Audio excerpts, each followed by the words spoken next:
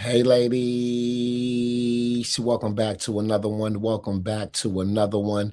I want to get into some true crime. Y'all know I'll be watching these true crime stories. I love it.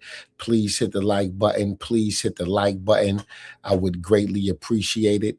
This one right here is looking like a lover's squabble. A multi-millionaire husband and wife. They own a joint business together.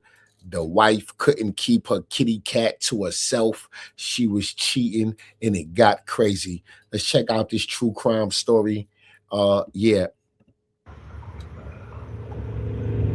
Inside this car are multimillionaire business owners Matthew Mollicone and his wife Kimberly. Matthew is seconds away from confronting the man who's been in a secret affair with his wife. He has a plan to get revenge, but has no idea how horribly it's about to play out. Stay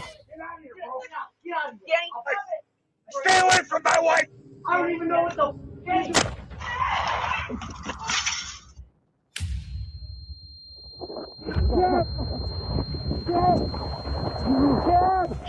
We're taking 150 to the road. You need to get back over here. Give us my wife! Get to work, please! Hands up!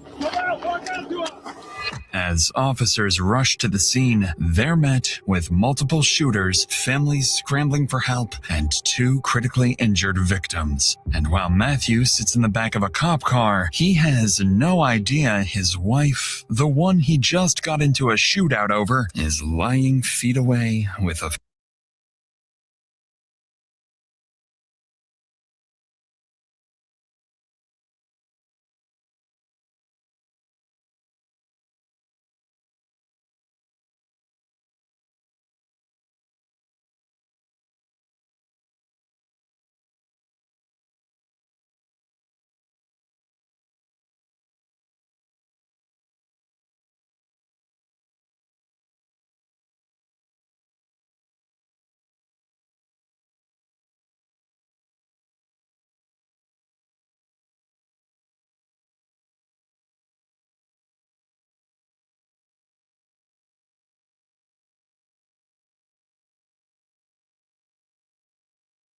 fatal wound to her neck. Please. She didn't make it. She died. Oh, no! No! No!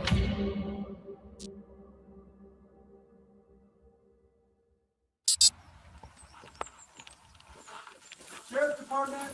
Police are stepping inside the nearly 8,000 square foot mansion of Matthew and Kimberly Mollicone, arriving in the middle of a rapidly developing homicide investigation. The married couple are well-educated, successful business owners. Together, they run State Barricades Incorporated, a traffic equipment company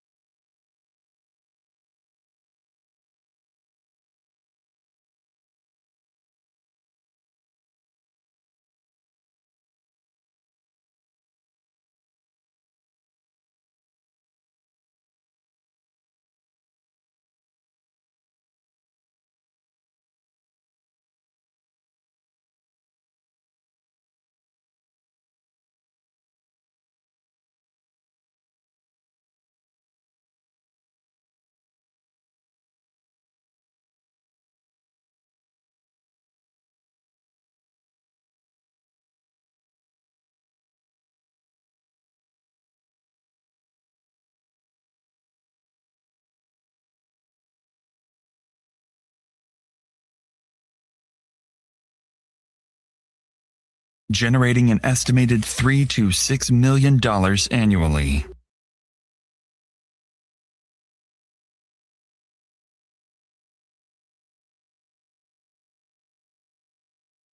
They live here with their 3 teenage children, and from the outside, the Mullicones appear to have built a stable, comfortable, and luxurious life. Or so it seems. Because behind these walls, someone has been living with a dark secret. One that... I thought I had my mic unmuted, but yeah, this is crazy. A traffic control business, that's a good business. That's actually a good business. That was a great business idea. I don't know if all states allow for independent traffic control companies to exist. I believe some states, those companies is like ran and operated by the county or city in which the company is doing business, right? But for an independent, a family-owned traffic control company, that's a great idea. You know, the bottom line is low. Like your biggest investments, you buying street signs and shit. You buying cones and, you know, I think that's a great investment. You will recoup your money in no time. The money you invest in traffic signs and cones and stuff, like you will recoup that ASAP, especially if you got city contracts, county contracts. Yeah, they was eating. It's been buried for years, and it will soon change this family's life forever. These officers are here to execute a search warrant following the sudden passing of Kimberly the previous night. They need to document the scene, collect evidence, and piece together what led up to the incident. And Gold. Hey, ladies. Sheriff Department. Sheriff Department. We have overlooking nice upstairs. House. County Sheriff Department. I'm gonna clear this wing. Sheriff Department. There's another room upstairs. Inside the mansion, the wealth is impossible to miss as officers sweep through multiple entertainment spaces and rooms dedicated to leisure. But as they look deeper, nice house. Grim details start to emerge. They was lit. Looks like maybe drugs on the table, boss. Yeah. And there's paint on the table. This is definitely a sign of there's a big struggle going on here. In the basement, on a coffee table, officers find lines of laid out beside a straw and a razor blade. The physical findings inside the mansion are only the first hints of what's been happening behind closed doors. And the officers searching this home are walking through the opening chapter of the tragic downfall awaiting the Mullicone family. Damn. Approximately 15 hours earlier, around 7:50. Look at that house. Oh my God, that house is beautiful. p.m., Kimberly and Matthew start their night in the basement of their mansion, drinking, smoking, and using substances. This is not the first time they've done this, but this time, an argument about Kimberly's affair with another man is in full swing. Matthew believed the affair ended years ago after he confronted her about it, but earlier that day, he discovered it never stopped and that Kimberly transferred nearly $60,000. Come on. I know they ain't about to say she transferred $60,000 into the side piece account. I know that's not what's about to be said. I know that. Not my goddamn money. Bitch, you could give him your pussy, but not my money. Are you dumb? The hell? Girl, giving a nigga my money is worse than you giving a nigga your kitty cat. I work hard for my goddamn money. Girl, ain't no way in hell you gonna give a nigga $60,000 of my goddamn money. Ain't no motherfucking way. Is in full swing. Matthew believed the affair ended years ago after he confronted her about it, but earlier that day, he discovered it never stopped and that Kimberly That's nasty work. A affair that started years ago never stopped? You sleeping in my bed every night, fucking a nigga for years? Oh, hell no. Pack your bags, kids. We going on a family vacation. Your goddamn mama would have came up missing. I would have smoked that bitch. I would have threw that bitch overboard somewhere in high seas. God damn it, Atlantic, Pacific, one of them goddamn oceans. She would have been a goddamn fish.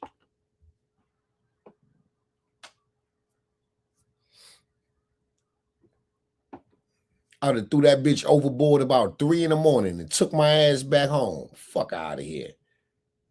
$60,000? Girl, please.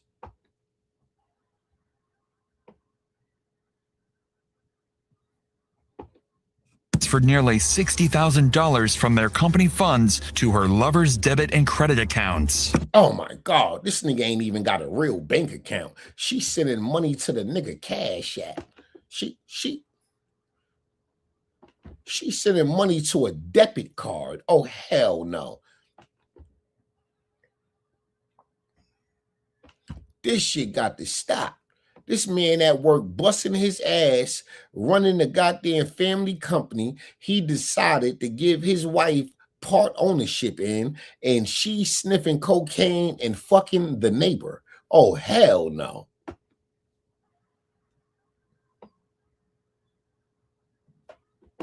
Hell no.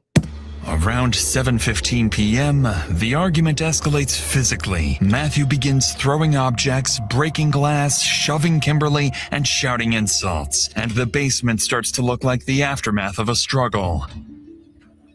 At 9:20 p.m., the couple leave the mansion in their white Jeep Grand Cherokee. Matthew has one firearm on his hip and another accessible inside the vehicle. At the same time, Kimberly's secret lover is at home, winding down from a barbecue with his pregnant fiancée, his parents next door, and his sister. Oh my God, the side piece got a wife, and she pregnant. God damn. This shit just got ugly. Sister's kids playing outside. They have no idea that within minutes, their quiet evening will take a drastic change. 911, what is the address of the emergency? What is the address? What is the address? I don't know the address here. Where are you calling from? There's a house just south of 29 Mile on the east side. I'm in the line of fire. Okay, where is the person with the gun? Damn, that nigga said, I'm still in the line of fire. Damn. I'm behind the car. Where is the person that is shooting? He's in the house. Sir, do you have a weapon on you? Yes, I do. You do? What is your name? Catch him out. Approximately 5 minutes after this alarming call, a team of 31 officers from the Macomb County Sheriff's Office is mobilized and dispatched to the location. Damn. All they know is that a man named Matthew Mollicone is trapped in the line of fire and that somewhere nearby an active shooter is targeting innocent victims. When officers arrive, they quickly notice Matthew taking cover behind a smoking car. Get down! Get down! Get down! Hands behind your back. Don't move. What's your name? What's your name? What's your name? Her name's Kim. Her name's Kim. Don't move. I'll put him around the bed. All right, I got My wife. He's in custody. Homeowner and shooter still in the home. One gentleman in the backseat of the white Jeep. She didn't deserve this. They've got a shooter in the house right there. He's 30, 35-ish. White 35 years old. White t-shirt. Black hair, white t-shirt. What's his name? Danny. Danny. Yeah, Danny, 35 years old, white t-shirt, dark hair. Don't trust him. He carries 2 guns. Don't trust. 2 guns. Don't trust him. Never mind the God damn, my nigga. Like, don't trust him. He carried 2 guns. Like, damn, nigga. Like, he said, nah, I couldn't get a chance to take his ass out. He got to go to jail. God damn. He said, don't trust him. He got 2 guns.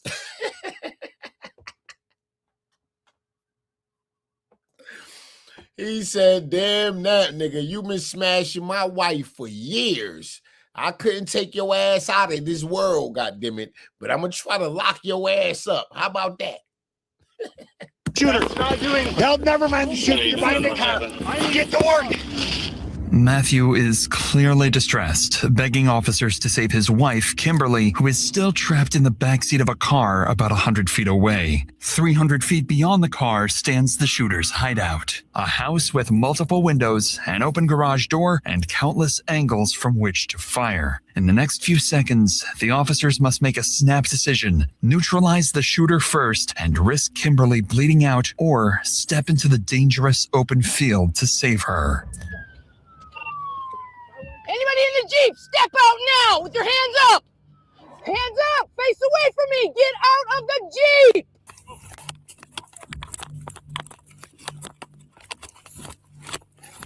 I got you. Take care of her. Shit. All right. Let's go.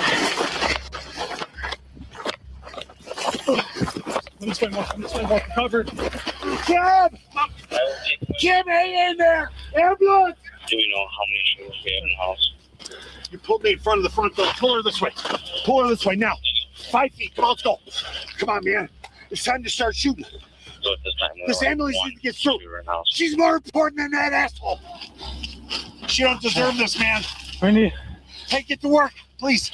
Please, I don't care what you know. You got to get to work. You need to get back over here. Lay down. You, it's my wife. Get to work, please. Please. Please, I'm begging you. Sir. CPR something. Sir. CPR. Listen, we have an active shooter, man. I can't. I'll do it then. I need a car. Please start down. Nigga said I'd do it. He in Need cover. handcuffs. We the police check. We have, looks like one gunshot wound to the neck. Her caller says there's an elderly male with a white t-shirt just at the garage. Her father, not the shooter. One gunshot wound to the neck. No wonder they not doing CPR. She's out of here. She's out of here.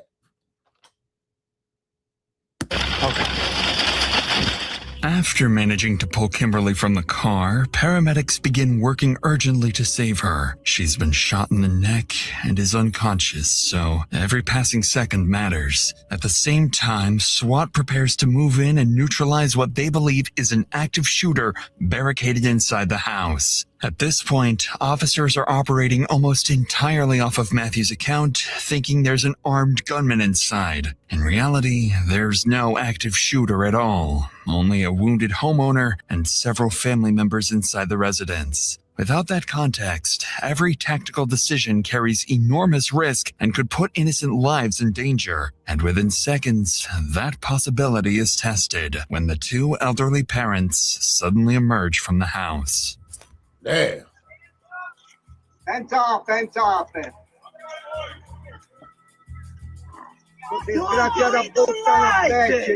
You're ruining my boy. You ruining my boy? Fuck you mean ruining your boy? Look, they speaking Italian. Come on, walk out to us. Come here, sir. Right behind you, so it's secure. Come You're ruining my boy. Sir. Omani, come on. Sir, stop 1 second, ma'am. You keep walking towards me. Stop. Come on. Here, Right here. Come here. Come here. Come here. Over here. She was Hands behind your back. confused. Right. Hands behind your back. It's okay. It's okay. It's okay. It's okay.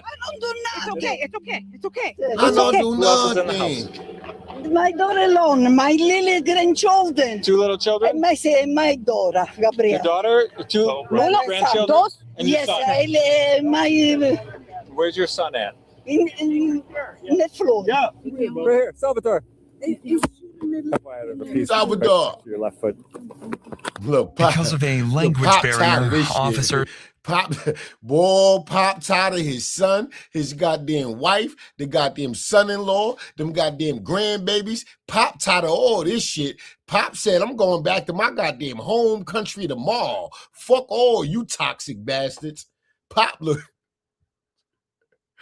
Pop stressed the fuck out. Pop said he ready to go back home. He on his way back to Italy right now. That nigga said, He said, oh, he looked fed up walking alongside that goddamn car. Are only able to piece together fragments of what the elderly couple is saying. It sounds like their son is wounded inside the home, along with his fiancée, sister, and 2 children. Strangely, the couple themselves appear unharmed, despite having just exited the same house where the alleged gunman is believed to be hiding. This observation leads officers to believe that the wounded son inside the house is the gunman Matthew claimed had been firing at him when police first arrived. But before they can reassess their strategy, someone else suddenly rushes out of the house.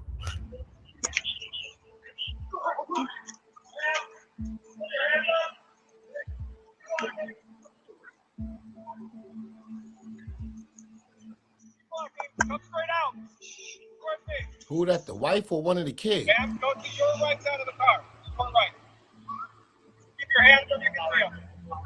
With the 3 more family members out of the house, police now believe only 2 people inside remain, the elderly couple's son and his fiancée. And based on Matthew's 911 call and earlier statements, they're operating under the assumption that the son inside is armed and extremely dangerous. So officers tighten the perimeter and cautiously advance towards the house, preparing for a potential shootout. I got it. I got a revolver on the ground here. Hold that ground. Yep, I got a revolver on the ground right here. Hey, Ryan, careful. I think the shooting happened right here. So I see a shell. I got a pistol. So just watch where you're stepping. A couple more guns in the house. We just got the 2. We're going to try to get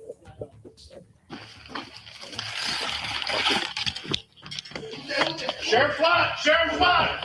Show me your hands! On the ground, on the ground! Okay, got it wrong, on the ground. There's the rest of the ground, okay? Take down.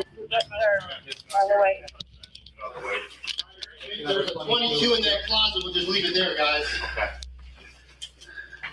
It's gonna hurt. Hey, listen, dude. It's gonna hurt, but it's for your best good, all right? It's been bleeding out, right. Man. What's your name? Andy, I'm Jason. How you doing? Inside the residence, officers find 38-year-old homeowner Daniel Giannone suffering from 2 gunshot wounds. Beside him, his fiancée, Eliona, is desperately trying to stop the bleeding. Police call in paramedics to treat Daniel's wounds. Daniel himself doesn't appear to be the aggressive gunman Matthew described, and as officers begin speaking with him, they quickly realize the situation may be the complete opposite of what they first believed. Or if it went in and then came out. Okay. So. Well, I was running away, so what? I don't know how many obvious shots were fired. But Whatever was in that gun. This is the gun that shot you here? No, that's the gun I had with me. You didn't have a rifle? No rifle. I had my if we help you CPL. stand up, or do you want us to carry it? Keep the camera back Give me a hand. Keep the camera on. Yeah. What's that? 104. Man, you was sleeping with that man's wife. He shot the shit out your ass. This is crazy. Now, I'm starting to believe what it's looking like, because it don't look like this guy shot. So it looked like the husband may have shot his wife by accident or on purpose. I don't know. Maybe he got them and shot this nigga and said, bitch, this is all your fault, and pow-powed her.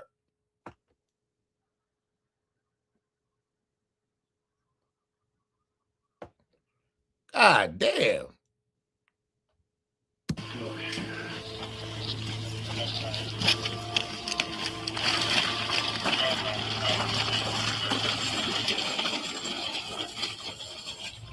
By some miracle, officers finally managed to stabilize the scene without further casualties. Following this, Daniel is placed on a stretcher and carried out of the house to be transported to the hospital. Thanks to his fiance's quick efforts to control the bleeding, he has a chance to survive. Hey, Tina, However, the outcome hey, is ladies. different for Kimberly, as on the other side of the property, paramedics reach a grim conclusion. She, yeah, no, she's dead. We got an active shooter scene going on. Oh, she died. When they said she got powed in the neck, I kind of figured that. Like, ain't too many people surviving a damn neck shot. It's just not happening. But we can't like just take her because she's. Tragically, Kimberly does not survive her injuries, leaving behind her 3 children and her husband Matthew, still unaware that she's dead. With that, the case immediately turns into a homicide investigation, and police must determine exactly what happened, as it's clear something isn't adding up. Just a few hundred feet away, Matthew is placed in a patrol car and transported to the station. Daniel's fiancée, sister, and parents are also taken to the station for questioning. Back inside the house, officers finally have a moment to breathe and begin piecing together what happened. But not for long, because they're about to discover there's an entire basement they missed during the initial search. It's completely unchecked, with something interesting waiting downstairs. We got enough of these. I'll pick them. I don't know. We cleared it pretty quick, so just take a good look around. I know there's a Ruger 1022 in one of the closets. Okay. All right. You clear piss check? Ryan? All right, come in with us. Come out of here. You go with Justin also this. Finish clearing that.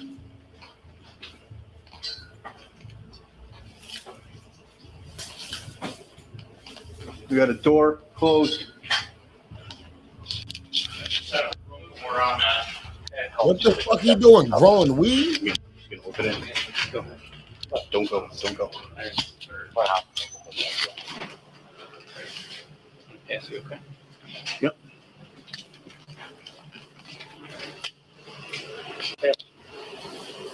Yeah, that looked like weed. It looked like he was growing weed. Clear.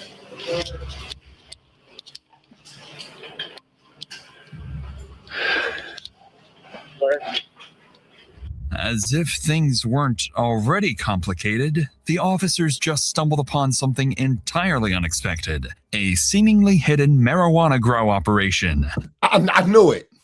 I knew it. I knew it. They could blur the screen out, boy. I got a green thumb, goddammit. I got a green thumb, goddammit. Yes, I do.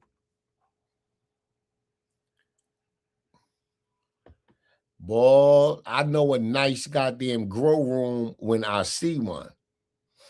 Now, obviously, he had his grow rooms running off of solar panels, which is a good thing. Because if he was using a house electricity, they would have been discovered it.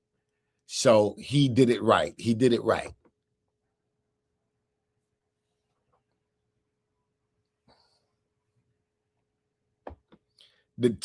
The key to having grow rooms in your house is to make sure those grow rooms is being ran off independent solar panels and not against your electric bill. The quickest way to get busted for growing weed is a spike in your electric bill. That's how most growers get caught in America. You have to separate the grow room from your household power line. You cannot. You cannot. You better put a solar panel in the backyard or on the roof and run that power from the solar panel to that room where you growing your weed.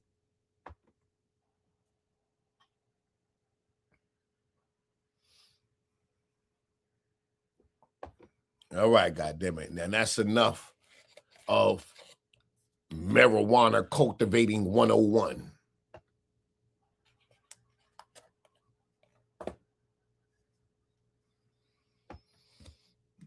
But the biggest discovery is what they don't find. CCTV cameras. Officers already spotted multiple cameras around the house, making the absence of any in the basement suspicious. This exact CCTV system will soon prove crucial to solving the case, revealing exactly how the shooting unfolded and who fired the fatal shot.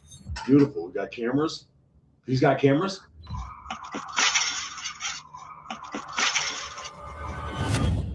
Oh. By the time the house is fully cleared, police begin locking down the scene and send Kimberly's body for autopsy. Following this, some of the most experienced investigators in the state are brought in to take over the case, led by Detective Frazier of the Macomb County Sheriff's Office. Frazier quickly begins identifying the people he and his team will need to focus on. Matthew, a supposed victim of the shooting.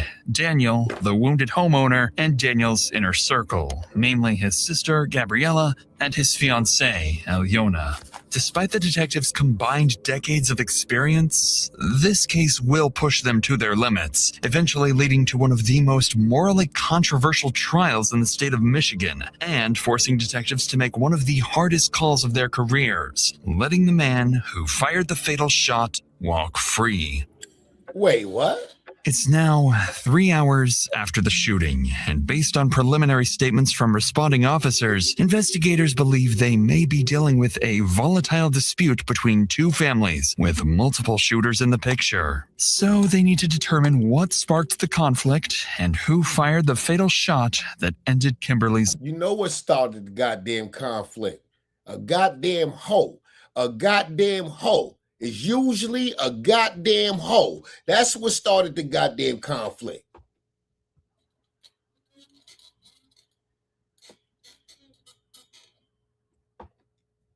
She couldn't keep her pussycat in her goddamn pants. That's the whole goddamn problem. A hoe. Goddamn devil. Life. However, there is one major problem ahead. In cases like this, there is no neutral ground. Every statement will be biased, and each person will blame the other side. Additionally, both primary suspects are temporarily off the. Oh my God, Chocolate Drop says she got a grow tent. Okay, Miss Lady, I think I'm in love.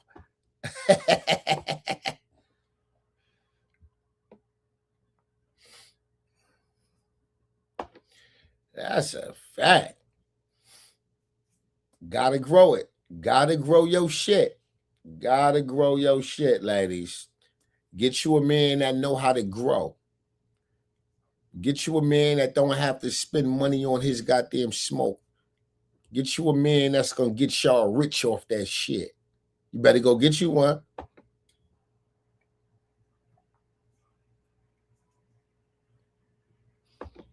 You better go get you one.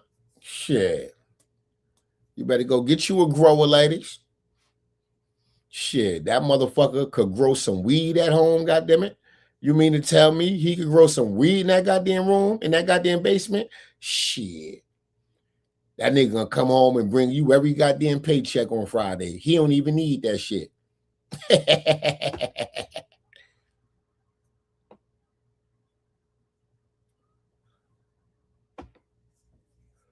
That nigga come and bring you that paycheck home every goddamn Friday. He gonna gladly bring that motherfucker home. Table, as Daniel is being treated at the hospital and Matthew is too emotionally volatile to be interviewed. Still, investigators have to start somewhere, so they decide to begin by interviewing Daniel's family, starting with his fiancée, Alyona. Her account will be compared against other witness statements, looking for inconsistencies that might expose the truth. But for Alyona, this interview serves a different purpose, as she will slowly begin to realize that the man she plans to marry has been living a secret double life for years. Anytime you're done, just let me know. You're not under arrest or anything like that. We're just trying to piece together what happened. As I'm sure you are as well. Yeah, I would like to know kind of like, okay. We like heard like little shots and I didn't like for a second, I was like, oh, is like Danny like scaring the chickens with like a fake gun or something like that because like we have 6 chickens and they always come to the front and we're trying to train them to stay in the back. Okay. Not that I wasn't concerned, but I was like, oh, maybe it's like the chickens. But then it was like shot after shot after shot after shot. And I was like, girls, like come over here, like stay away from the windows and like. And then SWAT came in, like literally like hands in the air, like. Okay. Stop saying like, please. You know, whatever. I don't know. I guess that's how it works. So, and then we were out. Then we came out of the front door too. Based on Alyona's words, it appears she has no clear understanding of what sparked the. Don't tell me she don't know her man been cheating for years. Come on. Come on. Don't give me that. He been fucking that woman for years. That woman done been in your house before, girl. That woman done been in your home before. This nigga growing weed in the basement, so he's the plug. More than likely, he got access to cocaine. That rich couple, they love cocaine. They get high together. So if this goddamn coke goddamn hoe been goddamn sleeping with you for years behind her husband back, that mean you are the plug. That mean you are the plug. It don't take a rocket scientist. I don't even know the story. But I'm so much of a hood, nigga. This is easy. This is easy. That man's wife was a hoe in a goddamn cokehead, and she was fucking to stay high. Period.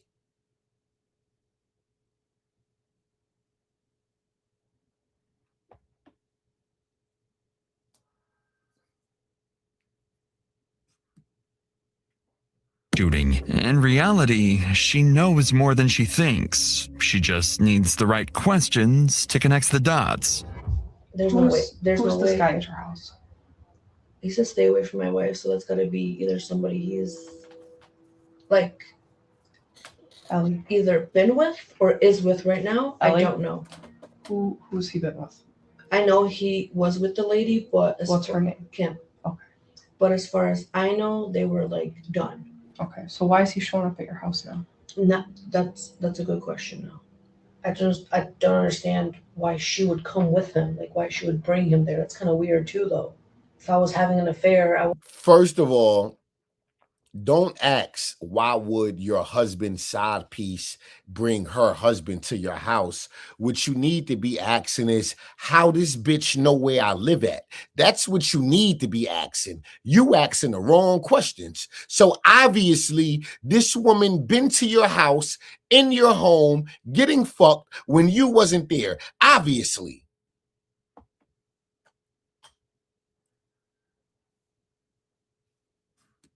Wouldn't exactly take my husband to the person that I'm having an affair with. Sounds like maybe things didn't end there. If this guy's showing up saying that. Great timing. Things are finally starting to make sense in the room, and it's becoming clear to detectives that Oyona's fiance, Daniel, had a past affair with Matthew's wife, Kimberly. Yet Oyona seems clueless that the affair was still ongoing. She's convinced it ended long ago and that they were happy together again. Whether that's the actual truth. And y'all wonder why I'm still single and not married. I ain't got time for this shit. Who the fuck can you trust nowadays? Motherfucker taking care of a bitch for years and she giving that funky ass pussy away every goddamn day. Who the fuck going through that? I don't have no headaches in life right now. Comfortable. My cost of living low as hell. I ain't got a woman shopping every goddamn weekend, blowing money for nothing. Shit. You think I'm in a rush for a committed relationship? Life is great. I ain't argue with a woman in years I'm fucking. If I did any arguing with a woman in the past 5 years, it was a troll hating ass bitch on YouTube.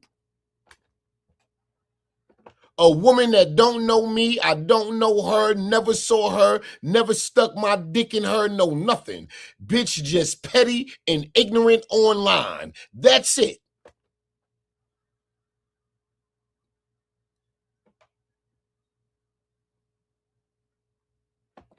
This is exactly why a motherfucker ain't get married. This is exactly why. Motherfucker be married 20 years, bitch been fucking a whole goddamn marriage.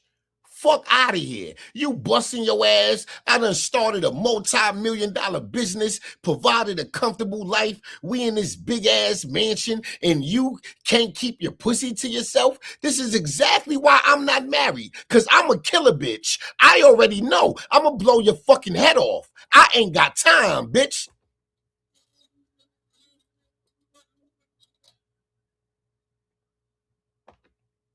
That's exactly why I'm not married, because I know I'm a killer bitch. I know I'm a killer bitch. No ifs, ands, or buts about it. I'm providing a comfortable life like this We married for years, and you've been giving that pussy away for years. Oh, you's a dead bitch.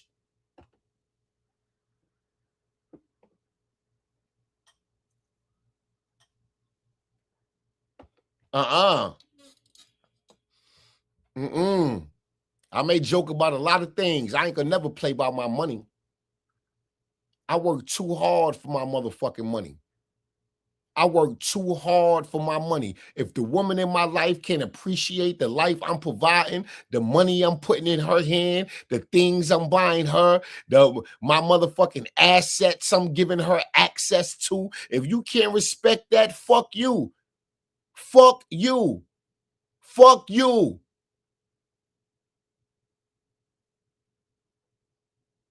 You better go find the highest goddamn bridge or building and handle your fucking business, bitch. Show me you got wings. That's what you better do. That's what the fuck you better do. You better take care of yourself before I do it.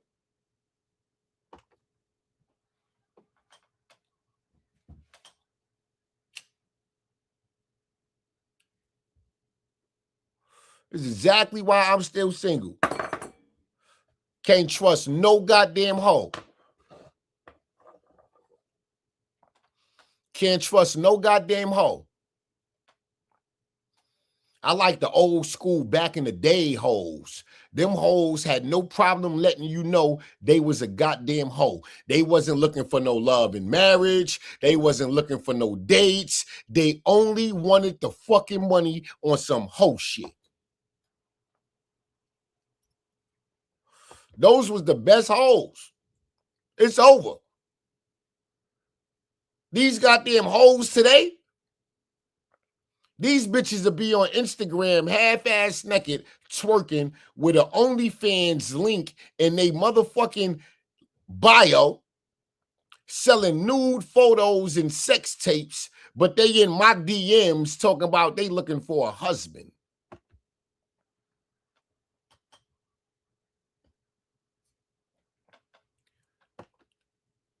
These new hoes is out of control.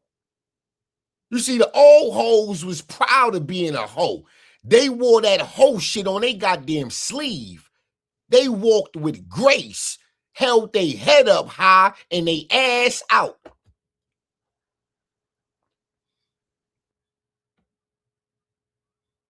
I don't know what God doing up there, but God don't make hoes like he used to. Bitch be married 10, 20 years and be a whole goddamn hoe. This bitch ain't living a double life. She living a goddamn triple goddamn life.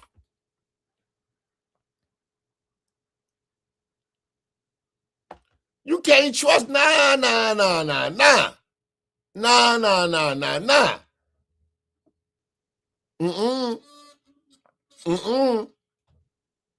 Hell no. I ain't in a rush to commit to nobody. And what? Go through shit like this because a bitch can't keep her pussy to herself? Fuck out of here. I'd rather keep my friends with benefits.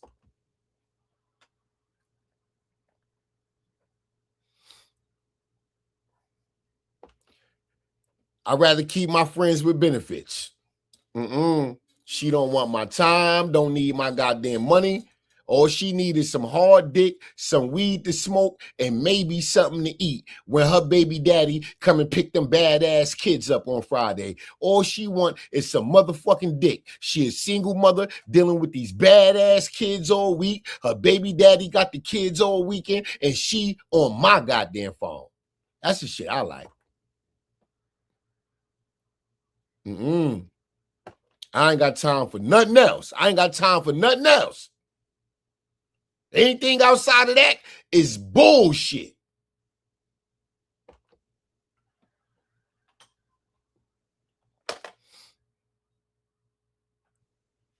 Hell no.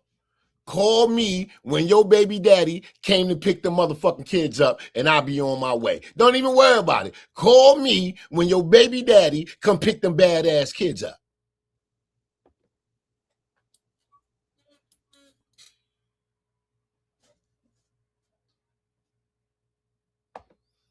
Remains to be seen By now, investigators understand they're dealing with people who have secrets, and that no one involved can be taken at face value, especially the two men at the center of it all, Daniel and Matthew. So with Alyona's statement recorded, investigators wrap up the interview and prepare to speak with Daniel's sister, Gabriella, the mother who fled the house with her terrified children when SWAT arrived. Unlike Alyona, Gabriella will prove far more aware of her brother's secret affair with Kimberly. There's a lot going on tonight, and we're just trying Wanisha, what's goody, This girl? is horrifying.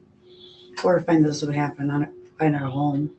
My mom was inside. I could see them over at his house. My brother was barbecuing. They were hanging out. Girls were excited.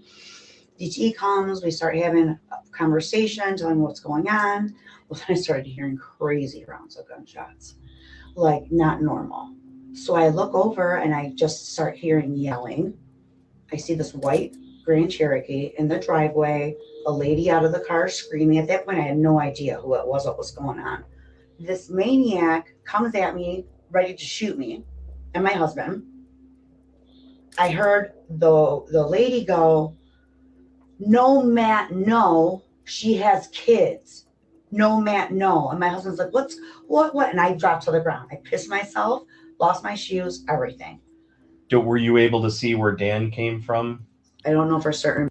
She said, I dropped to the ground, pissed my shoes and everything.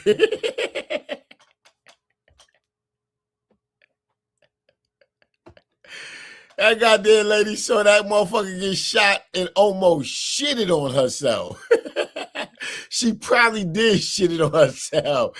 She ain't want to admit that to the cop. Talking about I pissed my shoes. Girl, if you piss your shoes, you shitted your pants. I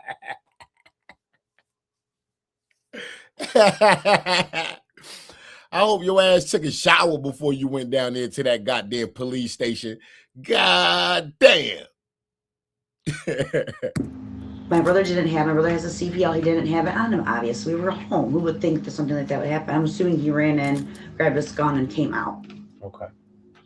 To defend himself. He normally carries a gun? He has a CPL. Yes, he always has his concealed pistol on him. Always. Okay. This is something a crazed lunatic would do to a family.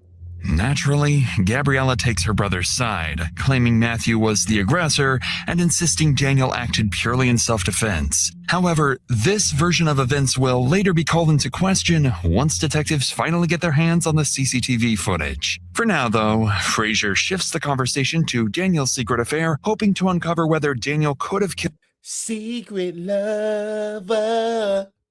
Killed his own lover, worse yet, in front of his own children and family. As far as Dan goes and this fella that shows up, have you ever seen this guy before? I have seen him once. My brother Dan and Kim Malakan. The reason why I found out who Matt was is because I saw her. She's like, "Matt, no." And I knew that was her husband. So I knew that she had relations with my brother years ago. I know that she's had a tumultuous relationship over the years with her husband. That's all that I know. She used to call me on numerous times, basically telling me, you know, what's going on with her life, marriage. I felt bad for her because I knew that she was an addict, and I know that he was an addict. When's the last time that you've talked to her? Maybe a few months. So it's been a little bit of But she would call me from different numbers all the time. It would never be her number because I wouldn't pick up for her number. Did she ever anymore. text you? Yeah, from different numbers again, because I would not pick up for her anymore. So she really was sleeping with her side piece for so long. She cool with the family.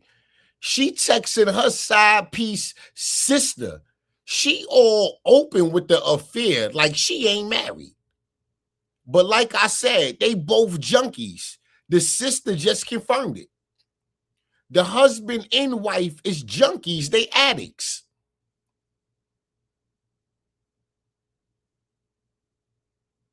Damn. Your brother was fucking a cokehead and fucked his life up.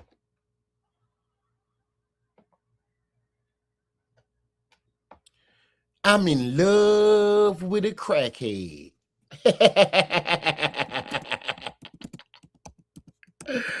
Oh, shit. I'm in love with a crackhead.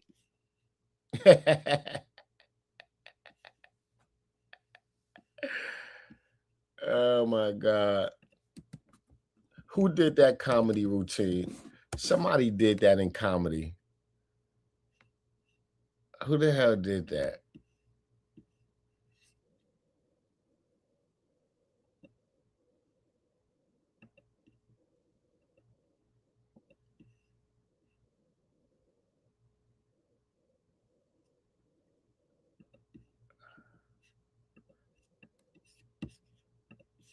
I had her blocked. I didn't want to expose myself to that anymore. I didn't think it was appropriate. And my brother knew that. Like what happened today I know is wrong and it's inappropriate. Yeah. Highly inappropriate. Yeah, I understand. And mortifying. And my children would be exposed to this and very disturbed. Yeah. Okay. And that's rightfully so. I think I'm about to stop messing with Uber Eats, man. I ordered coffee an hour ago. My coffee not here yet.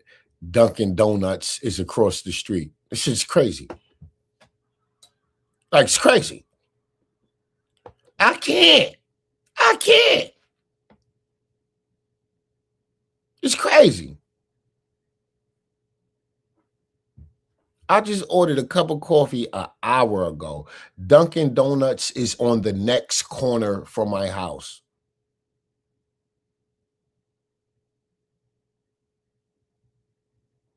An hour?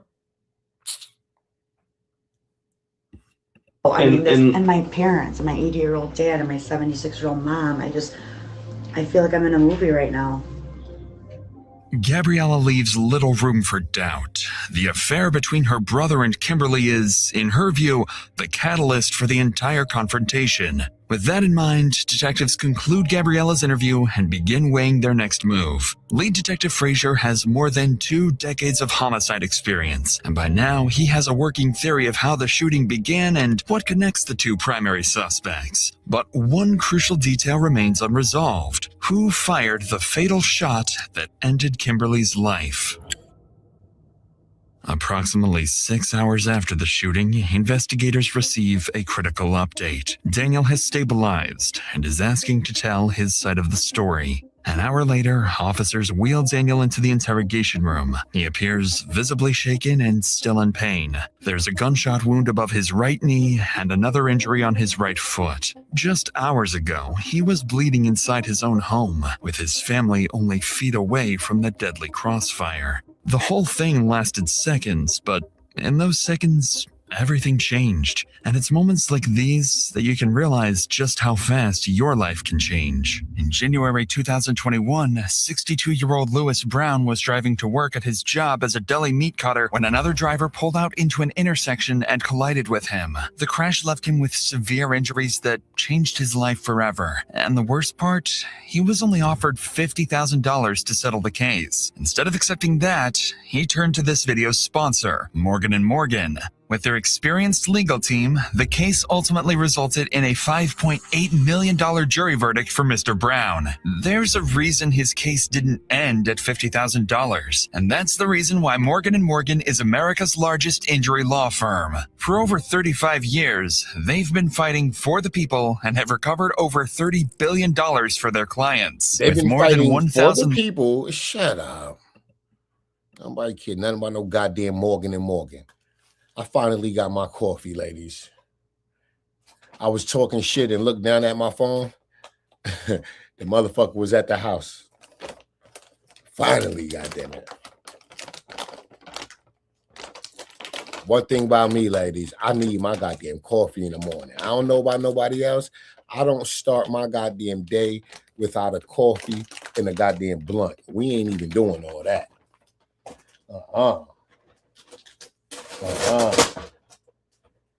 Starting my day without a coffee and a blunt is like so uncivilized.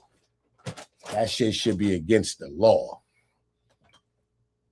It should be against the law for a goddamn motherfucker to expect me to do any goddamn thing before a cup of coffee and a goddamn blunt.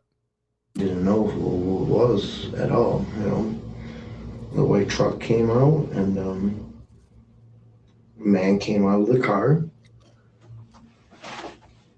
came towards me. I didn't know who it was. You know, I had my business truck outside. I figured, you know, somebody wanted something, but he came to me pretty aggressive. And from that point on, like, it's just like a daze for me. And he, like, you know, he like showed me his gun. You know what I'm saying? And I had my weapon on me, and Don't tell me he's sitting here acting like he don't know why this happened.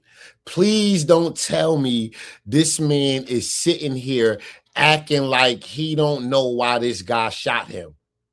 Police already know you fucking the man's wife. I know he's not sitting here doing this. you know, I'm like, leave. And next thing you know, like, you know, he's ready to fire shots at me. And that's all I remember, I swear. Like, everything was like blank from that point on. Like, I just was like, it just like, I froze. I don't know.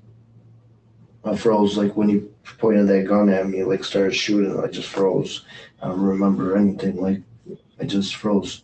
According to Daniel, Matthew arrived out of nowhere and immediately started brandishing a gun on his property. But this is where the story begins to blur between self-defense and murder, because detectives are about to learn that Daniel's own actions may have set the deadly shooting in motion. Would you be able to just kind of draw me a layout of where your garage and how your driveway is and stuff? Okay. Oh, the barbecue was right here. Because I just got done barbecuing. My work van was right here. Okay. So this car pulls up right in the freaking driveway, like he owned the house. Okay. So that car pulls up and you're outside. I'm outside. I'm in between the garage, like inside the garage. Okay. He comes up there. Stay away from my wife. I'm like, what are you talking about? And then all of a sudden, like, it hits like a light bulb. She comes out of the car, and he's like, you know, he's brandishing. What are you talking about? Fucking up, like he's about to shoot me. Come on, what are you talking about? He got his wife with him and you know you fucking her. Why you ask that man what you talking about? Like, he have his wife with him telling you, stay away from my wife. And you know you fucking her. Why would you ask that man what you talk? That's why he shot you, because you was playing in his goddamn face. You was playing in his goddamn face. That's why he shot your ass.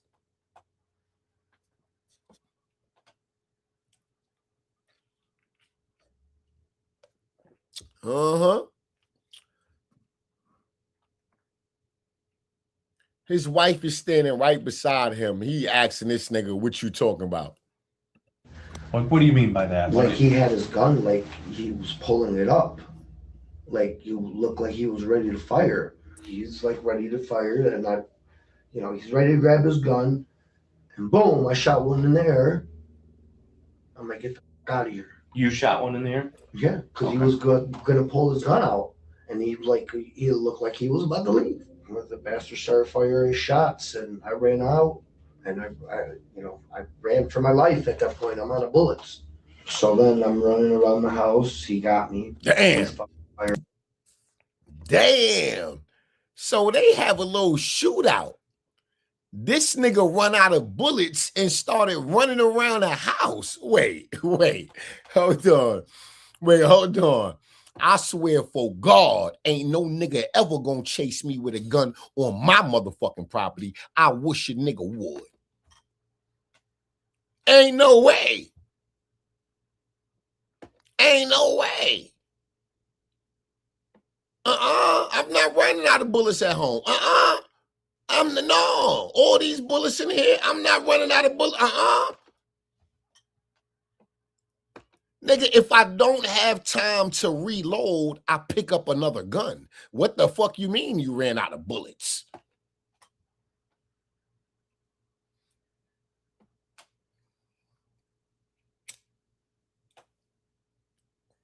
Burn at me at the corner of the house. I had another firearm inside the garage. So you grabbed that second firearm? Yes. And what is it? What kind of gun is that? It was a Glock. Okay. So it was a 27. Okay. This is the time that you need to get this out, okay? We don't want to go down the road and you'd be like, oh no, I said, everything was on surveillance camera. Okay. Everything is on surveillance camera. I'm going to tell you like what I remember, because after those shots were being fired at me, like I just don't remember anything after that point. So like I just like panicked. I panicked when he started shooting at me. Like I panicked. I just wanted him to leave.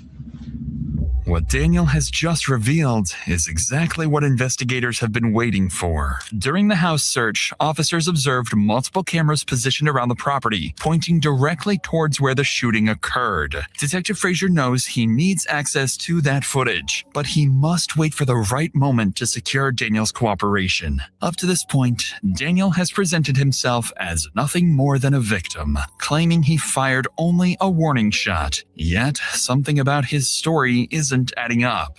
Throughout the interrogation, he never once mentions the other person in the car, Kimberly. Detectives already know about the secret affair from speaking with Daniel's relatives, and they're not about to let him off the hook. I knew it. He was sitting here acting like he don't know why all this shit took place. You sleeping with this man's wife. What you thought was going to happen? What you thought? This man woke up that morning checking accounts and realized $60,000 is missing. So he investigated to figure out what the hell his wife did with $60,000. And lo and behold, she transferred $60K to your debit card, my nigga. Of course that nigga's pissed off. Niggas work too hard for their fucking money. Niggas work too hard for their money. I'll be damned if a bitch take my hard-earned money and give to another motherfucker.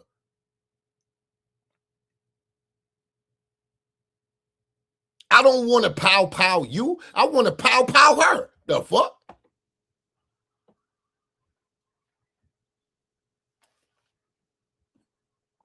The fuck? I'm never fighting over no woman. Never. Never. This woman ain't did nothing she ain't want to do. Why in the fuck am I mad at the man? He ain't grape my wife. My wife gave it to him. Why am I mad at the man? Why would I be mad at the man? That's some sucker shit. He don't owe me nothing. This nigga don't know me. She do. He don't owe me loyalty. She do. Why would I ever be mad at the man? It don't make sense. I'm going to risk my freedom and my life for a bitch that ain't loyal to me any fucking way. What I'm going to do? Go fight this nigga and stay with the bitch only for her to still be fucking this nigga behind my back? Like, what you want me to fuck out of here?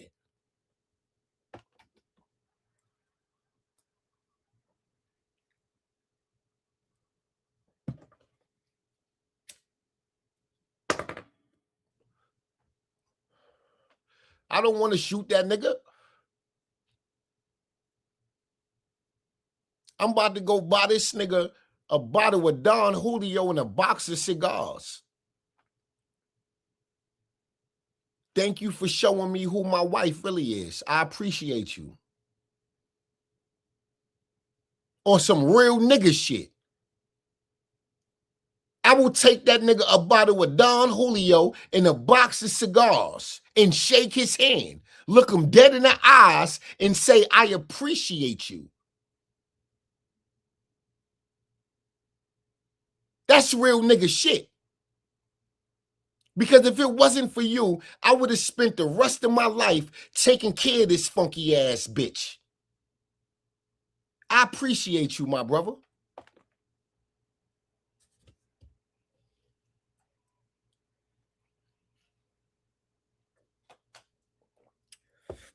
Facts. Facts.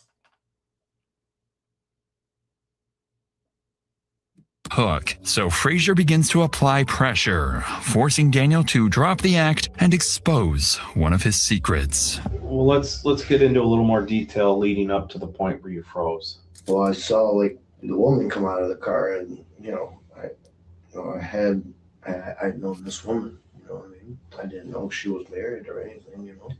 So here's, I'm gonna tell you right now, Dan. Some of the questions that we're asking you, right? We might already know the answers to some of them, right? And I'm not trying. This is your job. I'm not trying to play games with you, and I'm not trying to act like I know something you don't, I'm right? trying to go home and get this done as possible. So here's the deal, Dan. You know, Dan, obviously Kim was somebody Dan, that I'm sorry to break it to you, Dan. And you knew. I'm sorry to break it to you. You're not going home, buddy. You're not going home. If you don't think they ain't found that grow room in the basement, you're not going home. I understand you're a victim here, but you a criminal here. Dan, your ass ain't going home. This nigga said, I know. I just want to go home. Dan, you're not going home. You're not. Knew her on a personal level? Yes. Can you explain that to me? Oh, I've known this girl for quite some time, and ever since I met my wife, I just parted ways. Okay. You know. I'm trying to put this together. We did get the information. We know that you had relations with her. Let's go back. I've had, right? But what I'm trying to figure out is why tonight. That's what I'm trying to figure right, out. Danny? What happened recently? Why would this come to fruition tonight? I swear on everything, I have no idea, because that's what my wife is telling me what is going on. I don't have any calls from, like, I don't call her, period. Now, I know in the past, your now fiance has had some issues with her. Yes. Do you know if maybe these two started talking recently, or has she alluded to that maybe? Do you know if Kim knows that you're having a baby? I don't know. It's just Tuesday night, 9 o'clock at night. Why now? I don't know. Cause you still sleeping with her, and she just sent you $60,000. That's why it happened now.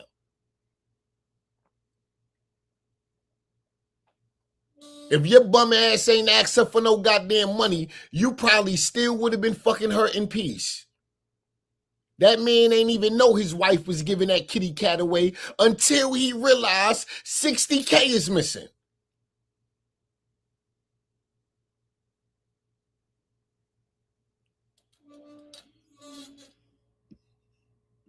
That's the same thing I'm trying to get at, because I've been there a long time. It's already been 2 years that was done. As soon as I met this girl, I was done. I'm like changing my life around, man. It's evident that detectives are onto something here. Daniel insists he hasn't seen or texted Kimberly for 2 years, something that can easily be verified once they access his phone. Though Daniel's phone holds something far more important to the investigation, CCTV footage. But once detectives decide to ask Daniel for access, his answer will raise serious suspicion, to say the least. No, me and my wife, man, we're best friends. Like, we do everything together. If I show you my phone, I'll show you the things that we do. We are both. How y'all best friends, but you fucking on her? This my best friend. We do everything together. Well, do you fuck your side piece together? Is you your wife? Is you and your wife sleeping with Kim together? The hell you mean you do everything together?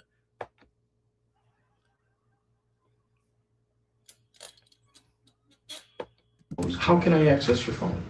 Well, why you guys need my phone, though? Well, this is what's going to happen. We have your phone. We also have your fiance's phone. We're going to get the information one way or another. The other part of it too is it just goes to the other part of this story, right? Because obviously there's a couple sides to this story. You got your side, you got his side, right? Obviously his take on things is different than yours, right? It's gonna be, right? You're presenting us with your version. Yeah. We have another version. Guess what? We've got cameras that caught it all. Right. We need to look at that. Yeah. If we don't get to see these cameras, I need to speak to somebody to tell me, to direct me the right route, guys. You got to understand, I want to help, but I have to have my lawyer. What kind of cameras do you have? I have Ring cameras. Ring cameras? Yes, and they're surrounded. You said it caught the whole thing, right? And it should have, yes. I know what you're doing, Danny. You want to watch this first and make sure that it all adds up. No, I'm telling you guys 100% truth, guys. Honest to God, I have nothing to hide. No, he know he got customers coming to that house buying rugs. He know he breaking down those plants when it's time to harvest. You got to do something with the debris from the plants. So more than likely, you're burning that shit in the backyard. You got long ass weed plants you done stripped of all of the buds. Probably got a mountain of that shit every couple of months. More than likely, that's on your camera too. But what you fail to realize is they already been in the basement. They know you got the grow room. So you trying to hold on to the footage because you don't want them to see your rugs operation, but they already know about the operation.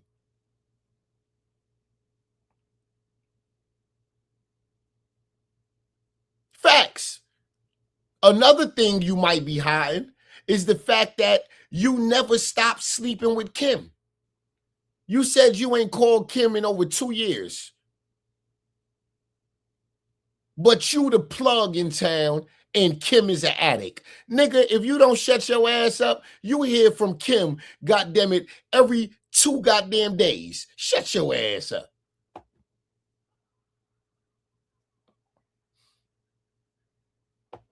Y'all niggas live in a multi-million-dollar community.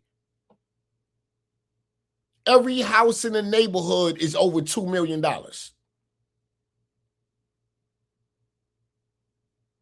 Every house. You might be the only plug in town. More than likely, you're the only plug in that neighborhood.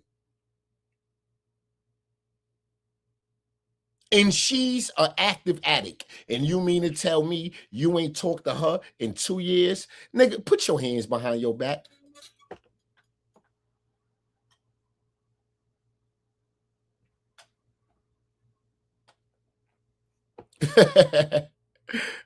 Want to help you guys, but now, like, are you worried about it? Absolutely not. This man came to my house. I mean, this man came to my home. Are you into some other illegal activity that you're worried about on your phone? Absolutely not. No. Like, I know you have a grow. I have my license for it. I gotta speak to somebody. If I could speak to somebody, one of my family members, to see what the hell. Like, so he's saying he got a license to grow weed because the cop just said, we already know about the grow. He said, I got a license for it. Real quick, bud. I do want to let you know something though in this situation. Kim, she's dead. So she was struck by a bullet and she's dead. So, I mean, apparently nobody told you that. I don't know what the hell happened. If he did anybody tell you that, Danny? Okay. So maybe this will shed a little bit of light of why we have to do our due diligence here, because somebody lost their life. He came to my house. I did nothing wrong. We're just trying to make I did nothing wrong. I did nothing wrong. He came to my house, man. I had my nieces, and this guy is shooting at me. Fucking 17 fucking shots. Damn. Needless to say. Damn, 17 shots. This nigga emptied a whole clip on this nigga. Nah, that husband a piece of shit, though. You empty 17 shots and ain't smoked this nigga? You really ain't want to smoke that nigga. You was showboating for your wife and fucked your whole life up. This shit was a goddamn pissing contest. Who dick bigger? This shit wasn't nothing but pride and ego.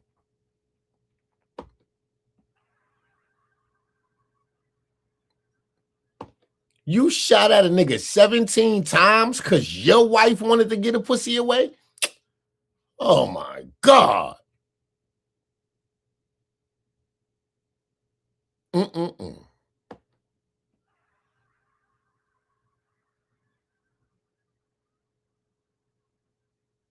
Mm-mm-mm.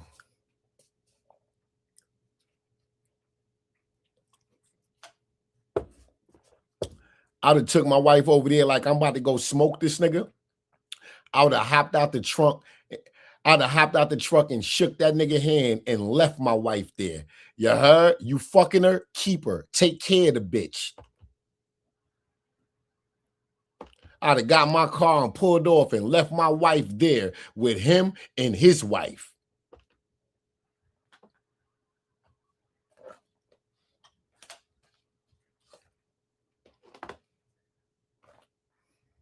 Yep. I'd have been backing out the driveway. Oh yeah, she likes Chardonnay with her dinner. She like a glass of Chardonnay with her dinner.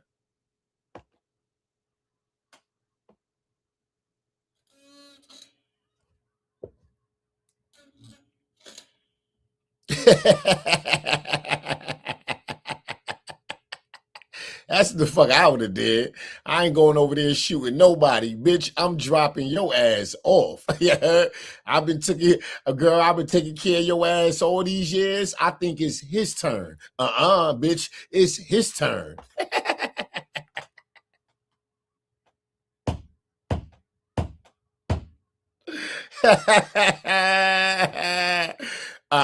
Bitch, I'm about to go tell that nigga he owe me some child support.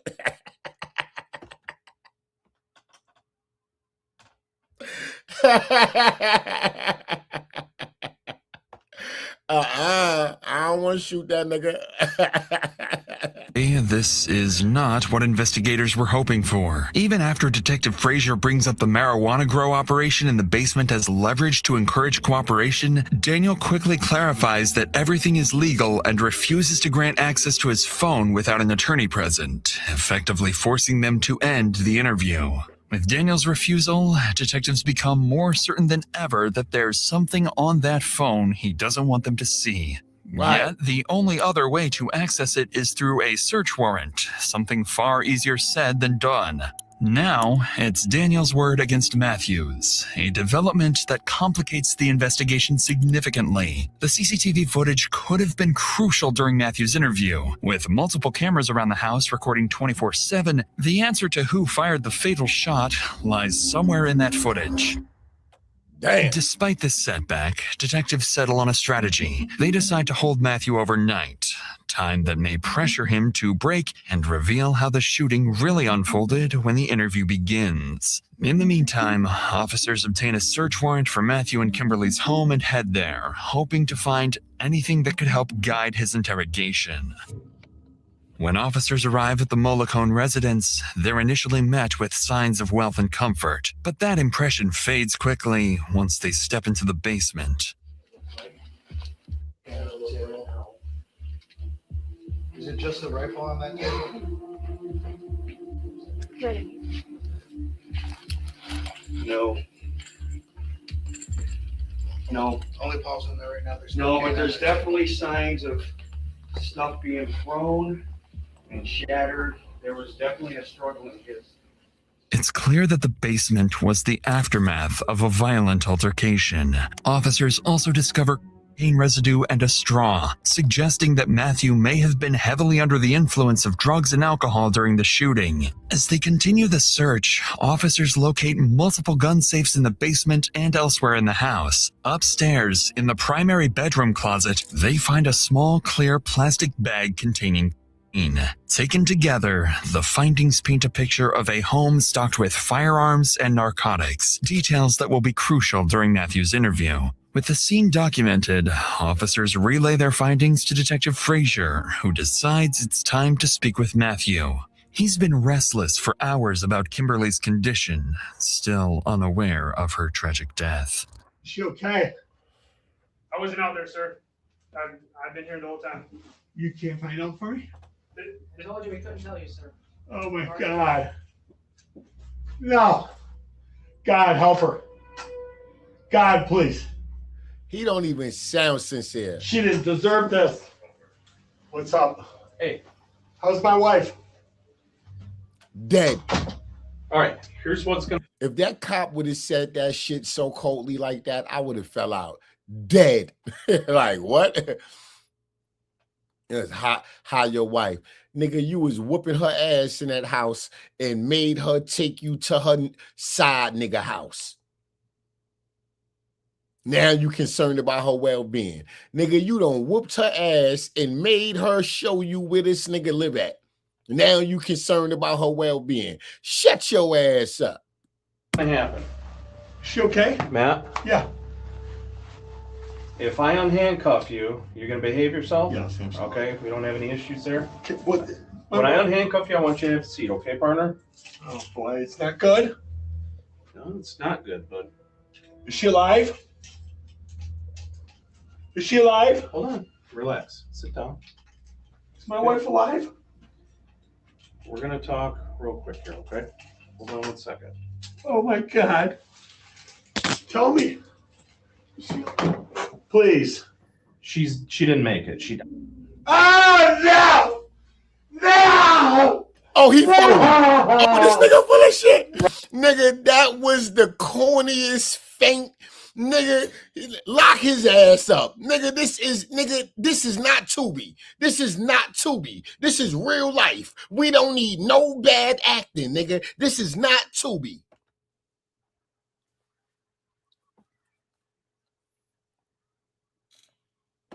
That shit was so dramatic and so like, nigga, that shit was so telegraphed. When you faint, you have no control over your body. That's why you faint.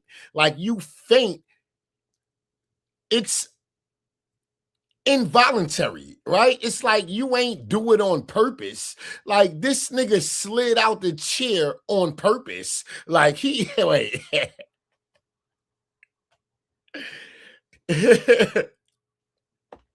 Nobody plans to faint. Nobody planned to pass out. Like, nigga, this was so rehearsed. It looked like you rehearsed it and still didn't do a good job. This some Tubi shit. This looked like a Tubi interrogation room. We're gonna talk real quick here, okay? Look at him. Look at his face. He already knows she's gone. Look how he's slowly falling to the chair. Watch how he slowly watch. Okay, we don't have any issues there. What? When I unhandcuff you, I want you to have a seat, okay, partner? Oh boy, it's not good. He full of shit. No, it's not good, but. Is she alive? Is Look. she alive? Hold on. Relax. Look, watch how he start going down. Is my wife alive? Look. We're Look. gonna talk real quick here, okay? Look. 1 second. Oh my God. Look. Tell me. Oh, he's so full of shit. He is so full of shit. Look. Please. She didn't make it. She. Oh no! Come on, nigga. Come on, my nigga. Cut it out. Cut it out. Cut it out. Cut it out. Cut it out.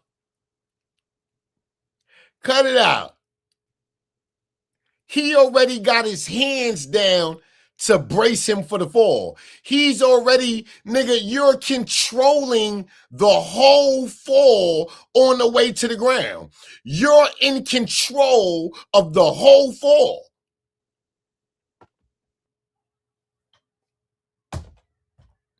This is crazy. Look at this cop. This cop is like, oh my God, here he go.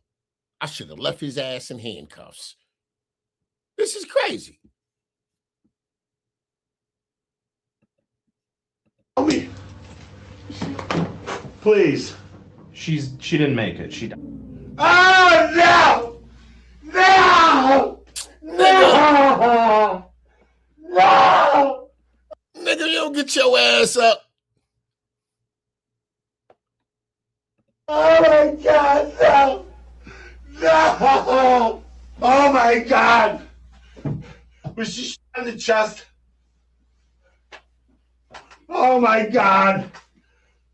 I'm sorry, I was next to her. We were trying to get the out of there as these shots were driving in reverse. Oh my God! Oh my God! What has he done? Matthew appears devastated, unable to control his emotions. Yet, to Detective Frazier, something about his reaction feels off. Detectives like Frazier are trained. I told y'all it's fake. I knew it right. It's fake. I think this man intentionally unalived his wife. I believe they was arguing and fighting in the house because he found out she was still cheating and just sent this nigga $60,000. When they was home, I believe he made his mind up. I'm going to smoke this bitch. But he needed a way to do it without it seeming so obvious that he did it. So I believe he made her take him to the side nigga house. I'm going to start a beef.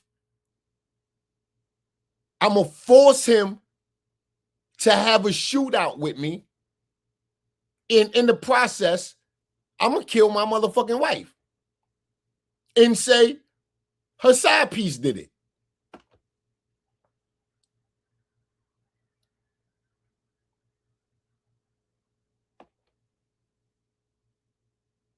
It looked like that's what happened.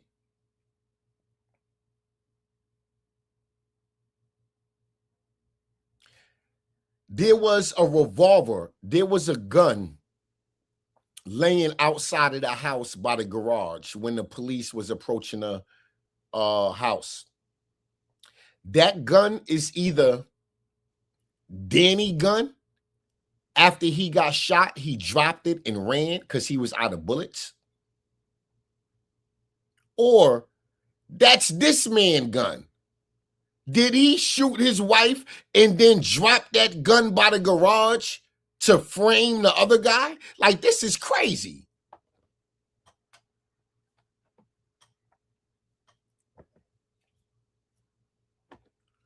This is nasty work. Never to take anything at face value, carefully watching for even the smallest inconsistencies in a suspect's behavior. And in the moments that follow, Frazier's instincts would prove correct, as Matthew's behavior is about to shift completely. What just happened? Psycho! That asshole! Oh my God! Did he make it? That's why my wife's dead, because I'm a horrible shot. What a psychopath. Do you want to tell me about it? Sure. This guy and my wife have been having an affair for 9.5 years. I found out about it. Whoa. Whoa. Whoa. Whoa. 9.5 years. The average marriage in America don't make it to 9.5 years. And she was giving that pussy away for 9.5 years. Damn.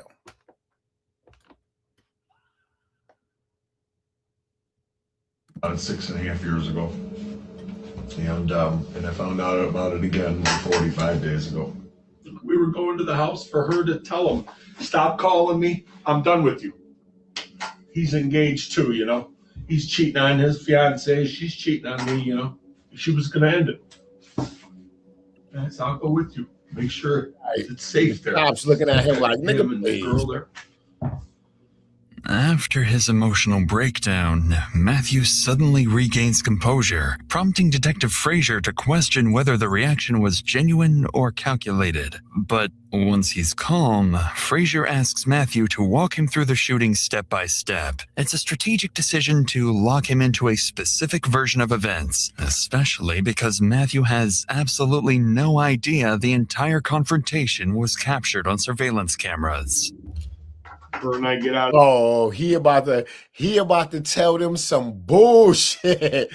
He about to tell them how this nigga came out the house toting 8 guns, shooting them all at the same time, did a backflip over the car, shot my wife, almost shot me. He about to tell them some elaborate shit.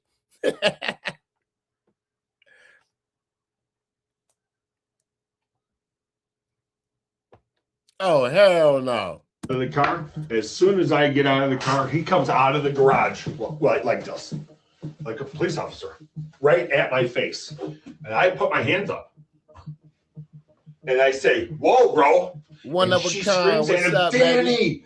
And I said, stop with my wife. As soon as I said that, he shot at me. I ducked around to the back of this car here. And I pulled my firearm and I started shooting at him. He ran this way. I said, Kim, get in the car.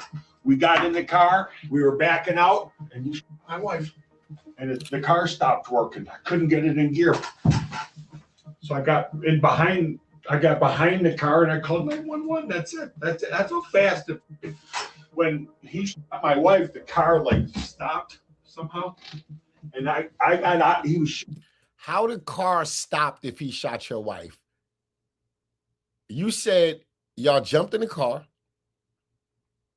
You started backing out the driveway, and he shot through the windshield and hit your wife. How did the car stop working? How? How did the car stop working? I don't understand that.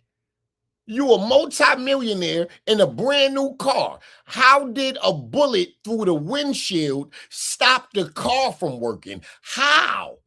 How? Nigga, you don't even need a motherfucking windshield for the car to work. Nigga, you could take the whole windshield out. How one bullet through the windshield stopped the car from working? Make that make sense.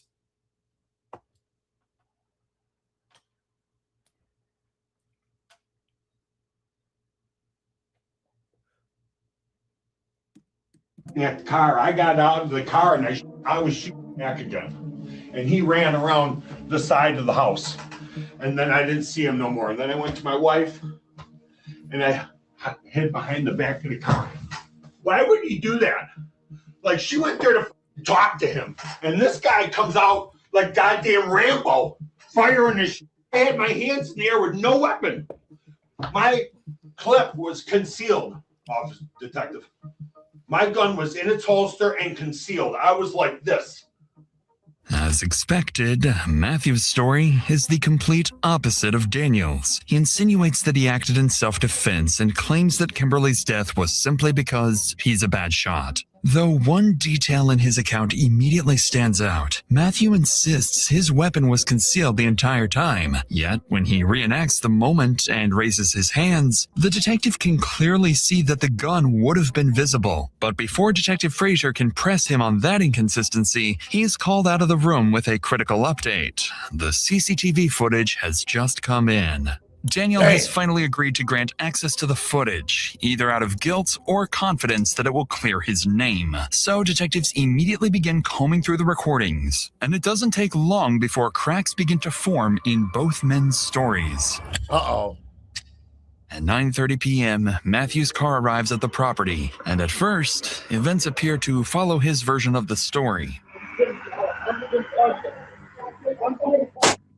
The first gunshot heard in the background is fired by Daniel as a warning, just as both men described in their interviews. But in the minutes that follow, things begin to unfold very differently from what either man claimed, and it will determine which of them spends the rest of his life behind bars. Get out, Danny! Get out, Danny! Get out, Danny! Stay away from my wife! Stop it! Stop it! Stay away from my wife! Danny, no! Danny, no. Oh, so Danny did shoot.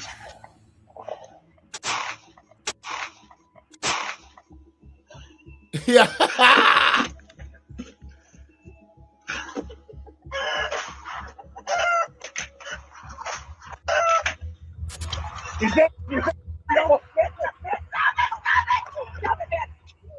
Who else has a gun here? Get out of here. Let's go. Who else has a gun here? Let's go.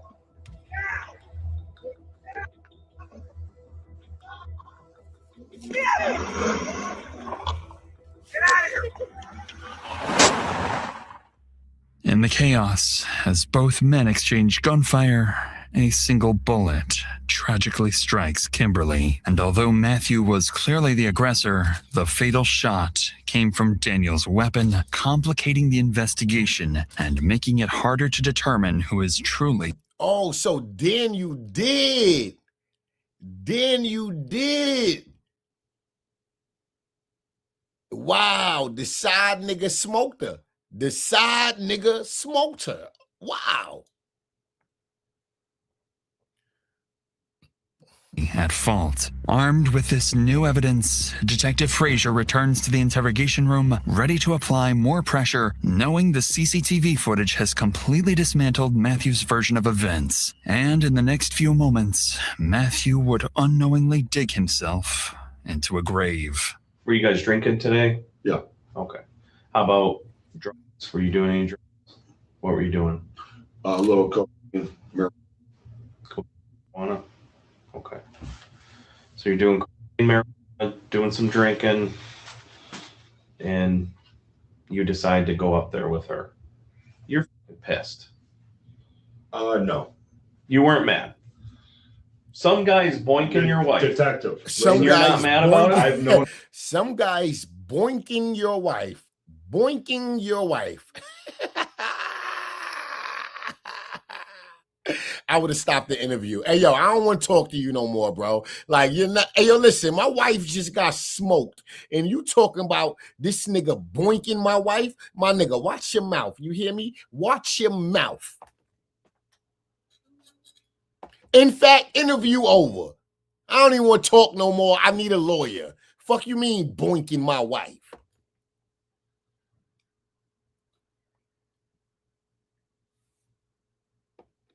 About this for 6.5 years. Right. I was mad.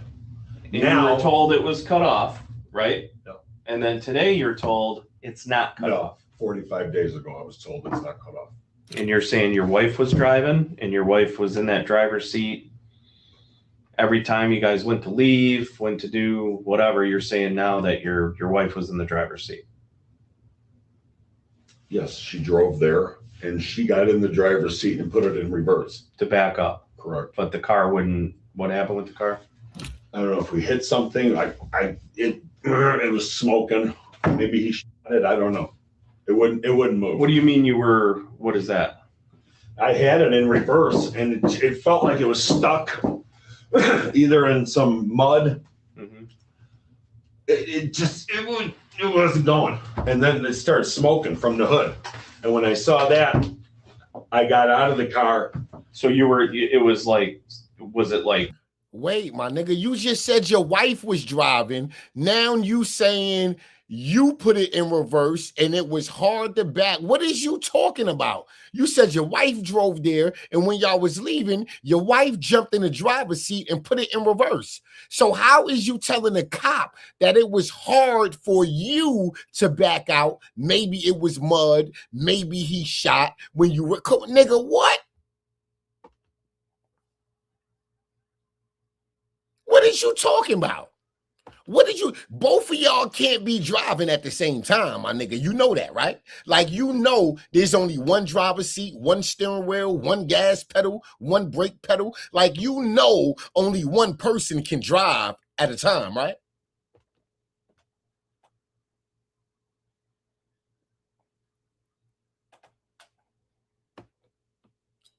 You know you fucked up, right? Now you know you done fucked up, right? You had it in gear, but you were stomping on the gas. She fell over to the side. He's at us at this point. I hop from the passenger into the driver, turn it, and it won't go. And I'm like this, you know, and it won't go. So then finally I put it in park and I get out and I go behind the vehicle, and that's where I called you. In a not-so-unexpected turn, Matthew admits to taking beforehand, something detectives already knew after searching his house. It's at this moment that Detective Frazier would finally confront Matthew with the one piece of evidence he can't talk his way out of. I don't know anybody that's going to buy this I wasn't mad. I went there like all cool, all great. Just thought it was going to be a, you know, I'm sorry, but I don't believe that for a second, Matt. And I don't think anybody else does either, because it just doesn't make any sense. Well, that's going to be easy to prove your theory wrong. Go check for blood in the garage or a bullet hole in the garage. Also the cameras. Okay, there you go. Beautiful. We got cameras. He's got cameras. Does he? I can't tell you how that. Well, I hope he does. You better you'll look for those, correct? We gather all the facts. Okay, good. Everybody's got a story, right? To tell. I hope he's got cameras. You know, the problem is that you drove up there in that driveway, and that started this whole chain of events. What's illegal about that? One of the cameras, you know, those Ring doorbell ones. One of the cameras was pointing right where you guys were. Okay, good. And you're telling me right now, this is true. You'll see. You're saying this exact story is true. What you described to me. Yes. I hope. And that's it. You're not leaving anything out. That's how quick, and that's what happened. I don't know how this is going to play out. I really don't. The truth prevails. Hopefully it does. With the evidence laid bare, Detective Frazier concludes the interview. Now he and his team need to do their due diligence before making the hardest decision of the entire case. Who, if anyone, should be charged for Kimberly's death? I'm going to keep it real. I got to be honest. I understand a woman lost her life. I got to be completely honest here. The side nigga don't deserve to go to jail. They was trespassing on his property. He got the right to say, get off my property. And if they don't, he got the right to defend himself, his family, and his property. He have that right. I'm going to be honest. The side nigga don't deserve to go to jail. That's just facts. Now, the husband, on the other hand, if you wasn't trespassing on this man's property, none of this wouldn't have happened. He told you to get off his property and you didn't. At that moment, you're breaking the law. It's called trespassing. You was in commission of committing a crime. You was in the process of committing a crime when your wife lost her life.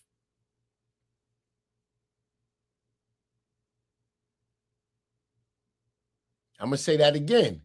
You was in the process of committing a crime when your wife lost her life.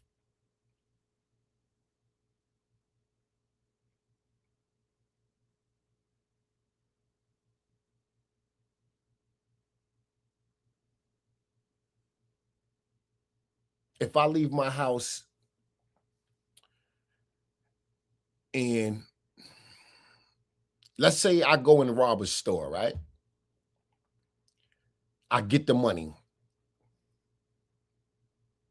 I'm leaving out the store. I jump in the car. I'm speeding away from the crime scene. I'm driving erratic in traffic, switching lanes.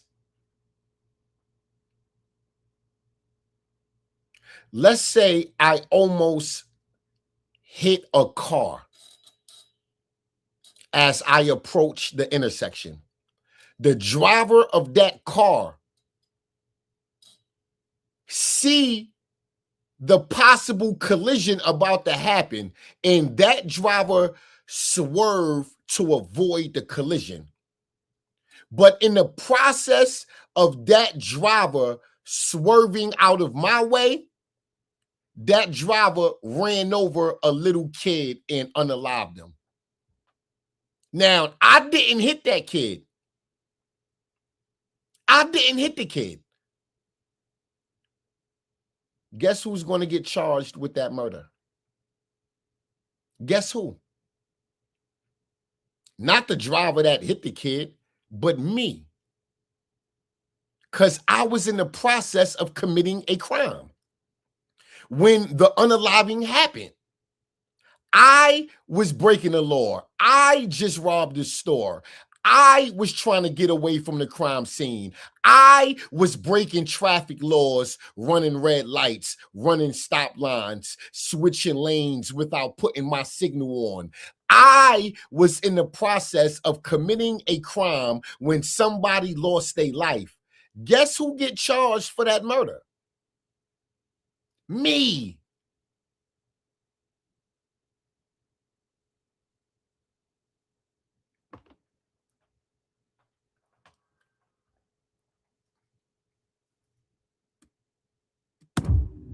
In the days that follow, recorded jail calls capture Matthew sounding confident he can beat the case, insisting the truth will clear his name.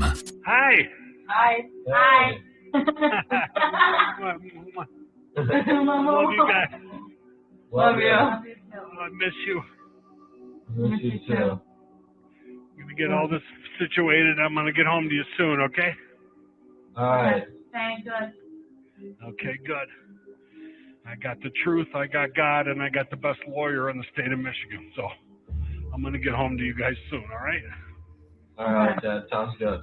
As Matthew waits in jail, detectives and prosecutors continue investigating to determine which of the two men will ultimately be held accountable for Kimberly's death. On paper, the answer isn't obvious. The fatal bullet came from Daniel's gun, but the CCTV shows Matthew initiating the confrontation. Detectives and prosecutors debate two options: charge both men and let a jury decide, or treat Daniel as a homeowner defending himself and his family and place the legal responsibility solely on Matthew. In the end, they make the call. Under Michigan's self-defense law, even if Daniel's bullet killed Kimberly, Matthew created the deadly crossfire and therefore bears the legal responsibility for her death. With this, Matthew is formally charged with attempted murder for shooting at Daniel, voluntary manslaughter for Kimberly's death, and multiple counts of felony firearm. Damn. They smoked that nigga boots. In the weeks that follow, investigators uncover a darker side of the marriage. Multiple witnesses describe a pattern of alleged abuse between Matthew and Kimberly, including physical violence and intimidation.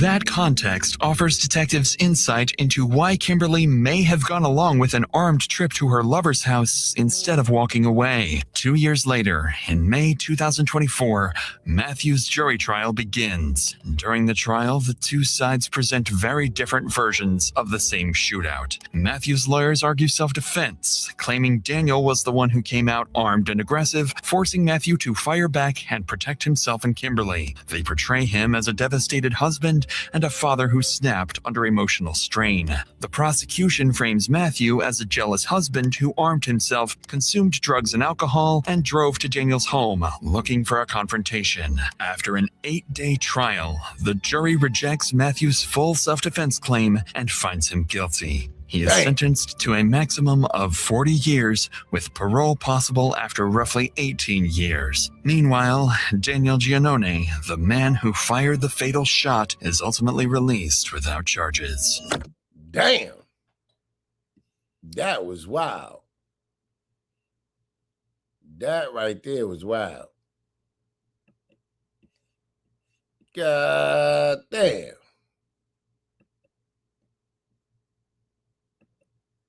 Yeah, that was wild. Damn. Shit. Goddamn girl lost her life because she couldn't keep her goddamn kitty cat to herself. Because she couldn't keep her kitty cat to herself. She was in a goddamn successful partnership with her husband. They had a multi-million-dollar business.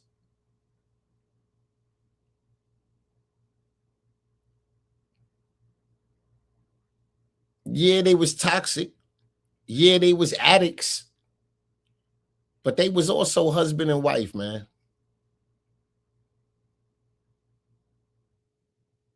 I don't give a fuck what their marriage was like.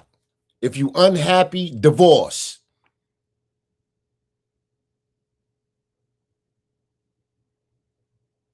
If you unhappy, divorce. You can't be giving my goddamn pussy away.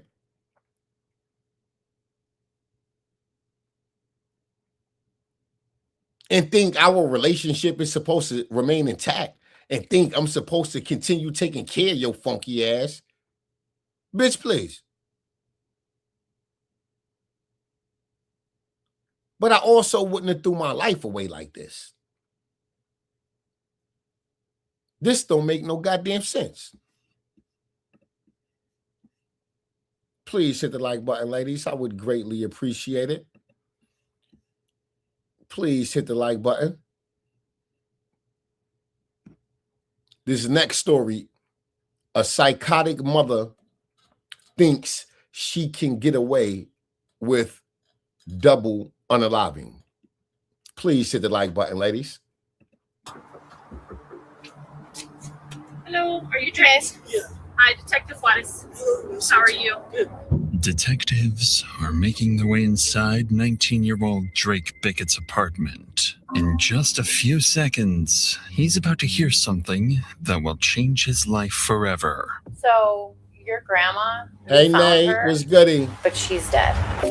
Drake's grandmother, 65-year-old Marilyn Gandert, was last seen walking outside her home before disappearing without a trace. Police initially believed they were dealing with a routine missing persons report, but over the next few weeks, this case will slowly turn into one of the most tragic and disturbing double homicide investigations they've ever worked on. She doesn't have that many friends. She's like me, kind of solitary. Out here at Encino and Northern, we think we found a body out here. It looks like it has arms, and it looks like it has hands. There was like intestines and stuff. Like she was like, I get real tired at night. I want to die. You know? So did you do that for her? Yeah.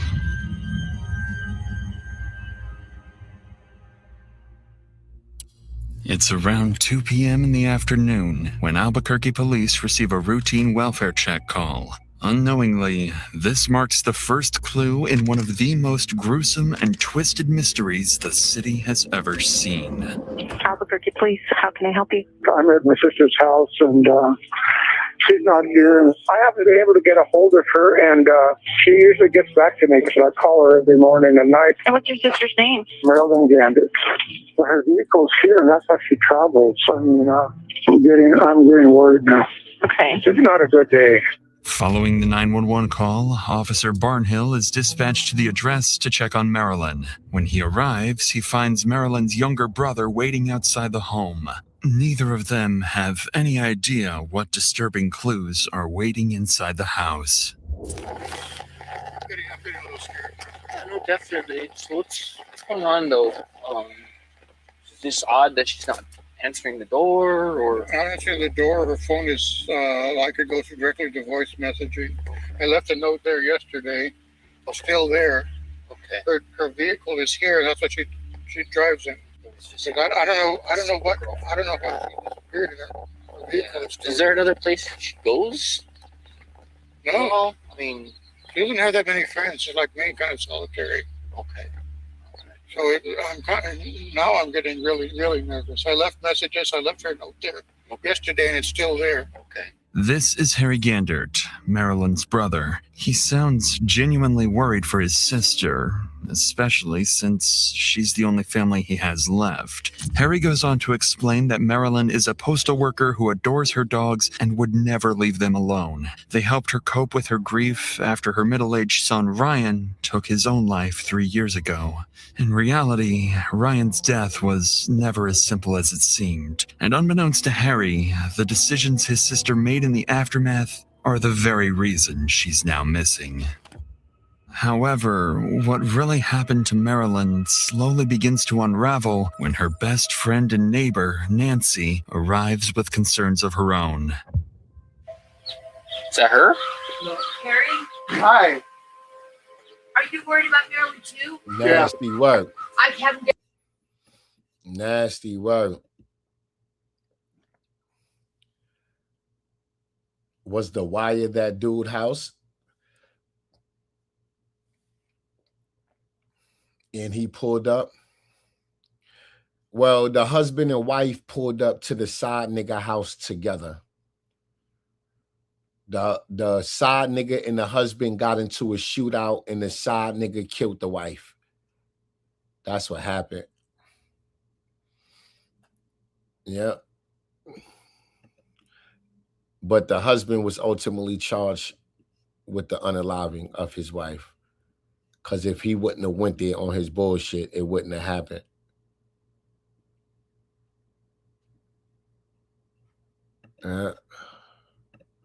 Get a hold of her for a couple of days, and it's just not like you. No, it isn't. And I just did Taylor Ridge, and I'm glad to see her vehicle, but it's scary. So have you gone in? Did you have a key? No, I don't have a key. Do you have a key? No. No? Okay. The dogs are barking. She meant to not get. I'm gonna go in the back and see if I can see anything, okay?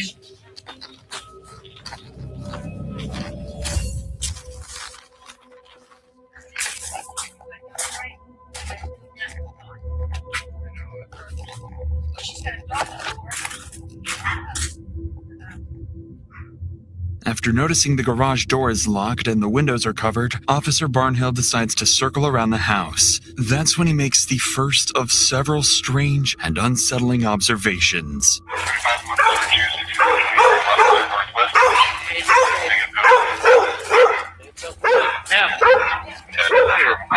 Damn, he just walked in the backyard with the dogs? I'm gonna go inside, okay? Why? You're her best friend. I understand that, but there might be somebody in there. You guys are saying people are evicted. Did I go behind you? It's her family, Chief. Come over here. I'm gonna wait for another officer. We're gonna go inside, and then we'll get everything taken care of. I just don't want you to be getting hurt, okay? That's the only issue right now, okay? I appreciate that. Can I look in the window? What's that? Can I look in the window? Yeah, that's fine. I just don't want you to be getting hurt, okay? Nancy appears restless, convinced that something is deeply wrong. Even though Officer Barnhill tries to reassure her, he can sense it too. Something isn't right. So before stepping inside, Barnhill radios for additional units to respond to the scene. And as more officers begin to arrive, they prepare to enter the house, fully expecting to find Marilyn's lifeless body inside. Not on the bed. Marilyn, this is Albuquerque Police. Her bed is made. Right, side by side to the right.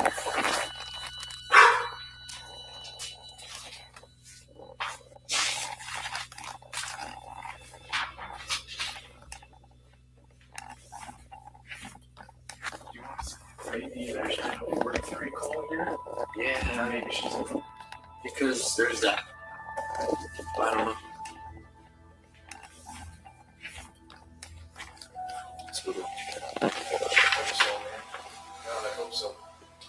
It's just a lot of weird stuff. Just seems well, her keys are in here, huh? So she wouldn't be able to get back in if we secured it. After clearing the entire home, officers find no sign of Marilyn, but they do notice several suspicious details. Items left out of place, house and truck keys sitting on the counter, 2 dogs barking non-stop, and medication left on the table. For a moment, officers are at a loss, but not for long. They're about to learn that Marilyn owns a second property nearby, a rental home occupied by tenants all too familiar to police. And one tenant in particular is Marilyn's teenage grandson, who will soon be... Uh-oh. There you go. There you go. There you go. A little crazy ass white boy. There you go. There you go. He looked like a Menendez cousin. Is he related to the Menendez brothers? There you go. There you go. That motherfucker looked like he went to Columbine High School.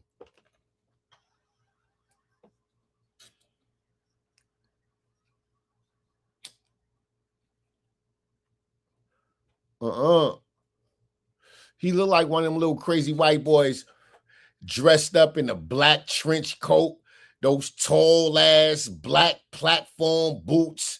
Nigga got on black fingernail polish, black eyeliner and shit.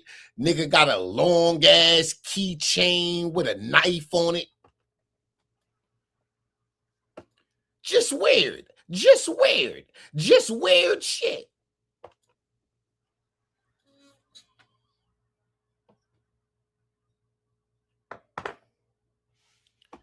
Damn. Becomes central to solving this case. Pretty organized. Oh, very, very organized. Very, very neat. And then these people are actually evicted. Who are they? Her daughter-in-law and, yeah, who was over here on Taylor Ridge. The house is right Yeah, above I know her. Taylor Ridge. Yeah, I very already well. went by there. Alyssa Bickett. Yeah, I know about that. Yeah, that's who she evicted. She evicted Alyssa? Yes, of course, Drake was with them, but once again, trashed. Yeah, it's always. Yeah, I've been with Drake 10 times in the past 3 months or something. Our CIT detectives talk to him all the time. He just doesn't get the help he needs, and you can't force that on him most of the time. So Yeah, because he's an adult. when you went down to Taylor Ridge, was Drake and Alyssa there? Nobody was there as far as I knew, because it was. I just looked for her vehicle. Oh, okay. You didn't And- go. You didn't knock on the door or anything. I did not knock on the door, Okay. but I'm getting ready to. Yeah, if she's not in here, we'll go and I'll go down there and talk to him. They're gone. She changed the locks. From They don't have a key. She went to court. She just and on that house. Yes. At least not bad. Well, I mean, does she get violent too? Yes. She gets drunk, and that's She's been her violent with police before too. Yeah. She what problem is she And gets? Drake, you said no, right? He's currently going to court for battery on a household. Yeah, that's probably that case when I was there. I'm worried more about Drake's doing something crazy because he's schizophrenic. I mean, come on.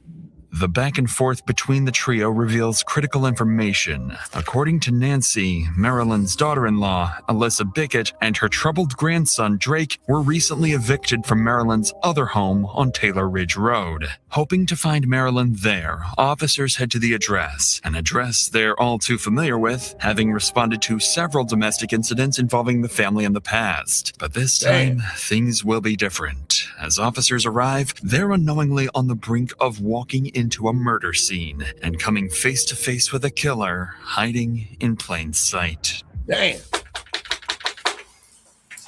I thought nobody's supposed to be living there. I thought she changed the locks. Hi. Hi, can you come on out a second? Yeah. So, what's going on? I'm moving out. Okay, what's your name? Alyssa. Oh, Alicia. And the owner knows you're here getting Yeah. your stuff? She on Friday, she said, come on Saturday morning and get the key because we had done it for 3 days and she's like, you guys haven't done anything to the house. And, so I want to rest because I'm going to work on Monday. So. Oh, okay. So they're... I said I'm going to come by in about an hour for the keys. I don't have but I told her when I am, and see, she wasn't answering me, but she doesn't always answer me. So the last one you got from her was at 10:35 on the 26th. That was the Friday. Do you know where she would be right now? I honestly don't, and that's Because somebody's trying to report her as missing. And it's her brother. He called me yesterday too, and I'm worried too. That's what I said. What do you want me to do? Do you want me to help you? I don't know. I left here. And she on Friday, and she said, "Come in the morning and get the key." And then she said, "I really don't want to go because you guys, I've been there for 3 days. I'm tired. I go to work on Monday." She wanted me out. I've accepted it. I'm leaving Did the she house. legally evict you, or did she Yeah, just she tell you to legally- leave? Okay. But she gave me extra time because if you knew how much stuff I had, I have 23 years of my life. I have 3 Sure. kids. I've been here before. Yeah, Reference. Drake. Yeah. Yeah. Where's Drake? He's at a hotel. Okay. How's that going for you? It's going okay. He's gotten better. He's gotten better. He doesn't really help me. That's why I don't. He came over. Right, he one helps of a me. kind. He helps me How a they little do bit, it? and Yeah. then He's not here now. No. you know. So you're here alone? No, I have my friend Annie. She was Okay. one of my roommates. Alright. Cool. We're just getting it cleaned up and packing everything. Like, I had a lot of books. I mean, you know. Okay. I'm sorry. Do you have your ID? I'm just going to note that you were here Yeah. and I spoke to you. According to Alyssa, she'd been moving her things out while her son, Drake, and her roommate, Annie, were helping. Marilyn had given her extra days to move out, and the messages on her phone seemed to confirm this. But it's still unclear why exactly Marilyn was evicting her daughter-in-law and grandson, something that will later turn out to be central to Marilyn's disappearance. For now, though, what catches the officers' attention is that they've been to this house before, responding to domestic incidents involving Alyssa's son, Drake, who suffers from schizophrenia. He also has a previous charge of battery on a peace officer. So far, Alyssa's story seems to check out, but the moment she steps inside, Officer Barnhill makes an interesting observation. She says she spoke to her on Friday. She's got a key. You see the scratches on that neck? What? She's got scratches on her neck. Well, she's moving now. 2, 3 scratches on her neck from moving. I know I'm bleeding when I move. Well, this lady, Like this lady doesn't. scratches on that. Yeah. She's what? I'd like to check the house. Thank you. Hi.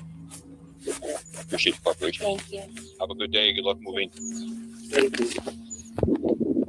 The scratch marks Officer Barnhill notices are hard to ignore, but their origin remains unclear. What has yet to dawn on these officers is that the marks might be linked to Alyssa's deceased husband, Ryan Bickett, as the couple allegedly had a years-long relationship filled with physical and mental abuse. A hidden detail that will soon send investigators down a rabbit hole.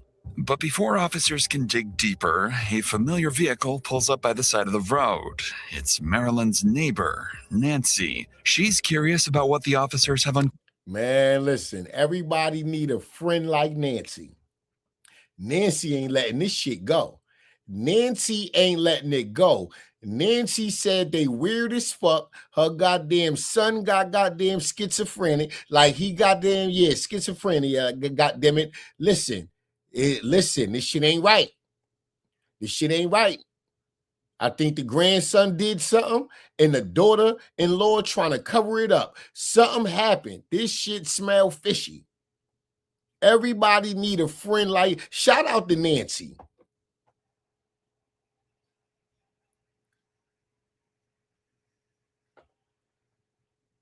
Nancy on her job. Nancy said that was my bestie.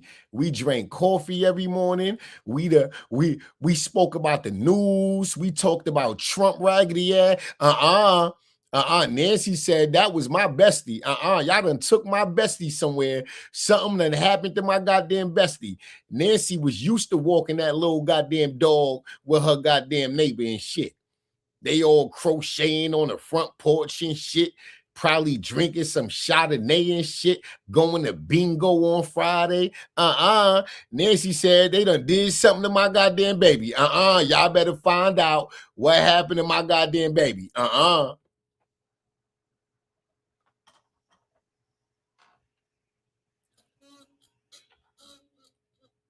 Shout out to Nancy. Nancy wanted to go in the house before the cops. Nancy said, can I look in the window? And I said, God damn, Nancy. Nancy riding for her goddamn friend. Boy, that's a friend right there. That's a friend right there. That's a friend right there. How the fuck you represent me outside of my presence? How do you hold me down when I'm not around? That's what means. How do you show me that motherfucking love even when I don't know it? Shout out to Nancy once again, man. covered so far, but more intriguingly, she seems to be several steps ahead of them.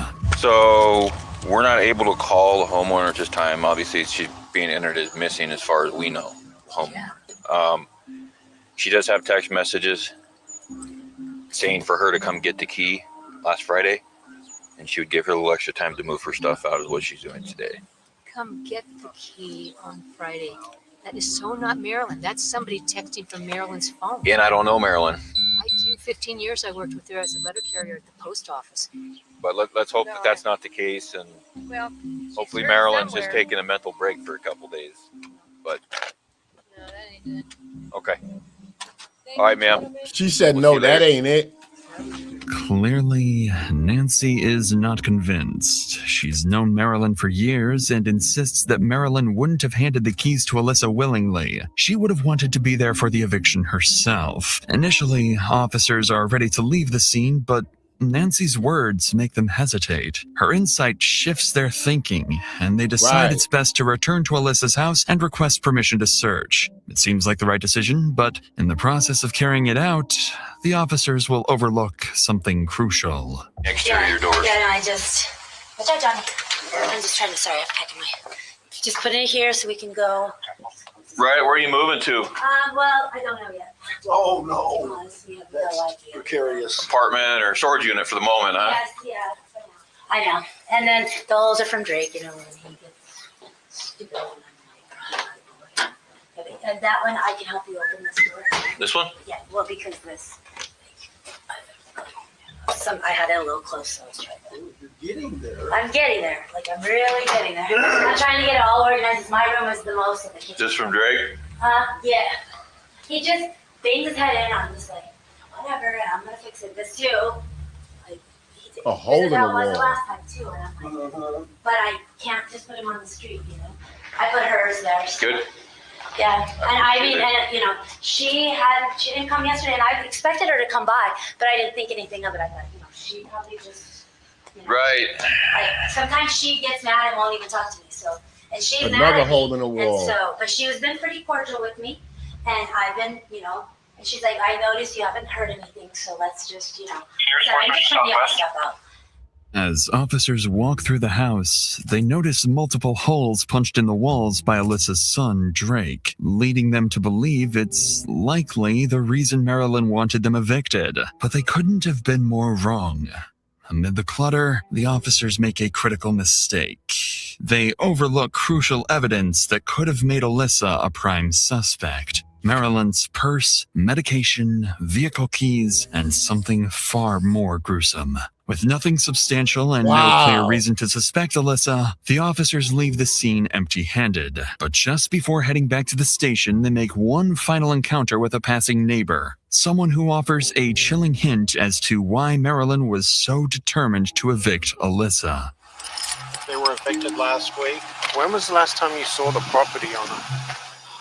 Thursday or Friday. Thursday or Friday? Marilyn Gander is the property owner. She said they were not supposed to be here without her being present. I would not put those people past making sure she disappeared. Wow. Just because, I mean, you know the history of the house. Alleged Russian roulette games. Needless to say, the neighbor's remark reveals even more concerning details. But with no concrete evidence, officers are left with little they can act on. So with all of the statements and information they've gathered, officers return to the station and pass it along to investigators, who spend the next couple days combing through files. What they uncover next is a twist no one could have anticipated. As investigators dig into Marilyn's inner circle, they quickly find themselves down a rabbit hole of potential double murder. It turns out that Marilyn's son, Ryan Bickett, who was also Alyssa's husband, had been allegedly playing Russian roulette inside that very house when he took his own life 3 years ago. Reports show that Ryan was allegedly abusive towards Alyssa, and the two had a tumultuous relationship leading up to his death. Investigators also learned that Marilyn had allowed Alyssa and her grandson Drake to continue living in their home, but only on the condition of paying rent. With Marilyn... Nah.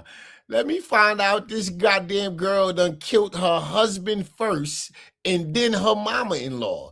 This shit sound crazy already. The fuck? Damn.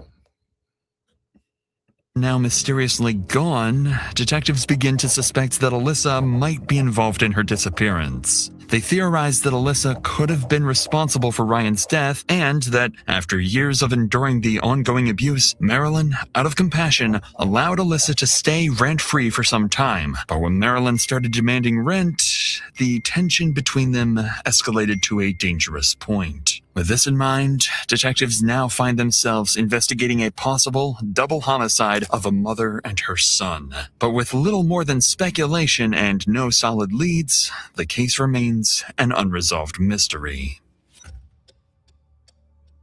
At around noon on January 27th, police in Rio Rancho, New Mexico, receive a call from a remote location. Sandoval County 911, what is the exact location of your emergency? Out here at Encino and Northern, Okay, and tell me exactly what happened. we think we found a body out here in a road, and somebody had put it on like a mattress or something and burned it. And it looks like it has bones in it, and you can see intestines and guts, and I don't know. It's weird. Officers from the Sandoval County Sheriff's Office rush to the address, unsure whether what the caller reported is truly human remains. But the location is eerily deserted.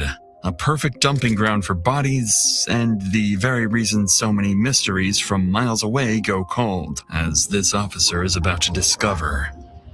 Go down to this first corner, take a right, take to the first road, take a left, and it's right there. It's. What do you think it is? They burn it. I mean, it looks like a body to me. I don't know, man. It looks like it has arms. It looks like it has hands. They're all curled up. Wow. And I don't know. It's like you can see bones out of the knees, and it looked like it had lips and teeth. And I didn't see like organs or anything like that? Yeah, there was like intestines and stuff. Any hair? I didn't see any hair. It looked like the head. It looked like it had clothes on it. But I So, are you okay if we follow you that way? Yeah. Let's do that then. Okay. Yeah, follow.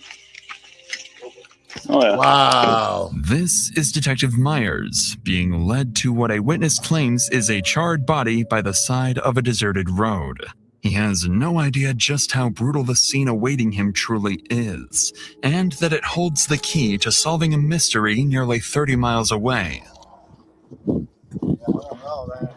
It's not real. It's creepy. I think it looks like it has lips and teeth in there. Okay. Yeah. Wow. Okay. I don't know if it's real or. Yeah, it's creepy. Yeah, it looks like a burned body.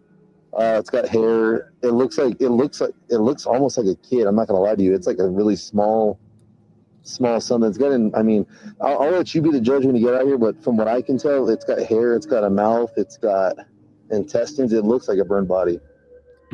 The body is completely unrecognizable, with organs exposed, and it appears to be a woman of small build. However, the couple who discovered the body noticed something else, something that would point to not one, but multiple twisted killers. Damn. And last night after I got home, it was real eerie quiet.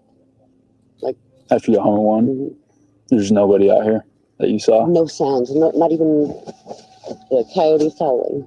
Yeah, you got pictures of them, just so we can differentiate Let them them. know that they did say that they saw footprints heading toward Encino. They did say they saw one. Like on the road? One set. They saw one set coming in and then And one one set set going going out. So I don't know. The treads looked like they could be tactical, but they were Like small. boots like this or Yeah. something?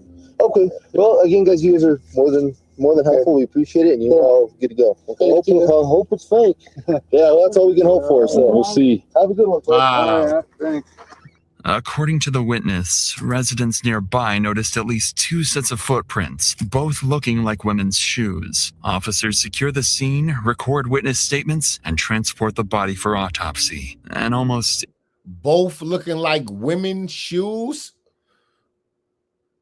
Don't tell me that's the daughter-in-law and her friend, the roommate that was staying in the house.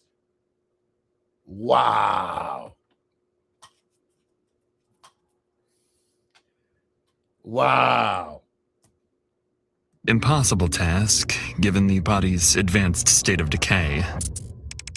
72 hours Yeah, this later, is very the findings sick, Batman, arrive. baby. Tragically, the woman by the side. Yes, this is very sick. I bet the criminals still have those shoes. Right. Stupido. How do people sleep at night knowing they just unalived someone? I know, talk crazy. If someone harmed my children, what I would do? I would need medication for real. Yeah, this is wild.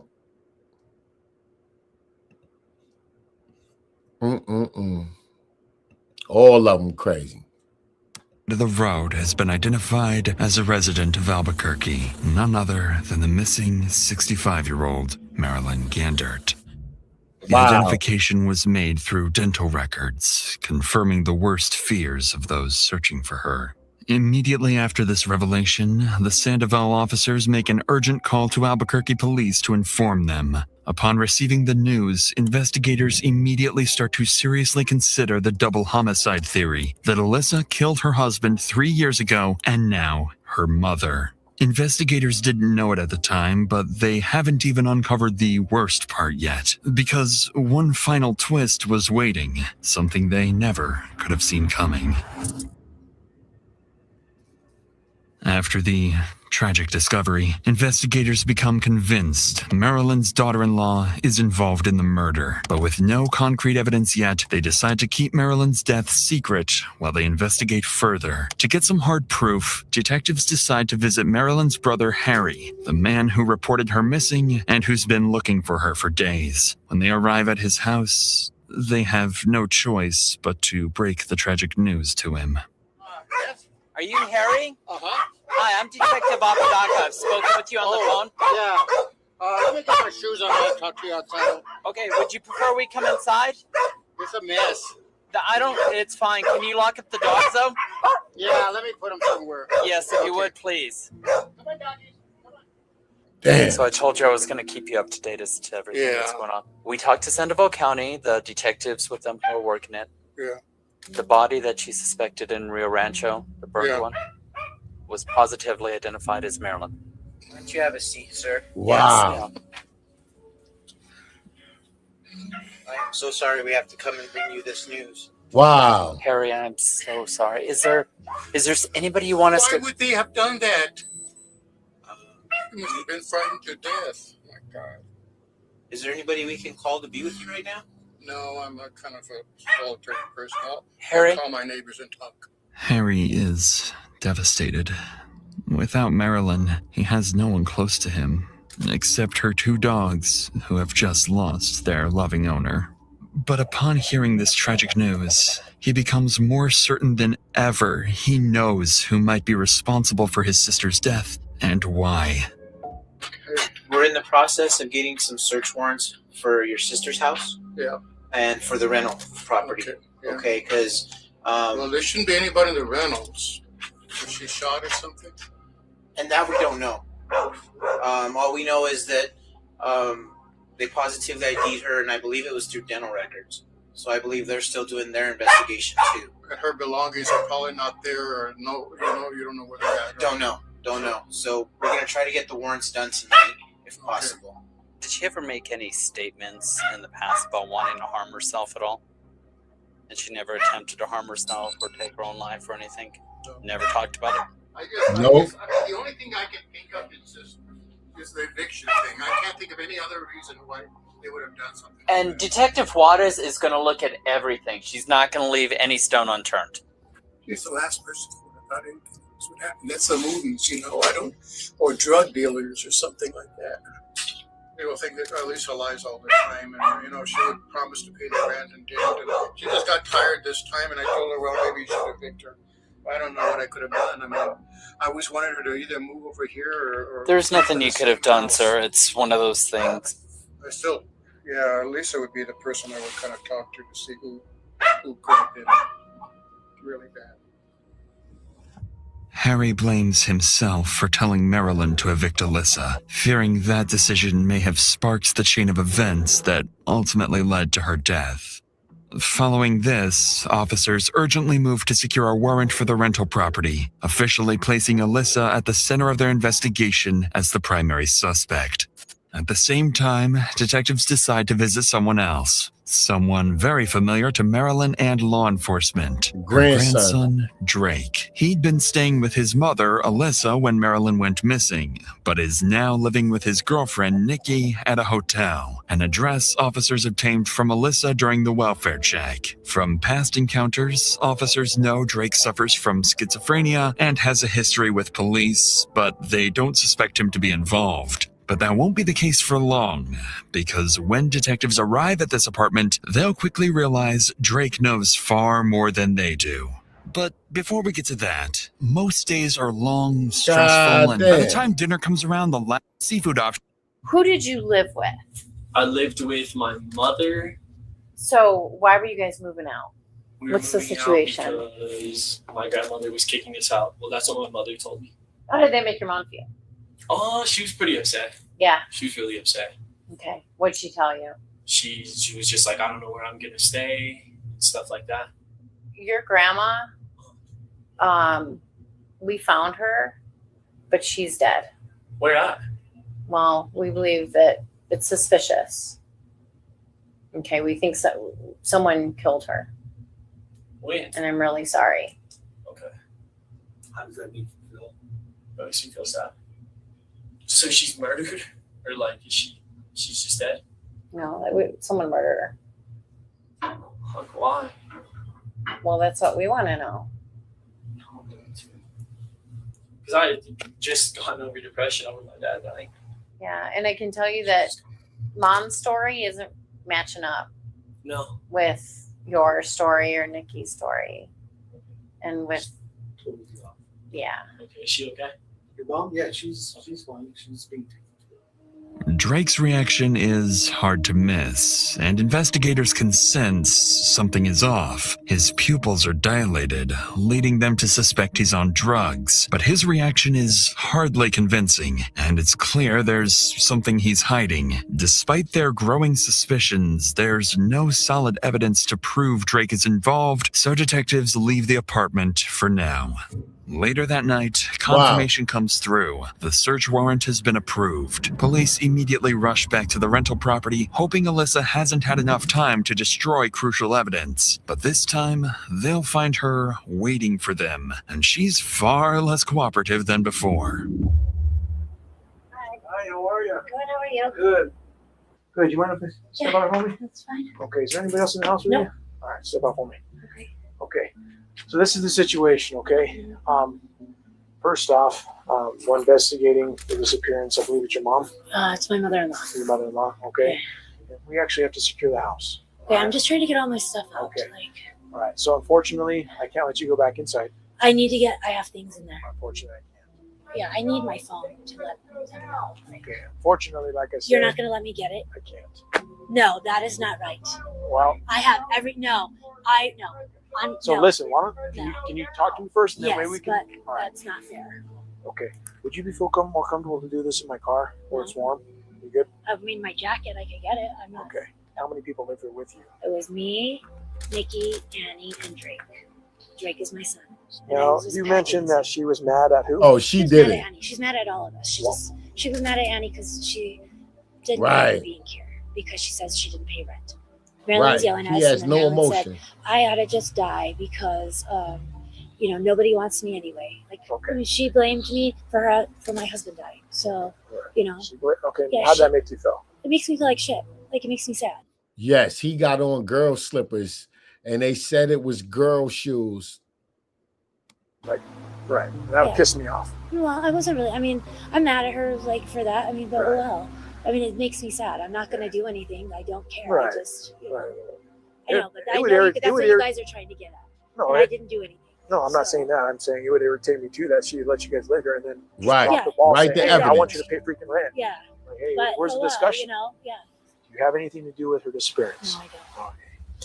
As suspected, Alyssa's reaction confirms what detectives have been theorizing. The real reason Marilyn evicted Alyssa was tied to her husband Ryan's untimely death. Alyssa herself just admitted that Marilyn had been blaming her for it, which sparked multiple heated arguments between them. But despite her growing anger, Alyssa still has no idea that her mother-in-law has been found brutally murdered. And even though detectives have shown up with a search warrant, she strangely doesn't ask them any questions about Marilyn's whereabouts. Instead, she seems far more focused on retrieving certain items from the house, things she knows, when discovered, will ruin her life and the lives of 2 others forever. Hey. So she says. This is the Albuquerque Police Department. Make your presence known. Make your presence known now.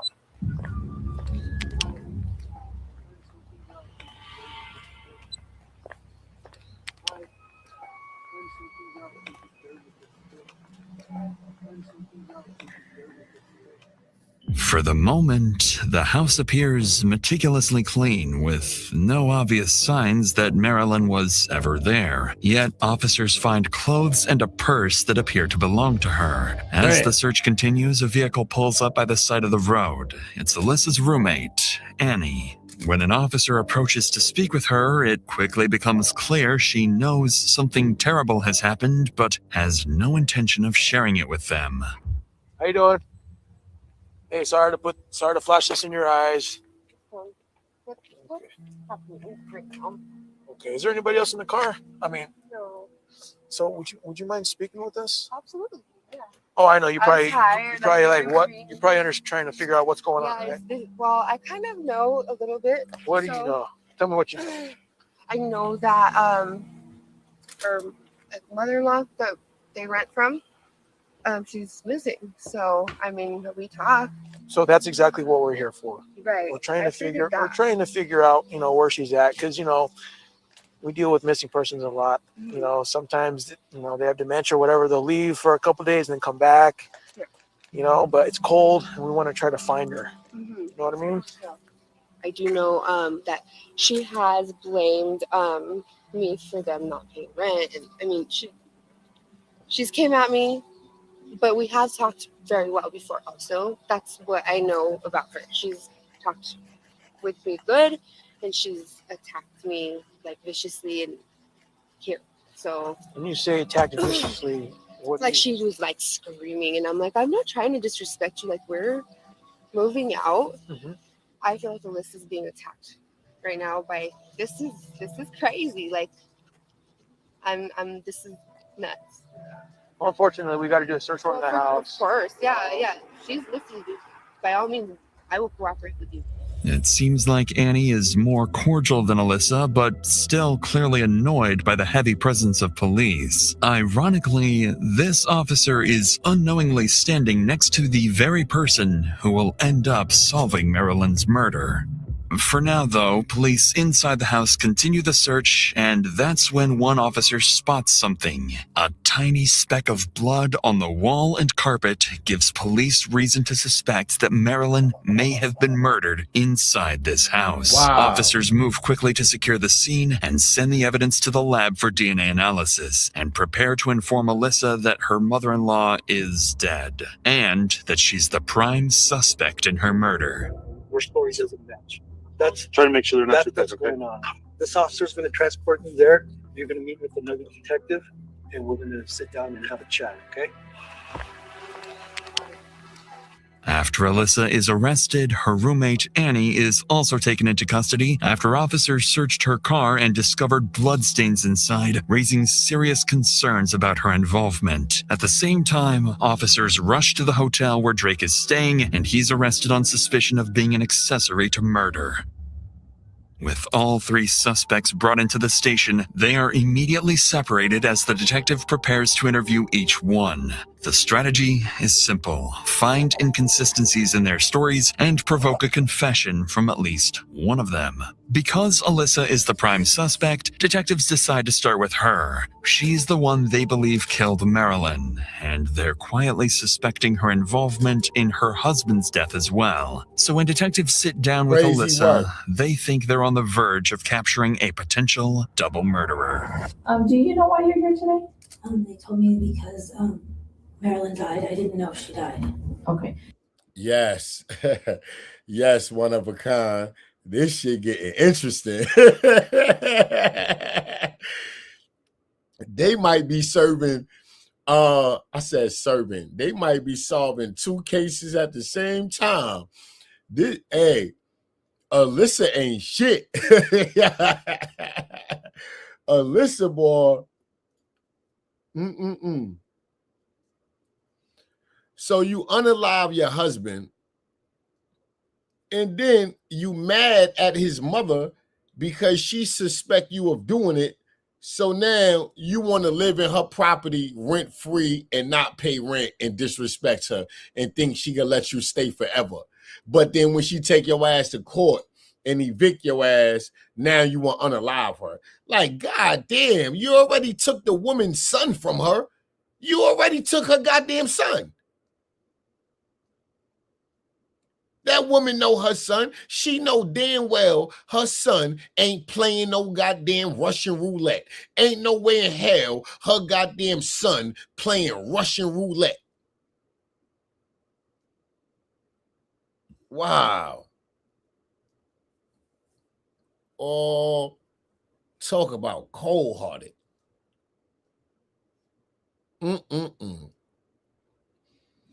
She crazy, no remorse for taking a life and possibly taking your husband's life.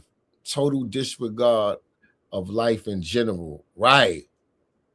So it is true that Marilyn is deceased. Okay. How do you know Marilyn? She's my mother-in-law. Mother-in-law. Okay. I don't know how to say it. It was my husband, but he passed away. It was his mom. So am I correct by saying that eventually you guys were evicted? Yes. Okay. How did that come about? Because we weren't paying. I'm confused. I don't want to talk anymore. I don't want to even be here. How come you're so upset right now? Because you confused. You don't want to talk no more. Girl, if you don't put your hands behind your back, it's over. It's over. What you about to do? Lawyer up? I want a lawyer? It's over. It's gone, and I didn't know this. You know? I'm sorry. It's like, and then I'm here being accused of I don't even know what. Some evidence has come to light that isn't faring very positively in your favor. Okay, so that's why I wanted you to come in and speak to us and give us your side of the story, because this is probably going to be one of your only opportunities to do that. Would there be any reason that we will find Marilyn's blood in Annie's room? I don't know. No, there would be no reason. I don't know. Marilyn is taking things off the walls. And for me, I'm like, Marilyn, please stop. So I don't know. Is there going to be any reason if we pull that carpet up in that house, that there's going to be any of Marilyn's blood on the carpet underneath? Now, keep in mind, even if there's blood on the carpet and you use the carpet cleaner to clean it, that blood is still going to be there. It's going to seep through the carpet. I understand that. That should just be a yes or no answer. That's not a No, there shouldn't be any. Okay, well, there is. Okay. So you're the renter of the home. You were the last person in the home. Doesn't that seem a little suspicious? Well, I don't know. I haven't and now done she's anything. Missing. Well, I haven't done anything. I don't know of anybody doing anything, so we haven't done anything to her. You cleaned up the blood in the hallway. You guys didn't do a very good job on the walls because there's still blood spatter on the walls. Very small, but you didn't do a very good job because we were able to locate it. I don't know. I'm not talking anymore. So I know you said I have that right. You do have that. So I will get an attorney. Clearly, Alyssa is shaken by the accusations and it's over. All of a sudden, they tell you blood on the wall. All of a sudden, you don't want to talk no more. You want a lawyer. Girl, you should have said that when your ass was still at the house. You heard? It was over then. When they pulled up and knocked on your door, it was over. You shouldn't have said nothing if that was the case. It's over.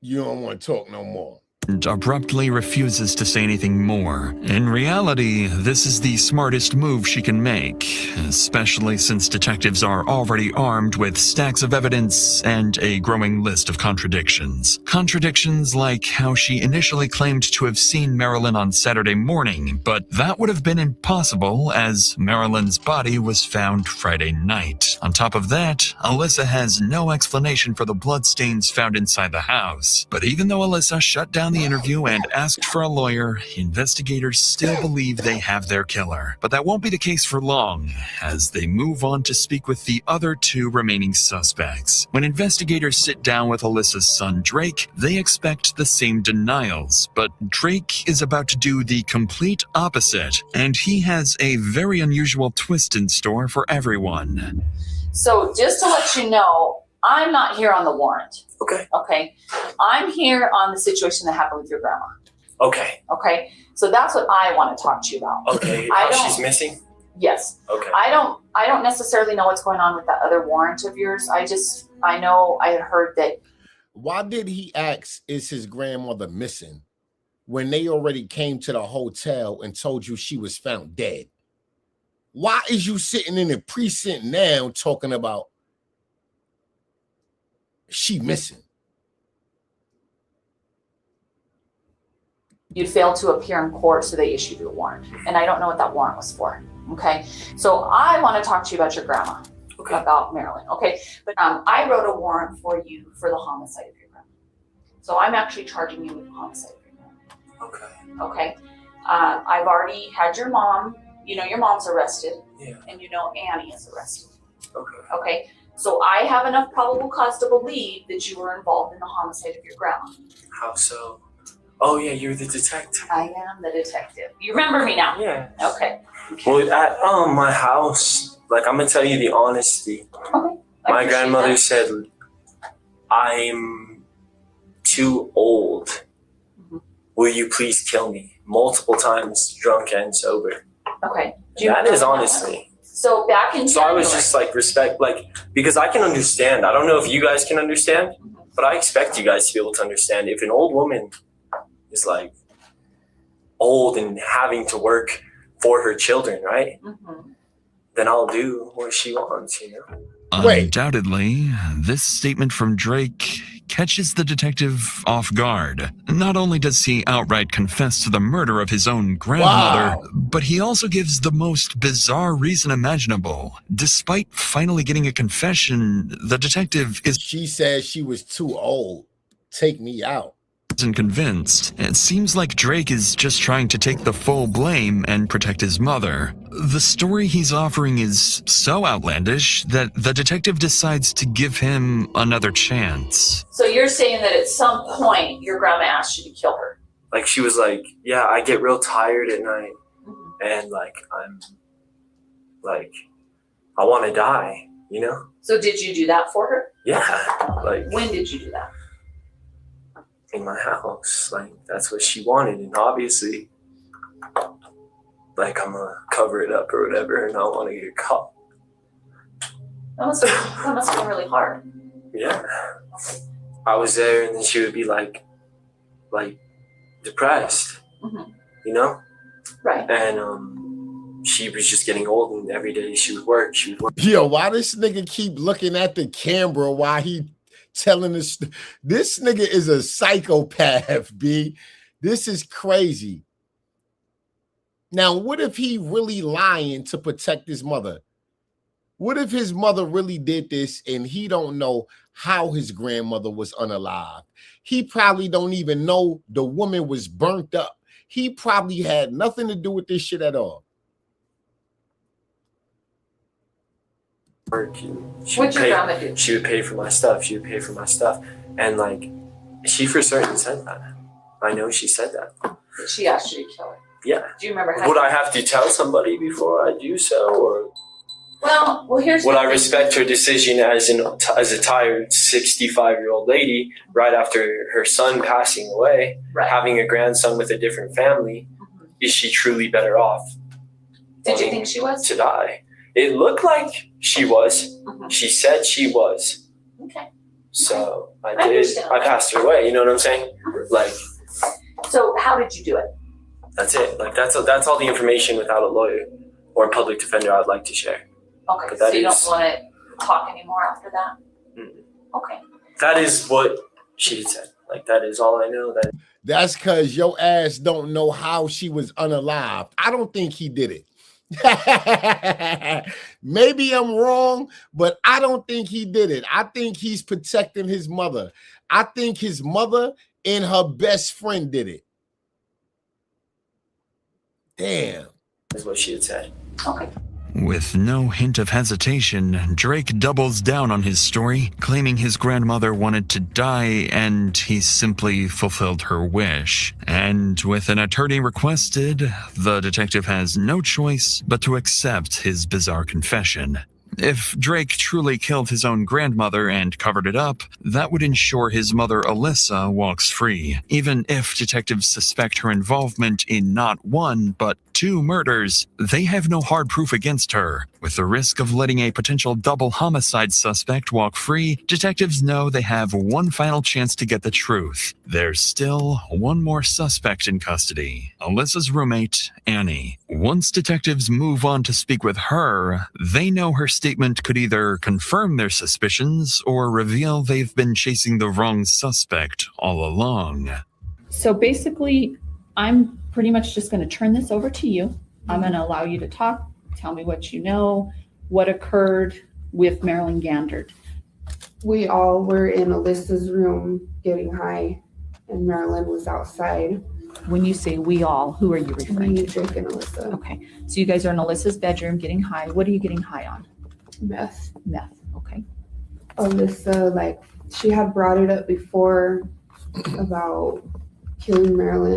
Mama and son smoking meth together. Mama and son is smoking meth together.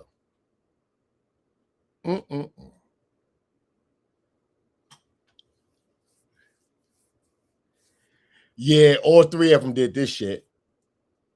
All 3 of them. When 2 or more meth heads gather, some bullshit will occur.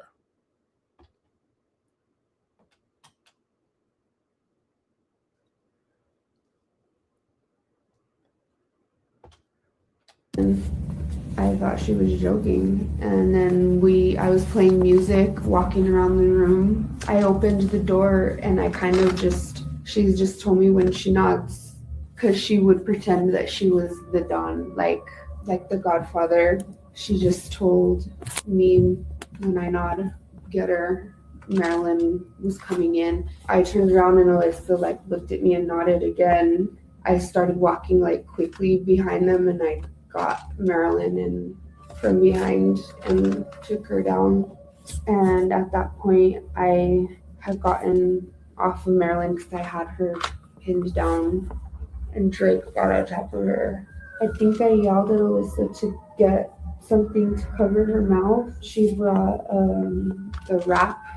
some wrap that she was using to pack, and she gave that thing to Drake, and Drake started hitting her. I think we all took turns after that doing that, started stabbing her, and I seen him going at it a bunch of times, and I grabbed the knife from him. He had already cut her throat. I prayed, and then Drake asked me to pray for him. In an unexpected stroke of luck, Annie gives detectives exactly what they hoped for. Wow. A full confession of what truly happened to Marilyn. With this breakthrough, all 3 suspects are charged with open counts of homicide, giving police time to investigate further before determining the degree of murder. During this time, detectives receive DNA evidence from bloodstains collected at the rental house. The DNA matches Marilyn's, providing the final missing piece to solve this case. Investigators conclude that Marilyn's death was a coordinated, premeditated murder carried out by Alyssa, her son Drake, and roommate Annie. They determined that Marilyn was beaten to the ground by Annie before Alyssa struck her in the head with a small club. Then she was stabbed nearly a dozen times in the neck by her own grandson, Drake. The Damn. killer trio then transported her body to a remote location in Rio Rancho, where they set her body on fire, hoping to destroy any evidence. Investigators also revisit Ryan Bickett's case, Marilyn's son and Alyssa's husband. However, despite their suspicions, no new evidence suggests foul play, and the conclusion remains the same. Ryan took his own life. In 2019, a year after Marilyn's death, the trio accepts plea deals to avoid trial. Annie Rael pleads guilty to second-degree murder, receiving a 12-year sentence in exchange for her testimony. Alyssa Bickett pleads guilty to second-degree murder and is sentenced to 30 years in prison, while her son, Drake, pleads guilty to second-degree murder and receives 26 years in New Mexico's Department of Corrections. Damn. Damn. Oh my God. They was not playing with their ass. They was not playing.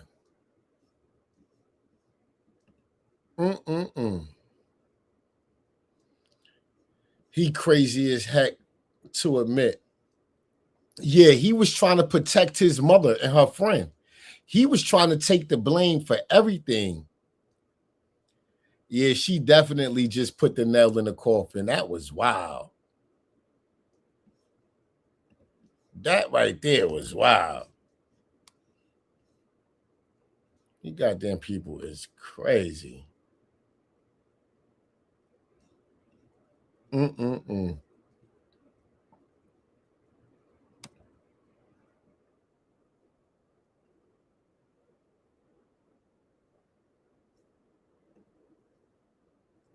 Nasty work.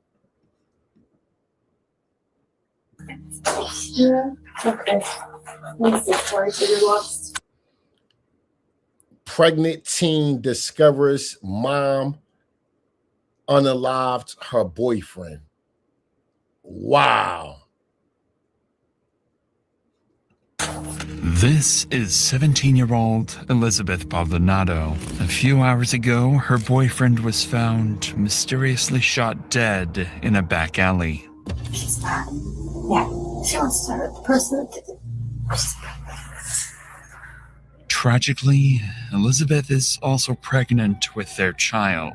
Her mother, Ortiz Chavez, is trying to comfort her daughter. What Elizabeth doesn't know yet is that her mother is hiding a dark secret that will ruin the family's life.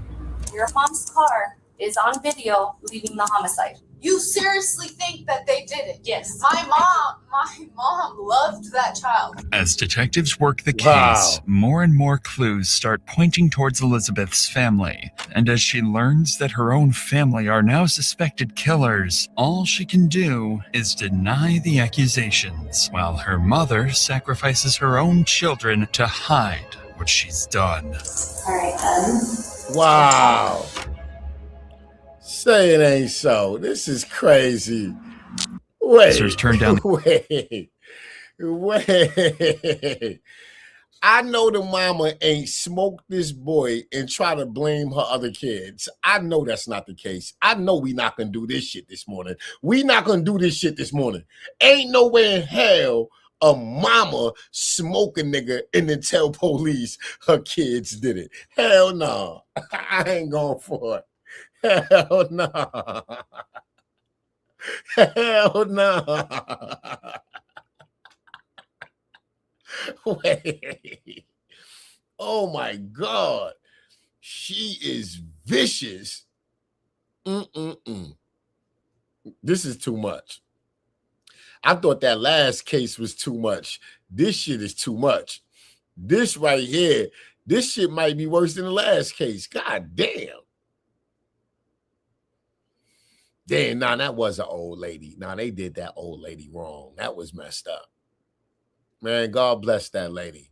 All she wanted was for them bum-ass meth heads to get out her goddamn house after they done killed her goddamn son. That's all she wanted. Get out. Y'all done killed my son and y'all not paying me rent. Get out. Damn. the alley, they're met with a grim scene.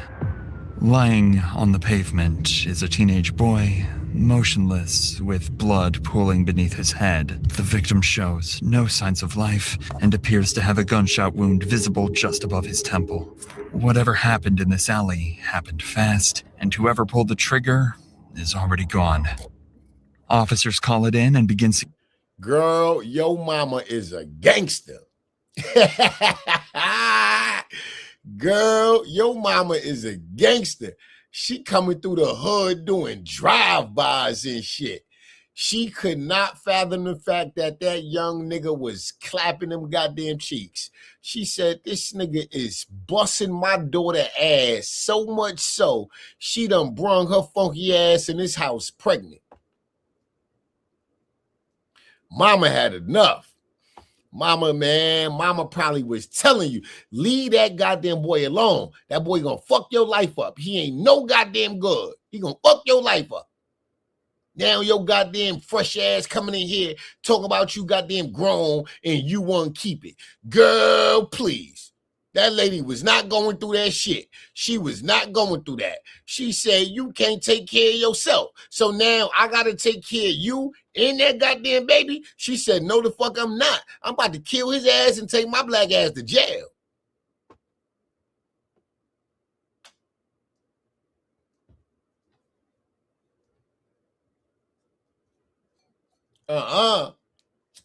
Mama said, I ain't taking care of no goddamn grandbabies now, goddamn it.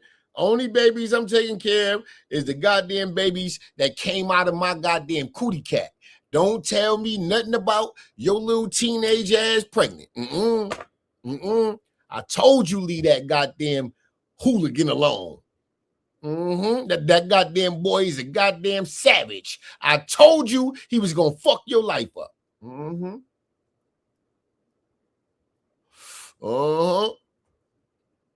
Mama said, since your daddy ain't here, I'm gonna do what the fuck he should be doing.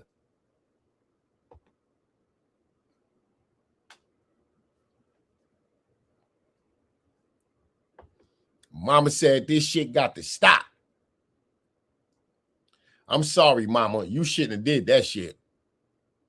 Because now you about to spend the rest of your life in jail and your little teenage daughter still gonna be out here fucking.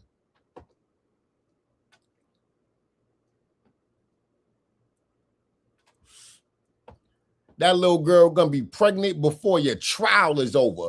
Before they give you 50, 11 million, 1,021 and a half goddamn years, your daughter gonna be pregnant again by another nigga.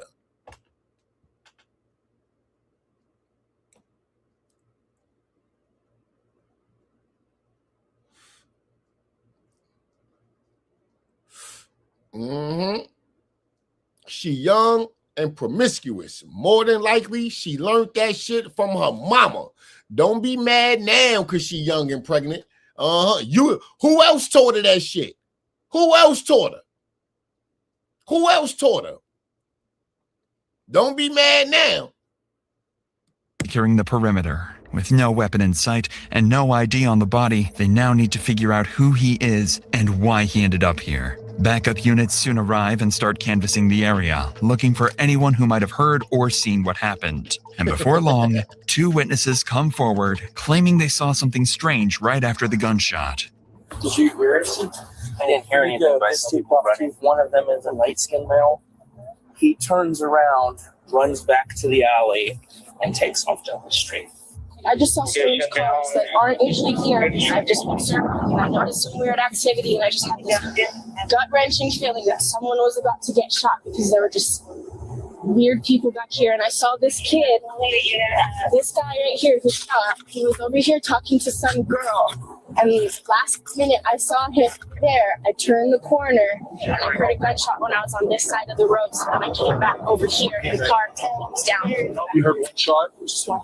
According to witnesses, a single gunshot was fired, followed by a group of teenagers scrambling in every direction. One of them was seen jumping into a car with a girl before speeding away. The information is vague, but it gives police a starting point. Detectives soon arrive at the scene and launch a formal homicide investigation. While examining the body, they notice something odd about the victim. He's still wearing an apron, the kind used by restaurant staff, suggesting he might have worked nearby. That small detail sends them straight across the street to the only restaurant in sight, Lindy's Diner. Inside, the owners immediately recognize the victim. His name is Josue J. Ruiz, 16 years old, a dishwasher who'd only started a few weeks earlier. They tell police Jay's grandfather is a regular customer, and officers are able to call him and ask him to come down to the scene. When Jay's grandfather arrives, detectives have to break the tragic news to him. But what he tells them about Jay's life will start to hint at darker things he may have been involved in. So I don't know if anybody's told you this, and I was trying to see if you were obviously Josue. Is that how you say it? Yeah, Josue's passed away. So that's what we're here for. Is we're here to try to figure out what happened and try to do the best we can by Jose. Damn. Alrighty. He's your grandson, is that correct? Okay. He was involved with something, but I could never get the truth from him. I could never get the truth. There's one friend that he was involved with that, I really didn't approve of. I was just getting ready to move him out, take him somewhere else so he can have a job or whatever. Right. God. Although the news clearly breaks him, he takes it with quiet strength, telling detectives that his grandson had been involved in something lately that might be what got him killed. And as the conversation continues, That's fucked up. You accusing your grandson of some shit and he's unalived and he ain't did shit. He ain't did shit but go get him some pussy after school. That's all that boy did.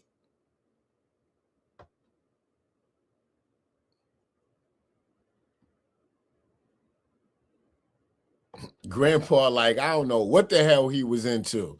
Listen. Grandpa said, Grandpa trying to put a crime on him. God damn.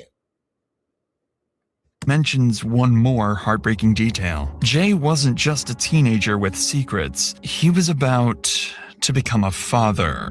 He has a girlfriend over there in my apartment. And, his girlfriend's at your apartment right now? Yeah, he called me this morning and told me, hey, you're going to see a great grandpa, is what he told me. So. No kidding. Who's his girlfriend? Elizabeth, I think it's Maldonado. She's at your apartment right now, yeah. The revelation only adds to the tragedy. Jay's girlfriend, 17-year-old Elizabeth Maldonado, is pregnant with his child and has no idea that he's gone. Investigators plan to speak with her later, but for now they allow Jay's grandfather to leave the scene and deliver the news himself, telling her that detectives will be in touch soon. If anyone can explain what Jay had been caught up in, it's her. About an hour later, the homicide case is officially assigned to Detective Anna Bruciaga as the lead investigator. After reviewing the initial reports and witness statements, she begins canvassing the area for any surveillance footage that might reveal what happened. It doesn't take long before officers locate a camera mounted outside a nearby school, angled directly towards the alley where the shooting took place. When they sit down to review the footage, they finally get their first visual clue of Jay's killers. So these are all cameras that are running at two systems, digital and analog. The analog sucks, so just a fair warning. This faces the alleyway. Once the shot happens, the people loading the vehicle will react. So it's the individual walks the vehicle somewhere right here. Yeah, so he just walked to the passenger side. And they react. It almost looks like a Toyota. On screen, a gold Toyota sedan can be seen racing away seconds after the gunshot. And through the tinted glass, detectives can barely make out what appears to be two figures inside the vehicle, meaning there are at least two suspects on the loose. Dang. A couple of hours later, detectives arrive at the apartment where Jay's girlfriend, Elizabeth, is staying. They believe she might help them understand what Jay had been caught up in. But they have no idea that they'll soon come face to face with one of Jay's killers, someone far closer to him than anyone imagined. Do you mind if we come in here? Yeah, go ahead. Yeah. I'm so sorry for your loss. I know that obviously he was possibly having some issues with some people, right? Can you tell me about that? He doesn't really tell me much about it. So let's start with today. What did you guys do today? He took a shower at like 8 o'clock. He was getting ready to go to work at 10. I was making appointments today because we found out that I'm pregnant. Well, he was texting me still until at least around 12 o'clock. And then he stopped answering me for a few hours. The timeline Elizabeth provides lines up with the shooting. Around 11:20 a.m. is when Jay stopped responding to her messages, the same time investigators believe he was killed. Beyond that, Elizabeth doesn't offer much, saying Jay often kept to himself and never told her what he was doing. To detectives, it sounds like Jay might have gotten himself involved in something he didn't want anyone else to know about. Maybe a deal that went wrong or a confrontation that escalated. Whatever it was, it's likely what got him killed. Or at least, that's what it seems at first. Because Elizabeth isn't telling the full story. Not yet. And the next thing she remembers won't just give detectives a new lead. It'll start turning suspicion towards Elizabeth and her own family. A little bit from what I gathered from Grandpa is that he feels that he was up to no good lately.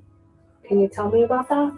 This morning, him and my brother were supposed to box it out because this has nothing to do with this at all.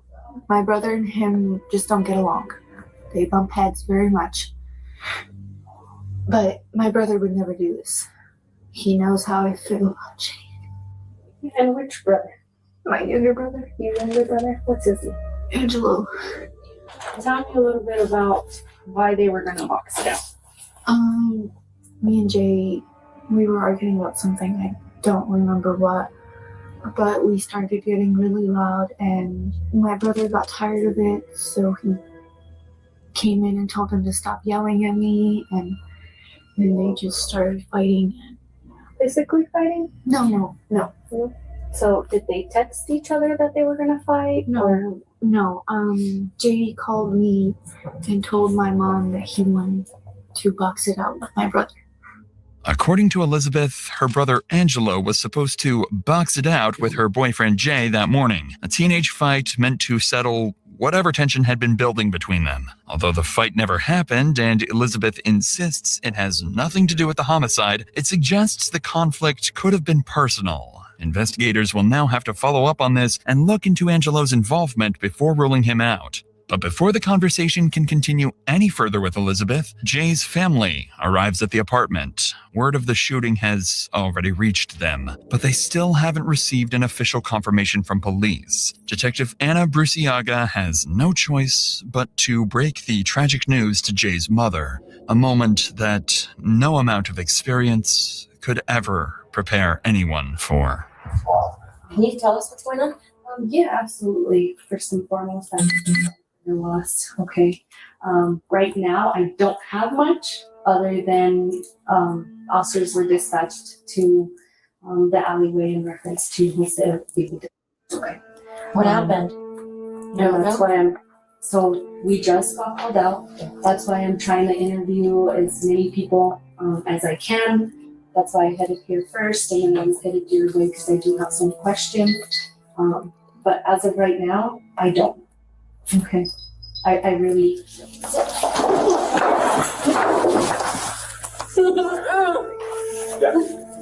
Thank you. Yeah, she passed out. I'm just here.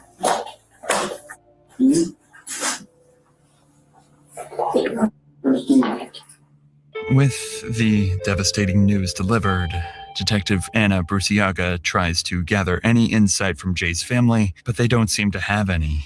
Even his mother can't imagine who would want to hurt him, leaving detectives with no clear leads or motives to work with. As investigators collect Jay's phone and prepare to leave, another woman walks into the apartment, Ortiz Chavez, looking to comfort her daughter. Detective Bruciaga sits down with her to collect some basic information. A casual conversation at first, until Chavez mentions a small detail that catches the detective's attention and quietly puts her on the radar. What type of car do you drive? I drive one. Toyota. Toyota? Yes, I could go. Yeah, go. Stalled out on me, I just looked there, whatever. And he said, we just purchased it? Yeah. Do you have a plate on it? Yeah. No, I don't. They took our tickets off, sticker off the tag. Yeah, they took it off the car.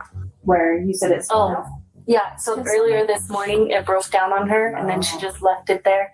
As Chavez describes her vehicle, Detective Bruciaga immediately recognizes the description. A gold Toyota sedan, similar to the one caught on surveillance footage speeding away just seconds after the shooting. The connection is hard to ignore. Bruciaga notes the details, but decides it's too early to jump to conclusions. Wanting to verify it as quickly as possible, she wraps up the initial interview with the family and heads out with officers to the spot where Chavez abandoned her car that morning.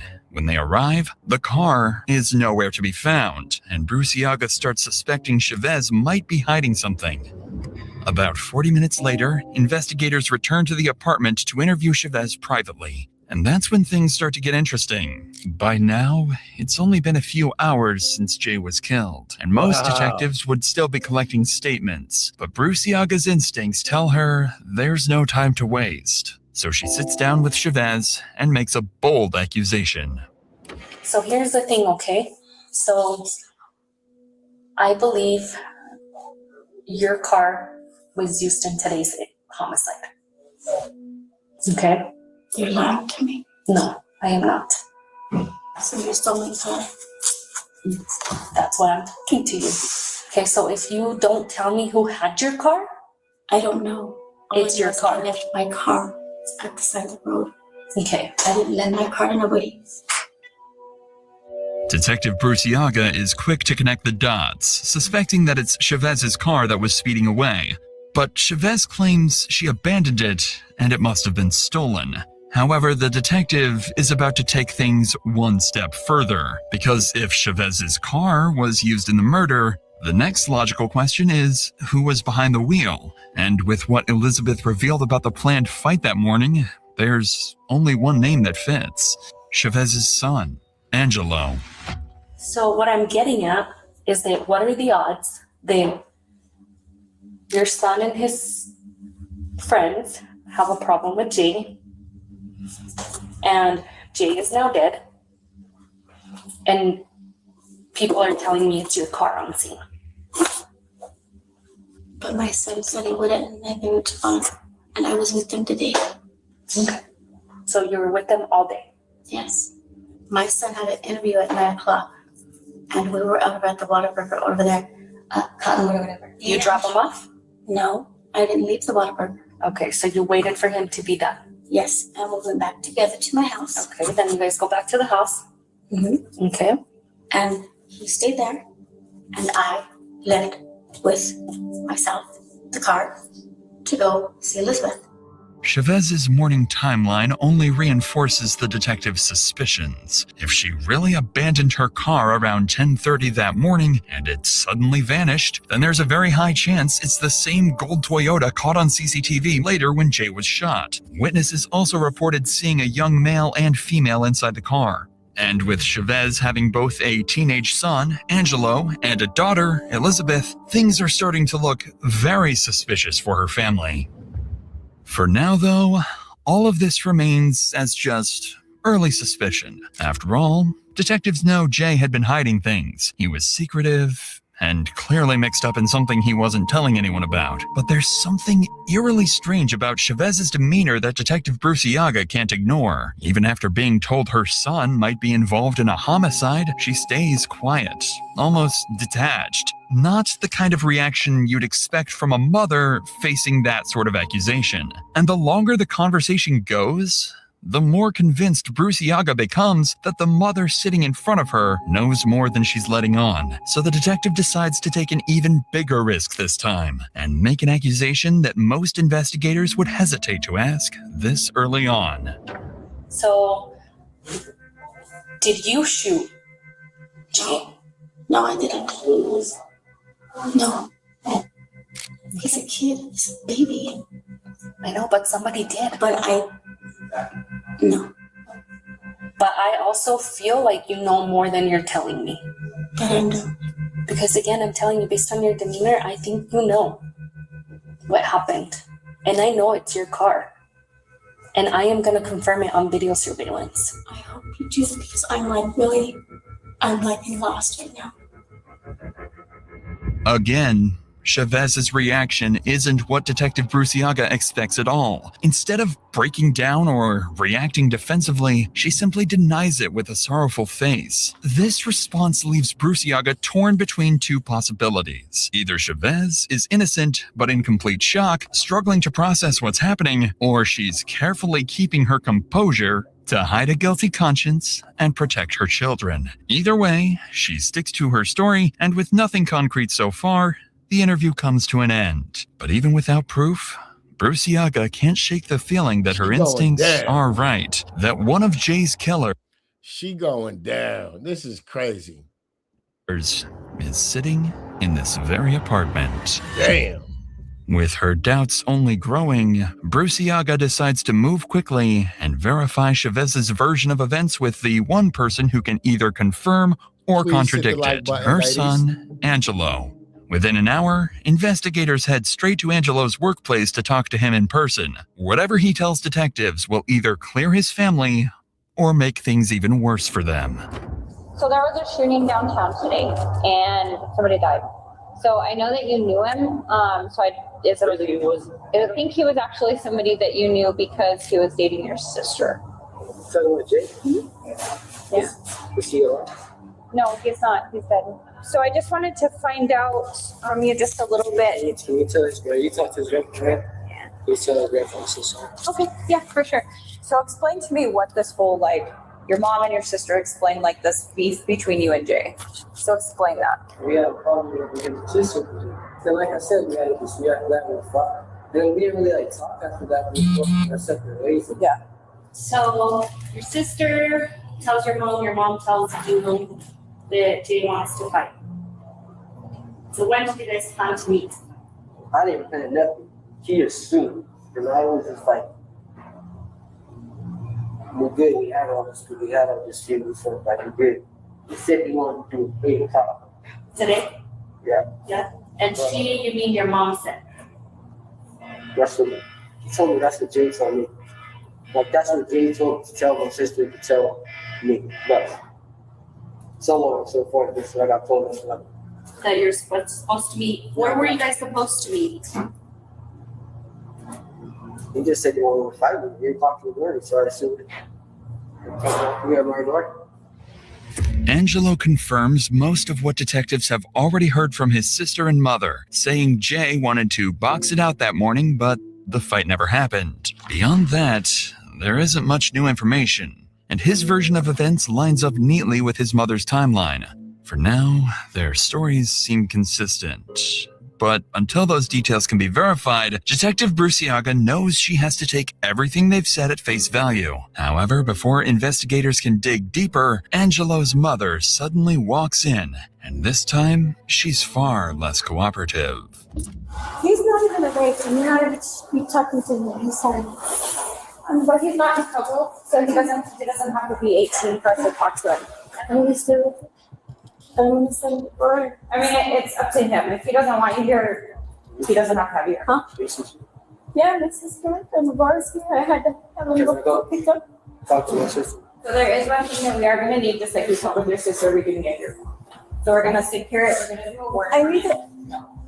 I don't have a phone. But your daughter's an investigation, like I explained to you earlier, Elizabeth. I'm taking your phone. You're not giving it back until I'm done with it. But as soon as I'm done with it, I will give it back to you. Do you want me to take you to go find where your car was left? Because we've been all over there, we can't find it anywhere. Well, I'm gonna go show you this, but I want to make sure that my kids and my family get home. And right now, my biggest concern is I just want to go home. What's your biggest concern? I want to go home. No, you absolutely go home. Despite investigators' attempts to convince her otherwise, Chavez insists on taking Angelo home. Even if her intentions are innocent, this sudden change in behavior doesn't help their case at all. If anything, it makes it look like an attempt to shield her son from further questioning. With the interview shut down, officers seize the family's phones, hoping digital evidence might reveal what they're not saying out Nasty loud. Back at the police station, detectives spend the Nasty next word. couple of weeks combing through statements, surveillance footage, and phone data. What they find begins. What you say? You said she went to do damage control, but the detectives beat her there? Right.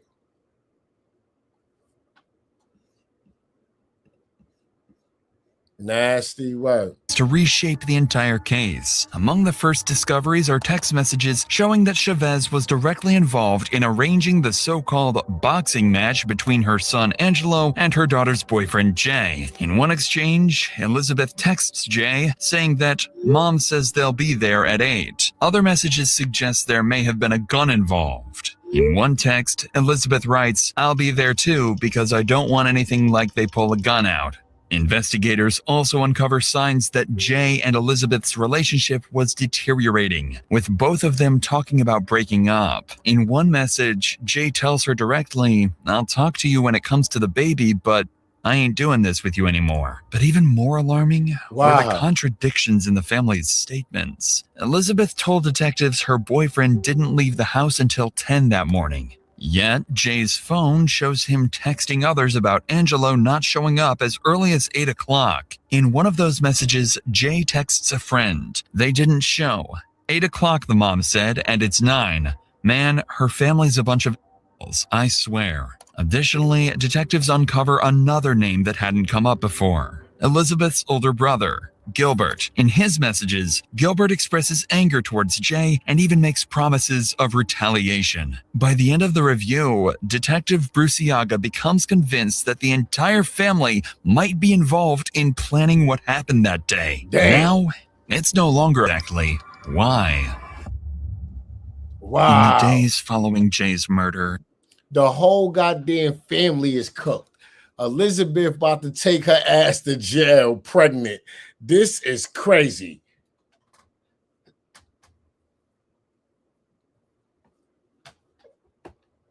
Elizabeth about to take her funky ass to jail pregnant.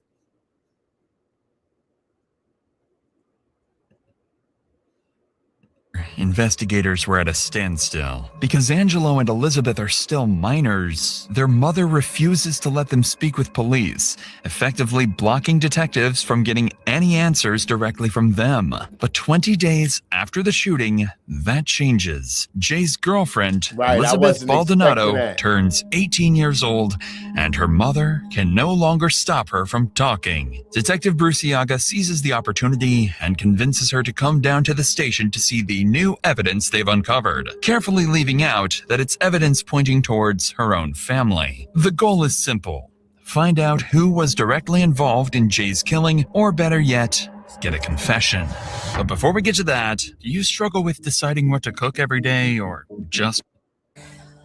What happened? Because I think you know more than you told me that day. I don't know anything. I really don't. Why would you guys assume that? Why would I know anything new about that? Why Because she I have smiling? your phones and I've looked. Girl, your baby daddy just got smoked. Why you sitting here smiling? She put all of this shit together because she was pregnant by that boy and he ain't want her ass no more. This is all this shit boils down to. He ain't want your ass no more. You started all this shit because he ain't want your ass no more. You probably was toxic as fuck.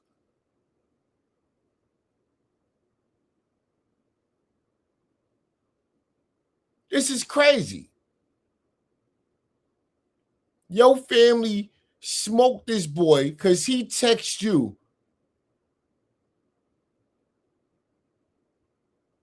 I'm only talking to you if it's about the baby. I'm done with all of this. Meaning he broke up with you.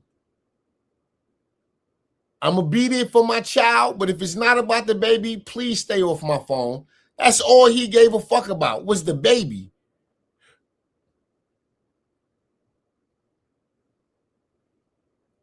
Wow. Through your phones. And so I do believe you know more. What would I know more about? About who killed him? About who did it? No, I don't know. I really don't know who did it. If I knew who did it, I would have told you already. So I know that you and him were having some problems and he broke up with you and you wanted to get back with him and he told you no. I will talk to you when it comes to the baby, but that is it. And he wanted nothing to do with you. So you're saying that I had someone do something to him? Are you It's a question. serious? Okay, here's the thing, okay? I realize loved I'm him more than investigating. anything in the world. I would never And that's do why you would anything like that. do it. And that's why you would do it.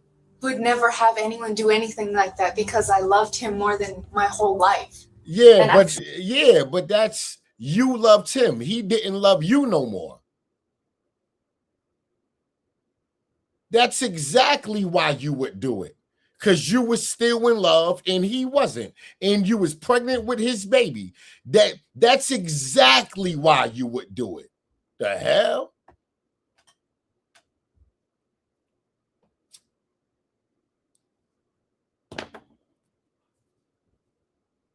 She thought she was making sense in her favor. No, you made sense, but it's not in your favor.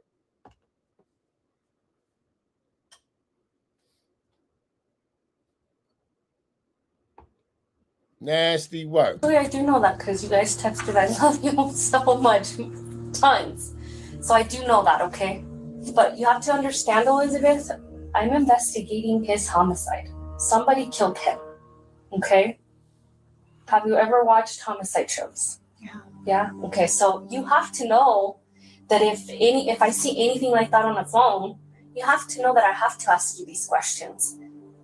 Because at this point, I have gone through your phone, I have gone through your brother's phone, I have gone through Josue's phone, I have gone through other things, and I have to ask these questions because I have a feeling you know more than you're telling me. I don't. I really don't. I don't know anything more than I'm telling you. As planned, there is no small talk or warm-up. Right away, Detective Bruciaga tells Elizabeth she's not being fully honest. The approach is blunt, and it's clearly hitting a nerve as Elizabeth quickly grows defensive. But Bruciaga isn't backing off just yet. She's about to bet everything on her next move, laying out every piece of evidence she has against the family in hopes of eliciting an admission from Elizabeth. Okay. So you brought up that your brother Gilbert had mentioned and said that he was going to send someone up there to take care of it. But he didn't, because my brother knows that if he were to do anything, I would never speak to him again or at all. I would have him part of my life at all. Girl, you's a fucking nobody. A motherfucker not being a part of your life isn't losing or missing any fucking thing. You act like you the breadwinner of the family, like you some motherfucking multi-millionaire celebrity providing a way for a motherfucker.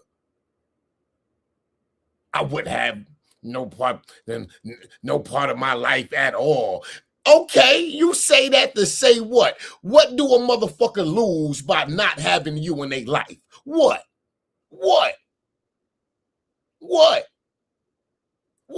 That's exactly why your baby father was tired of your raggedy ass. Bitch, please. You was a fucking burden, liability, and fucking headache. At your young age, you was a burden, a liability, and a fucking headache.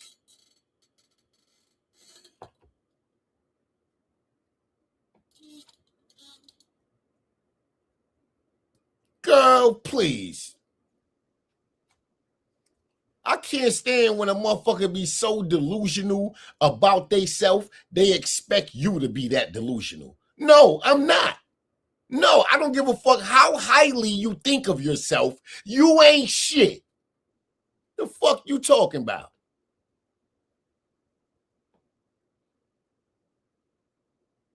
You ain't shit.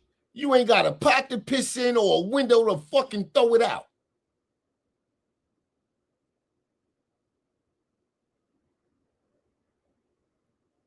Don't make no damn sense. Y'all gonna take that boy life and then run to his grandfather's house. That's the most sadistic shit. What? You all at his grandfather's house in a bed like you mourning and grieving some shit. Girl, please.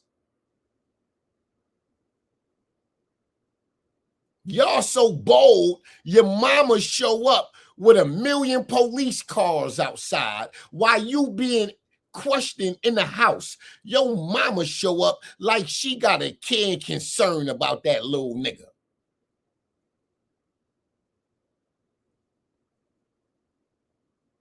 It's nasty work. So Gilbert didn't do it. Why would my brother do it? My brother literally knows how I feel about him. So I'm pretty sure you've been in the household and have heard. You keep saying that. My brother knows how I feel about him. Then that would give him every reason to do it. Your boyfriend said he don't want nothing to do with your ass if it don't got nothing to do with the baby. Your older brother feel like my little sister heart broke. I gotta protect my sister. That would give him every reason to fucking do it. You keep saying that. He know my brother wouldn't do it. He knows how I feel about him. Yes, and he also know that little nigga ain't want your funky ass no more. That's exactly why he would do it.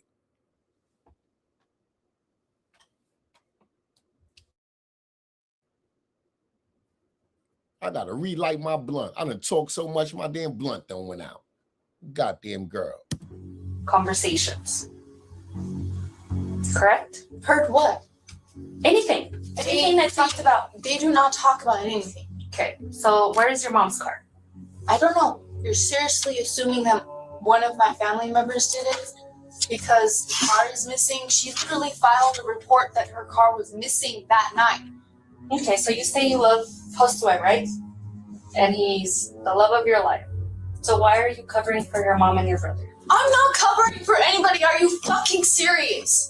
You seriously think that they did it? Yes. My mom loved that child too. Okay, maybe not your mom, but what if I told you that your mom's car is on video leaving the homicide?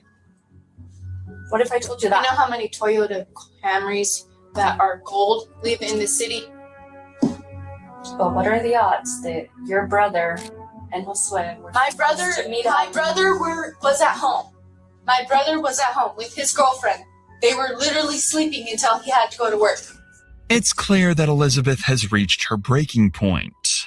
Every accusation towards her family is pushing her closer to the edge. Most investigators would pull back here, take a break, try to de-escalate, but not Detective Bruciaga. Instead, she decides to take a bigger risk, one that's bold but calculated. Rather than fighting Elizabeth's denials, she will lean into them, even agreeing that she's only trying to protect her family. In doing so, Bruciaga wants to make Elizabeth feel safe enough to talk and reveal what she's really hiding. It's a delicate psychological play, one that could end the interview entirely or solve the case right here and now. But I'm gonna tell you right now that your mom said she drove Angelo to his interview. Guess what? Angelo said he borrowed the car from your mom and he drove himself to the interview. So obviously somebody's lying. And I kind of understand that you don't want to see. No, you don't. They don't. They did not do it. Because you are literally looking in the wrong place. You're just trying to blame somebody just so that you can get someone for the crime.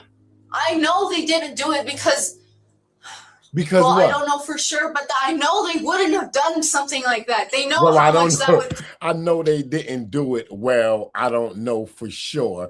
Girl, put your hands behind your back for a second.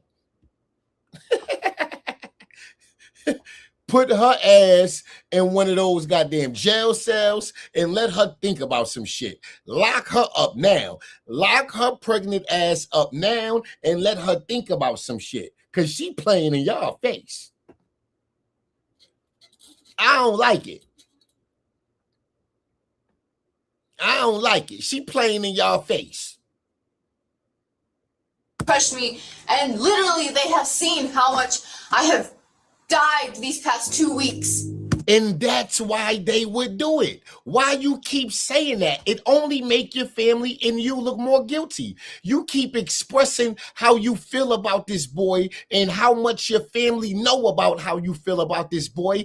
That give your family every reason to do it. It makes y'all look worse. Stop saying it.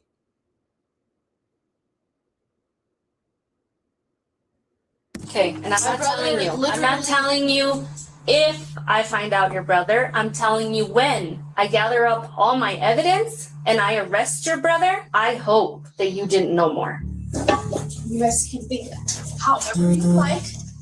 My family did not do it. Elizabeth, you can't get out without us letting you out there.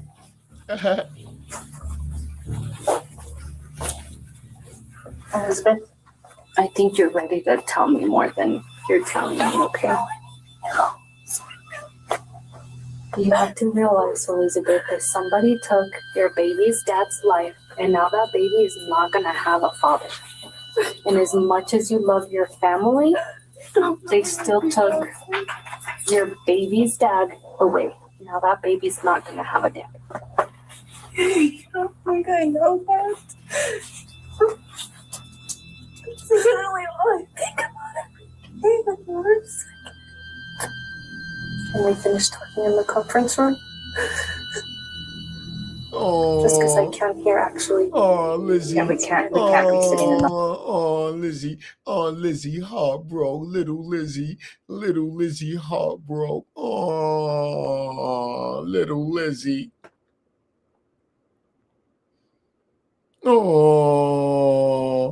Oh, Lizzie crying. Oh, them fake ass tear. I ain't see a goddamn tear yet, girl. Shut your ass up. All that goddamn noise and whining and not one goddamn tear. I ain't see one goddamn tear roll down your goddamn face. Goddamn. Got to be more careful. I thought Chastity was a cold-hearted son of a bitch. God damn. Chastity called the goddamn cops on trauma, got her goddamn baby daddy smoked, and was all online lying about it, blaming his family.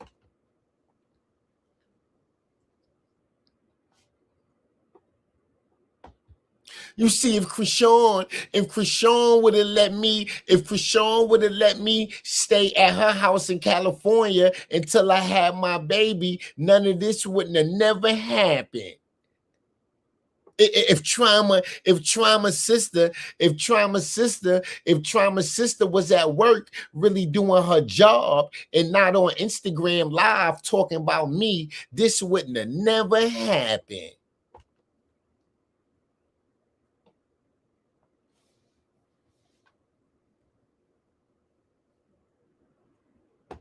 This shit cold. God damn.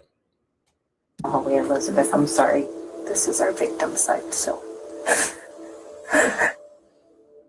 Elizabeth's finally had enough. The weight of the questioning breaks her down, and she's emotionally exhausted. Detectives try to take advantage of the moment, hoping her vulnerability will make her open up, but Elizabeth doesn't budge.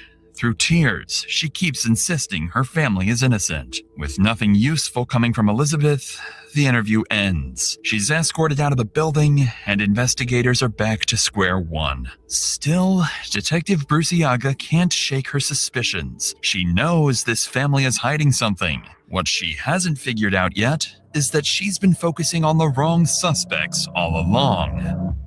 Over the next couple of months, the case remains wide open. Investigators keep digging, and what they find is even more alarming. First, they learn that Chavez never followed through with her stolen vehicle report from the day of the murder. Then, while combing through phone data, detectives uncover explicit threats from Elizabeth's older brother, Gilbert, directed at Jay. In one message, Gilbert writes he's gonna catch one, clearly hinting at plans for violence. In another text, he says, "Delete our messages and don't say anything about me saying I was gonna shoot him. It wasn't me for real. I ain't trying to deal with cops." Based on these details, investigators start to speculate that Gilbert may have taken things further, possibly supplying a gun or even using it himself to shoot Jay. Chavez, realizing what her sons had done, may have then disposed of the car to cover their tracks and build an alibi for the family. The new findings push Gilbert to the top of the suspect list, right beside his brother Angelo. But as compelling as the theory sounds, it's still just that.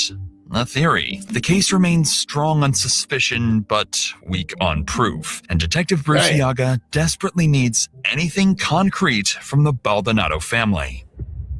So, on May 19th, 76 days after Jay's murder, Bruciaga and a team of officers head to the family's house determined to confront them face to face and see if she can pressure someone into cracking. When the investigators arrive at the door, no one expects how quickly things will get heated. Oh, hi, Gilbert. How are you? Hi. Can I actually talk to you, Gilbert? You know what it's about because, I've already done. Wait, hold on. I know he ain't the gangster of the family. God damn, look at that nigga head. This nigga look like Jimmy Neutron. God damn. Look at that nigga head. What is that, a football, Billy? Billy, throw me that football. What is that, a football?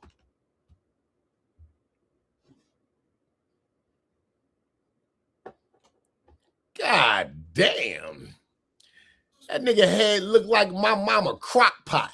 God damn, this nigga head is the shape of a crock pot. I ain't talking about the round crock pot. I'm talking about that oval crock pot. You could stuff a whole turkey in that motherfucker. God damn. I ain't never see a nigga forehead wrap around his head and past his ears. God damn. This nigga look like he got on a motorcycle helmet. God damn, a football helmet. What in the hell is that? This nigga got grandma fruit bowl upside down on his biscuit. That shit look like one of them big ass mixing bowls grandma used to mix the cake batter in and all that when she was baking cakes. You remember back in the days, grandma used to give you the mixing bowl after she done poured all the cake mix in the pan and she let you lick the bowl clean and give you the spoon and shit. God damn, that nigga head looked like grandma mixing bowl.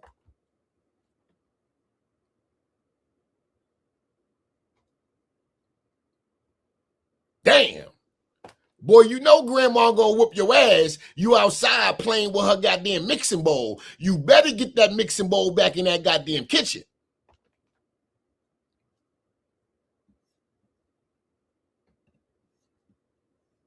What in the hell is going on? Police done showed up and ET entered the goddamn door. How you trying to phone home at home? This shit got to stop.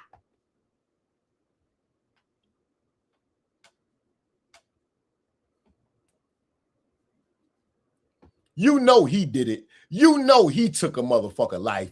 This nigga was getting bullied all his life. He had enough. He fed the fuck up. He thinking about that bully in middle school that just used to slap the shit out of him for nothing. Nigga all at the locker trying to unlock the locker. The bully banging his head into the lock and shit. Kicking them all in the ass in the bathroom and shit. This nigga got bullied his whole goddamn life. You know he did it. He had no problem killing a goddamn teenager. He looked like a goddamn teenager.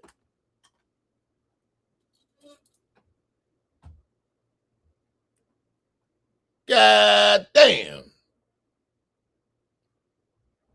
That nigga look hungry. That nigga look like he's still waiting on his mama to get that child support check from his daddy.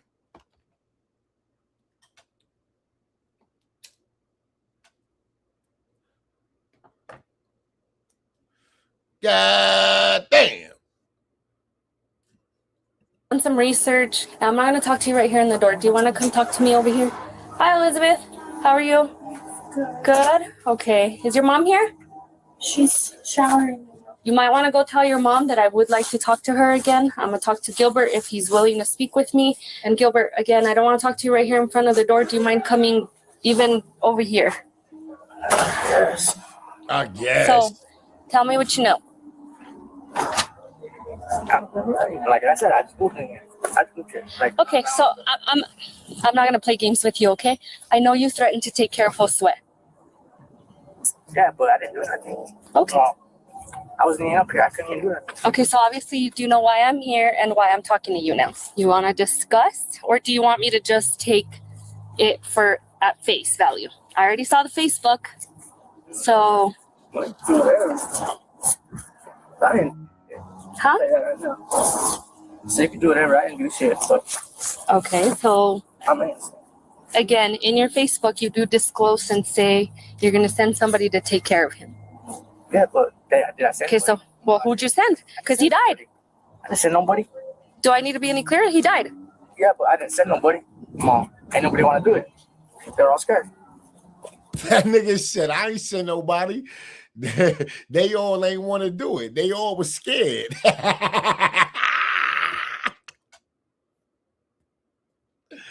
Oh, shit. Oh, my God.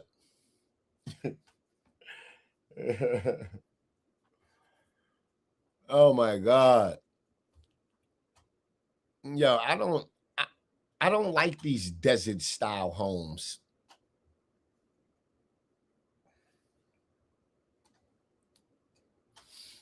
If I'm gonna live in a house like this, I might as well move to Africa. Because if you buy a private house in Africa, this is what the fuck it look like.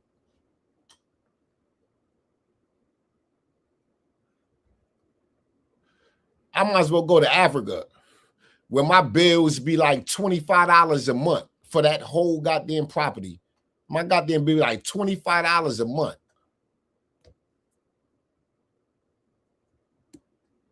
Can I see your phone? Can I see your phone? Thank you. It's a T-Mobile. Okay, I'm gonna take it. I'm gonna do a warrant on it. Okay. Look at it. Yes. Look at it. Again, you have to realize that I'm investigating a homicide. Look at him. Okay, He a mad homicide as in hell. which you threatened to kill my victim. So you're gonna take my phone? Yes. I'm gonna take your phone. I'm gonna do a warrant on it. If for any reason. Just don't look at the pictures. You know what I'm saying? Unless you want to see something, but it's a whole lot of something. Okay. Well, I won't look at pictures, but I am interested in who you've been talking to, text messages, and so on. So I am going to do a warrant on it, okay? With no luck getting anything useful from Gilbert, Detective Bruce Iaga cleverly confiscates his phone, hoping it might hold the evidence she needs but still can't prove. As this is happening, Chavez is seen stepping outside and speaking briefly with officers. She looks like she's in a hurry to leave. Not willing to let the moment slip away, Detective Bruce Iaga plans to intercept and confront her about the boxing match she helped organize to see how she reacts when cornered. This time, however, Chavez isn't the same calm, collected woman from before. What Bruce Iaga gets instead is a very different side of her. Hello. Can I talk to you really fast? I have to catch the bus, so you got 5 minutes of my time. Okay. And that's it. Thank you, Gilbert. Thank you for speaking with me. Have a good day. We'll check in with you before we leave. Talk to us again. Hi, Elizabeth. I know you're going to be quick and all, but so you know why I'm here, okay? I don't got to repeat myself. I don't want to repeat myself. I don't want. She said, I don't To want play to games. repeat Is that myself. confirmation number from when I had called? Because I called that same evening, and Yeah, nobody ever you came by did. You didn't report your car. I did. This No. is it. Yes, it is. I already know. Okay, you know They what, tried- Eddie? I'm not trying to be mean with you, but this is the confirmation Okay. number that. So why did you set up a fight between Angelo and Josue? No. Yes, you did. No. The I little have boy called phones. over. He called to the house. Mhm. He was asking for a fight. I was like, wait a minute, what, you want to do what? I was like, are you serious? It was either that or they wanted to sit there and do some stupid things. I'm not trying to have stupid things going on between those boys. Those boys need to learn how to get along. Like I said, So I are you gonna write have this down? phones. I already know when you called it in. You never fully followed through. I did. I waited for them to get here. Okay, do you have the title to the vehicle? It's in that vehicle. That's what I was trying to tell y'all. Like, I cannot give you any more information because it was in the vehicle. I didn't get to register the car or anything. You've had the car since before January. Yeah, and I also had to get an alternator for it. You know how much money it takes to just for me to save for just a little bit of a few things? But the little boy, he called. He wanted to make the fight. Right. And I I'm was not asking saying myself, like, what Josue. do you want to do? I'm not saying Josue didn't set the fight, but you let them know and you set up the fight because they were gonna fight I that let morning. them know because they had to know. I'm like, this is what's going on when your sister's left. What do you guys think about this? Yeah, I let them know because they needed to know because that's not right. So I'm gonna tell you something, okay? Yeah, my 5 minutes, I'm done. Okay. Well, I'm gonna tell you something, okay? When I charge someone, you're gonna be charged along because I know you're hiding the truth and I know you're listening to me, and it would suck for Aurora and Elizabeth's baby to not be present, for you not to be present, because I will charge you because I do know you were gonna set up that fight that day. The end. Young lady, I got it off your daughter's phone. Goodbye. Clearly, Chavez is done talking as she storms off the scene, angry and defensive. But in her frustration, she lets something slip, admitting that she knew about the fight between Jay and her sons, though she insists it was all Jay's idea. Before leaving the house, Bruciaga tries once more to speak with Elizabeth to see if she's finally ready to tell the truth. How you been, Elizabeth? Fine. Are you still pregnant? Yeah. Yeah? How far along are you? Well, from my menstrual cycle, she said 14 weeks and 7 days. So, Elizabeth, you know, we talked last time and I know you were very upset and I can't imagine what you're going through because you're kind of put in between, but I already know you know what happened. No, I don't. I don't know what happened at all. All I know is that when his grandpa got back, he told me that Jay was dead. I would just hate, and I truly, from the bottom of my heart, still believe that you weren't involved. But I would just hate to find out that you were involved. And then where does that baby go? Because he no longer has a dad. That day, there was a witness that describes a female matching your exact description, talking to Josue right before he gets shot. I was at the house. Okay. Do you I was realize how close you cleaning. live? I was literally Again, cleaning, Elizabeth, doing all of listen that. to me. And then when his grandpa came home, he walked in on me washing the dishes. You're not going to change my mind because, I mean, is it weird that she lives here and she knows nothing? Elizabeth, you have to think about. Can I talk to you for a second, Elizabeth? What? So Say something else. I know we're not trying to upset you any more than you already are or anything like that. But you have to think about how when this case goes to court, one, when people get arrested for things like this, they don't care whose family, friends, or whoever else they can or will throw under the bus to try to get themselves a better deal. When this goes to court and a jury of 12 random people, don't worry about what I think about it. Don't worry about what Anna thinks about it. Think about what those 12 people are thinking about it. You've got to think about what's best for him or her. I don't. Okay. I would have had you guys about that. If you hear something or something comes up. I have to sense the bit. With Elizabeth repeating the same story as before and no progress made, the officers decide to leave. But Bruciaga gives the family a promise. The next time she comes back, it won't be for questions. It'll be with a warrant. A month later, on June 15th, investigators finally get the break they've been waiting for. Cell tower data definitively places Angelo's phone at the scene of the murder at 11:20 a.m., the same time Jay was killed, directly contradicting his earlier alibi that he was home with his mother. With this new evidence, a warrant is secured for Angelo's arrest, and Bruciaga returns to the Baldonado residence, just as she promised. That afternoon, 16-year-old Angelo Baldonado is arrested and charged with murder. Now with the prime suspect finally in custody, police have the chance to interview him without his mother intervening. Bruciaga hopes this will be the moment they get to close the case for good. But to her surprise, Angelo isn't about to make that easy, because this time, he has an escape plan of his own.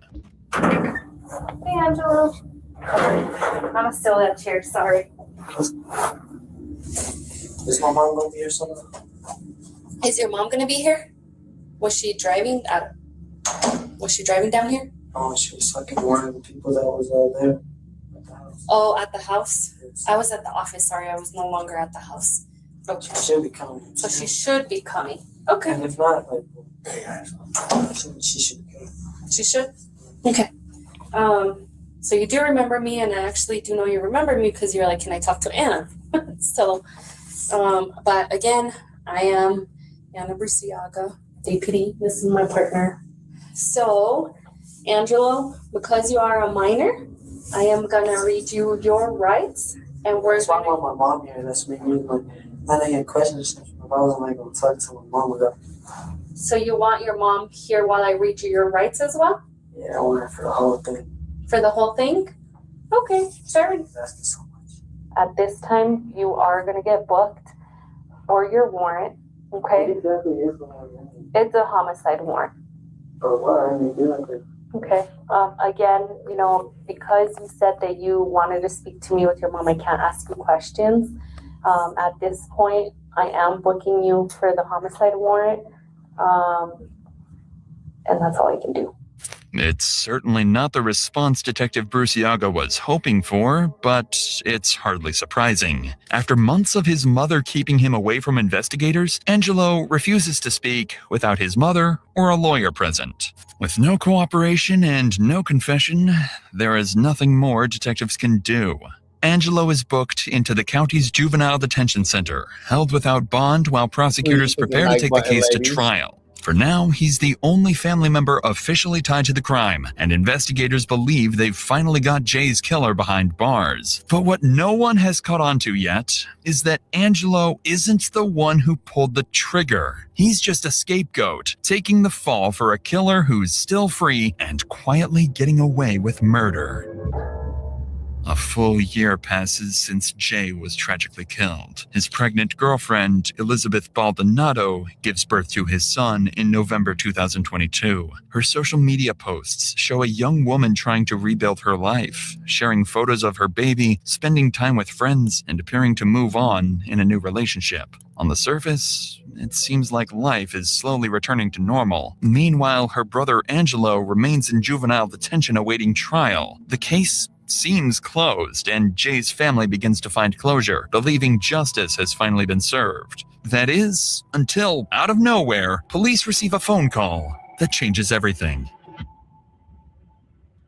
In March of 2023, a woman contacts detectives claiming she's been talking to Elizabeth's older brother Gilbert on Facebook, and according to her, he's just confessed to knowing exactly who killed Jay that day. I've been kind of watching everything that goes on Facebook, and I was able to see that Gibby was pretty hateful towards his mom, and so I figured maybe I could get him to say something about it. So I messaged him, "Why is your brother locked up?" Because my mom and him went to go fight my sister's baby daddy because he beat her. And when they got there, my sister's baby daddy tried to pull out a gun, but he got hit before he could even get his gun. But they put the murder on my brother. I said, "That's real f***ed up. Why they put it on your brother?" He said supposedly witnesses were there and said it was him. And they say they also got video and that it looks like him in the video, but you can't see shit.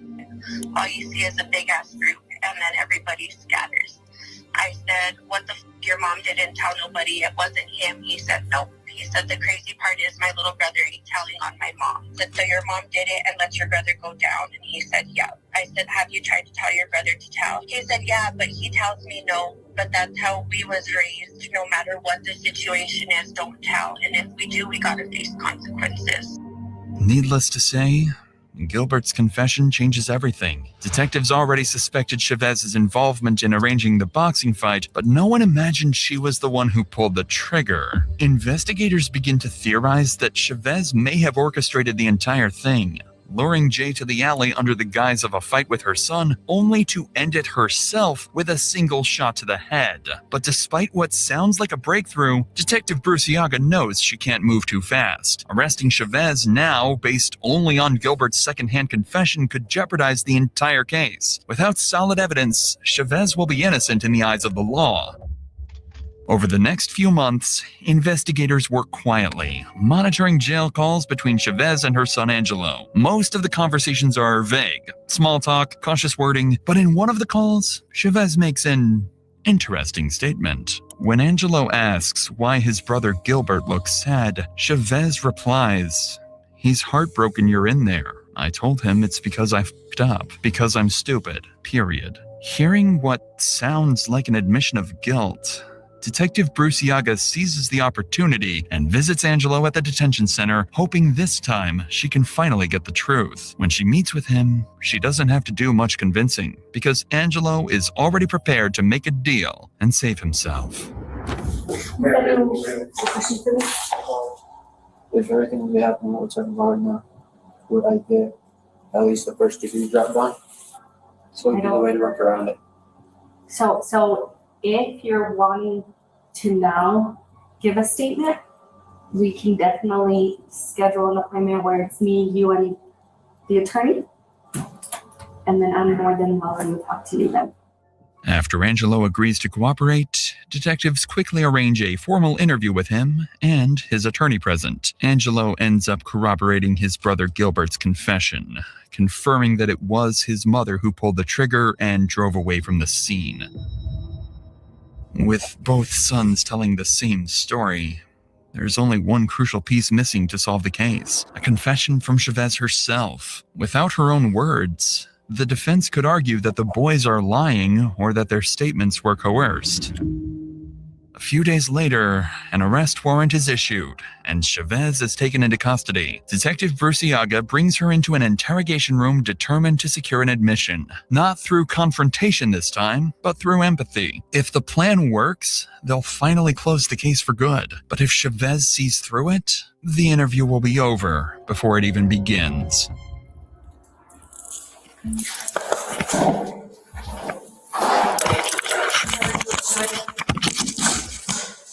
I know that you obviously recognize me because we've met in the past more than once, okay? And regardless of what happened then, I'm not gonna be rude to you. I'm not gonna be disrespectful to you, even though in the past, you weren't the nicest, right? But you're here and I'm not gonna be rude. And I expect the same kid. Fair? Okay.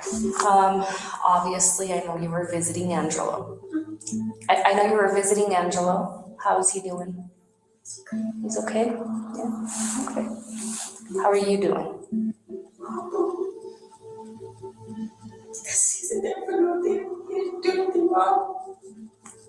And I mean just in general, not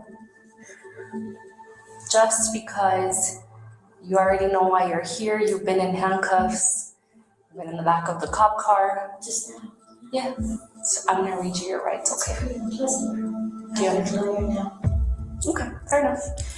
With that being said, what's gonna happen now is I'm gonna stop this interview. You're going to jail on 2 warrants, okay? You do have an open count murder warrant, and you do have, and I have to look at that one to read you the exact, but it's warrant, okay? And that's not mine. It's not for me to discuss, but that's what one of the warrants is for, okay? Unfortunately, things don't go according to plan. The moment Chavez realizes where the conversation is heading, she immediately shuts down the interview and asks for a lawyer. They argue that Chavez disapproved of the relationship between her daughter and Jay and was motivated by anger over how he treated her. They also believe she calculated that her teenage son would face lighter consequences if he took the blame. As for her other children, Elizabeth and Gilbert, investigators determined that neither had any direct role in the shooting. Elizabeth in particular is found to have had no knowledge of her mother's deadly intentions. She withheld some information to protect her family, but was ultimately determined to be a victim caught in the middle. Eventually, Angelo Baldonado pleads guilty to conspiracy to commit first-degree murder and assault with intent to commit a felony, and is... Hey, yo, ladies, that was crazy. Hey, yo, that was a crazy story. That was a crazy story, ladies. Let's get into this next one right quick. Hey, yo, I love true crime, ladies. I could watch shit like this all day. Please hit the like button, ladies.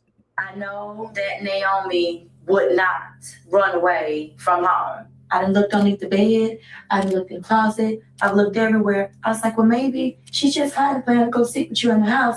He's like, no, mama, she's not here. She's got to be somewhere in some water and some wood somewhere, but I didn't think it was going to be like pulled up and smelled something. I thought it was a hog. I walked back up the rail just a little bit. Yeah. It wasn't a hog. When 12-year-old Naomi Jones woke up on May 31st, 2017 at her home in Pensacola, Florida, she had no idea the horror waiting just around the corner. Later that day, her mother received a call from Naomi's two younger brothers. They were fine, but there was no sign of Naomi, who was in charge of watching over them. As an investigation into her disappearance gets underway, those looking for Naomi have no idea just how close she is the entire time. I had 2 missed calls and I thought it was, I was like, who is this number? And then I realized through text messages, I was like, oh, that's let me call him back. And it was like, Mama, I ain't seen Naomi. I done looked underneath the bed. I done looked in the closet. I've looked everywhere. I was like, well, maybe she's just hiding, plan to go sleep with you in the house. He's like, no, Mama, she's not here. Knowing her 12-year-old daughter would never abandon her brothers under anything less than extreme circumstances, Naomi's mother, Shantara Hurry, left work and rushed home to search for her daughter. When there was no sign of Naomi, Shantara called the police to report her missing. Authorities took the report of a missing child seriously and jumped into action. Right away, they began canvassing the apartment complex where Naomi and her family lived and surrounding neighborhood, as well as organizing a foot search. Their efforts quickly turned up some distressing evidence. Outside the complex on the side of the road was a lock of dark brown hair. Naomi had a hair weave, and investigators suspected that this hair could have been torn or pulled free during a struggle. This theory was further supported when they found an additional lock of hair some feet away in the grass. Police, along with Naomi's friends and family, distributed missing person posters around the area. They also interviewed all of the residents at the apartment complex, including Naomi's younger brothers. Because they were the last to see Naomi before she vanished, it was important that police learn everything they could from the boys. However, interviewing a 10-year-old and a 4-year-old was no simple task. Most of the following footage has never been seen before. I was in the bathroom there. My sister had walked outside and my brother told me Naomi's coming. And I went outside to look and then I called my mom. What did you use to call her? My next door neighbor's phone. Were there any other phones in the house? My sister's phone. Tell me how come Naomi didn't take her phone? I think it was because she wasn't going anywhere for it. She takes her phone everywhere with her. Mm-hmm. While the boys were being questioned, police also took the opportunity to speak more with Shantara. She was more certain than ever that Naomi had not left home by choice. I know that Naomi would not run away from home. I also know that if it was somebody that she knew, she still would not have left her 2 siblings at home by themselves. If they feel any unction that Naomi is going somewhere, they hop right up, they're her shadow. You get what I'm saying? So I'm even wondering if my baby even has shoes on. Because I'm looking at all her shoes and whatever, and I don't see any shoes missing. You get what I'm saying? Like, if her not to say, Naomi, I'm going with you. It was nothing that gave my 4-year-old the unction that Naomi was really going for. In addition to insight into Naomi's character, Shantara was also willing to share some of her suspicions about who may have been involved in Naomi's disappearance. The person of most interest, according to her, should be Naomi's father, Robert Jones. What's your gut tell you about this whole thing, Robert? I just want to try to figure out who lured her. It's not really much that can really lure her in either besides her father. The person who she wants to get her attention from, the person she hasn't seen in so long. The police dutifully followed up with Naomi's father. Despite Shantara's certainty that he may have been involved, police found nothing to suggest that was the case. With his alibi verified, investigators moved on to questioning all of those in Naomi's immediate vicinity. Combined with an ongoing foot search for Naomi, this was no small task, and the FBI soon joined the search for Naomi. In addition to conducting interviews, police obtained search warrants for several nearby units. One such unit belonged to Lauren. Police were particularly interested in her apartment as it had a direct line of sight to Naomi's back deck, where the girl was known to often dance. They were concerned that her dancing could have attracted unwanted, inappropriate attention. In the course of searching the apartment, investigators discovered that Lauren's boyfriend, Robert Howard, spent a good deal of time at the residence, despite having his own home about an hour away. How long have you been with Robert? About 2 years. About 2 years? Mm-hmm. Okay. Let's go back to, obviously this has been in the news for a week now about the little girl at your apartment complex, Naomi. Wait, hold on, y'all. I'm fucking lost, ladies.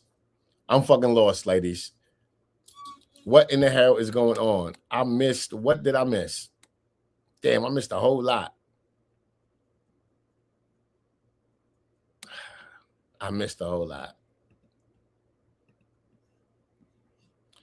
This one is woman discover her boyfriend's horrifying secret. Please hit the like button, pretty faces. Please hit the like button, pretty faces. I would greatly appreciate it. Please hit the like button, pretty faces. I would greatly appreciate it, ladies. Pulled up and smelled something. I thought it was a hog. So I walked back up the rail just a little bit. Yeah. It wasn't a hog. When 12-year-old Naomi Jones woke up on May 31st, 2017 at her home in Pensacola, Florida, she had no idea the horror waiting just around the corner. Damn. Later that day, her mother received a call from Naomi's 2 younger brothers. They were fine, but there was no sign of Naomi, who was in charge of watching over them. Wow. As an investigation into her disappearance gets underway, those looking for Naomi have no idea just how close she is the entire time. I had 2 missed calls and I was like, who is this number? And then I realized through text messages, I was like, oh, that's let me call him back. And it was like, Mom, I ain't seen Naomi. I done looked underneath the bed. I done looked in the closet. I've looked everywhere. I was like, well, maybe she's just hiding, planning to go sleep with you in the house. He's like, no, Mama, she's not here. Knowing her 12-year-old daughter would never abandon her brothers under anything less than extreme circumstances, Naomi's mother, Shantara Hurry, left work and rushed home to search for her daughter. When there was no sign of Naomi, Shantara called the police to report her missing. Wow. That's kind of rough. Your daughter 12 babysitting her younger siblings. You already out of pocket as a mother. You already out of pocket.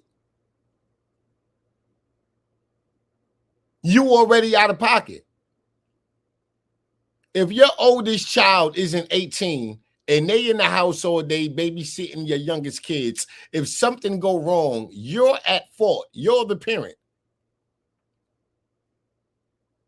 No underage children should be left. And don't get me wrong, like, us niggas do this. Like, we do it. Sometimes motherfucker ain't got nobody to babysit motherfucking kids. The oldest sibling gotta goddamn it handle they goddamn business. But we shouldn't be doing that shit. The law states no underage children should be left alone without someone of age.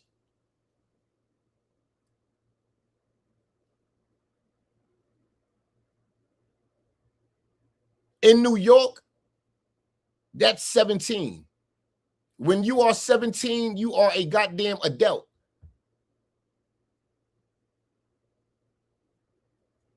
I think it's 16 in Pennsylvania. It's 18 in some states.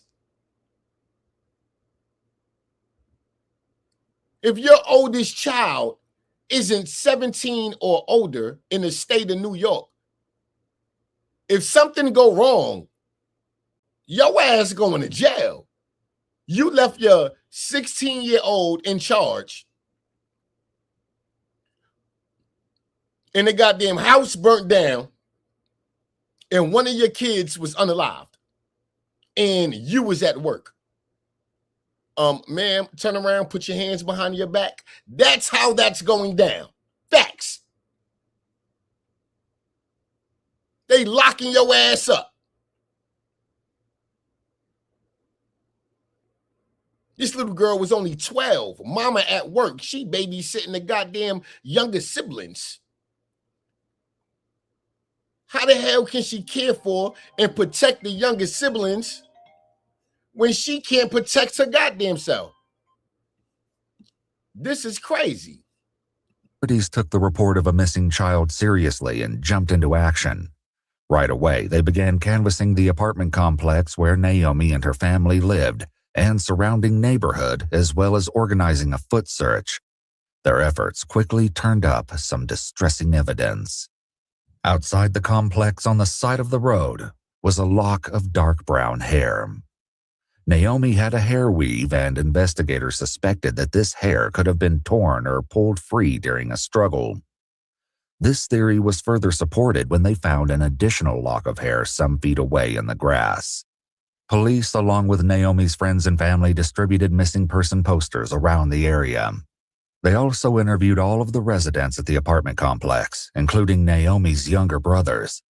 Because they were the last to see Naomi before she vanished, it was important that police learn everything they could from the boys. However, interviewing a 10-year-old and a 4-year-old was no simple task. Most of the following footage has never been seen before. I was in the bathroom there. My sister had walked outside, and my brother told me Naomi's gone. And I went outside to look, and then I called my mom. What did you use to call her? My next door neighbor's phone. Were there any other phones in the house? My sister's phone. Tell me how come Naomi didn't take her phone? I think it was because she wasn't going anywhere far. She takes her phone everywhere with her. Mm-hmm. While the boys were being questioned, police also took the opportunity to speak more with Shantara. She was more certain than ever that Naomi had not left home by choice. I know that Naomi would not run away from home.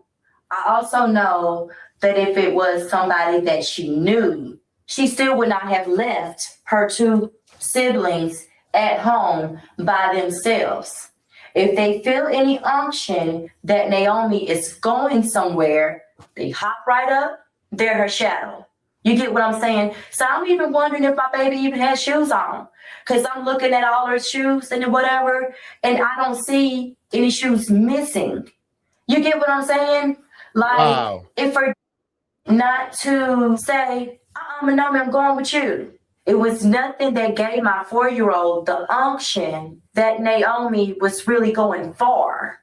In addition to insight into Naomi's character, Shantara was also willing to share some of her suspicions about who may have been involved in Naomi's disappearance.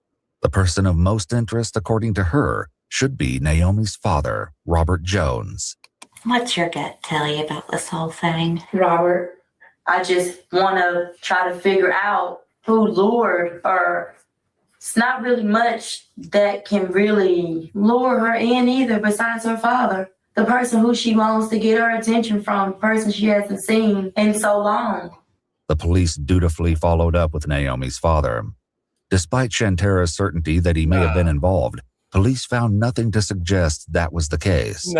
With his alibi verified, investigators moved on to questioning all of those in Naomi's immediate vicinity. Combined with an ongoing foot search for Naomi, this was no small task, and the FBI soon joined the search for Naomi. In addition to conducting interviews, police obtained search warrants for several nearby units. One such unit belonged to Lauren. Police were particularly interested in her apartment as it had a direct line of sight to Naomi's back deck, where the girl was known to often dance. They were concerned that her dancing could have attracted unwanted, inappropriate attention. Damn. In the course of searching the apartment, investigators discovered that Lauren's boyfriend, Robert Howard, spent a good deal of time at the residence, despite having his own home about an hour away. Oh, hell How long no. have you been with Robert? About 2 years. About 2 years. Okay. Carmen. Carmen. Goddamn little girl missing. Carmen couldn't help but see that goddamn house was dirty as a motherfucker.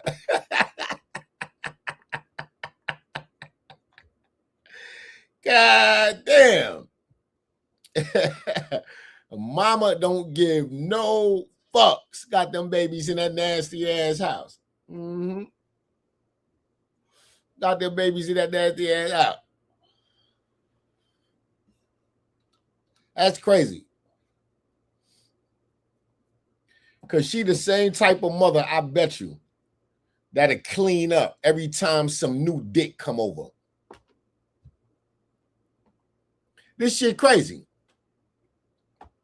You got your kids living like this every day, but let you have some dick coming over for the first time. Man, that goddamn house is gonna be so goddamn spotless, man. That motherfucker gonna walk in that house smelling bleach, fabuloso. God damn, fried chicken, collard greens on the stove and shit. Goddamn baby's been eating peanut butter and jelly for 6 goddamn months. All of a sudden, some fried chicken being cooked in this motherfucker.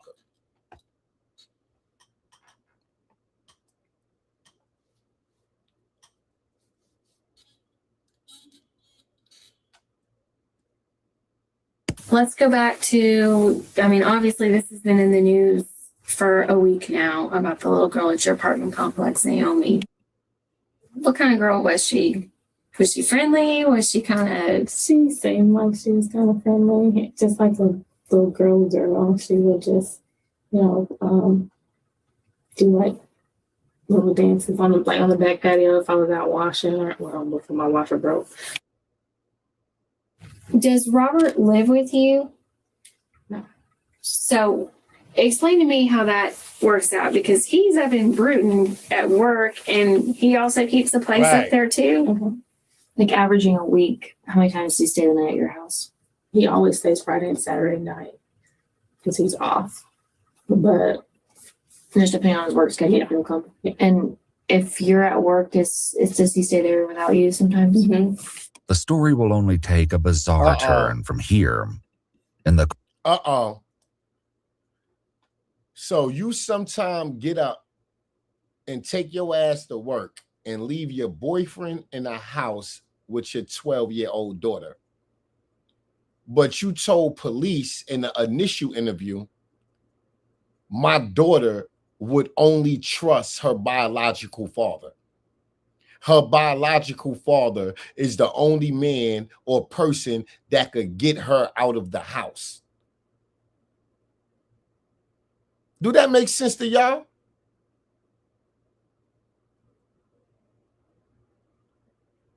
If your daughter only trusts her biological father, then why is you leaving her alone with a man she don't trust? Even if you fucking him. You know your daughter don't trust this motherfucker. Your daughter might be uneasy at his presence when you not in the room if she only trusts her father. And you said that with confidence on the first interview. You know your daughter. So if your daughter only trusts her father, then why is you leaving her with this other man? It don't make sense. The fuck? It don't matter if you fucking him and trust him. If your child don't, he shouldn't be left with your child. Course of performing due diligence, police looked into Robert, and what they found sent alarm bells ringing. What do you know about his past? I know that he got convicted of back in the late 90s, right after high school. Do you know the details of it at all? Or what he's told you? Some details about that. There was a girl who accused him of her and not being able. So this nigga told you a girl accused him of rape and you leaving him in the house with your 12-year-old daughter? Wait. Lock her ass up. Excuse me, ma'am, but can you please stand up and turn around and place your hands behind your back?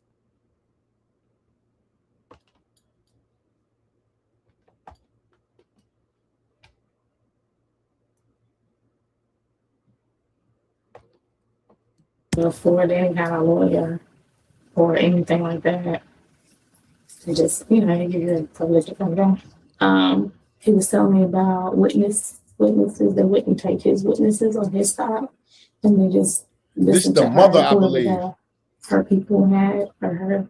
In 1999, Robert Howard was convicted of 2 counts of assault in the state of Alabama. He served 15 years in prison before being released on probation in 2014. Since then, he'd been registered as an offender. Upon learning this, police were immediately suspicious that he could have been involved in Naomi's disappearance and brought him in. This is wild. Your boyfriend did 15 years for SA. He came home from prison after 15 years and had to get on a registry, the ex-offenders registry. That means his convictions is public information. Even when he told you, you could have did your Googles and got the details and saw this was a heinous motherfucker.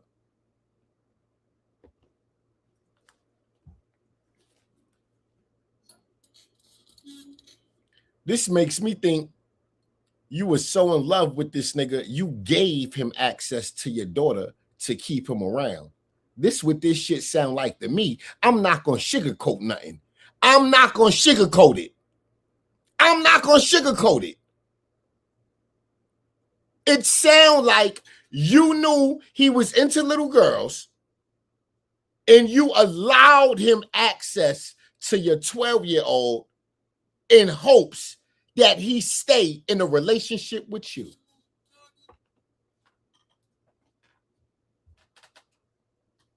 That's what it sounds like to me. Lock her ass up too.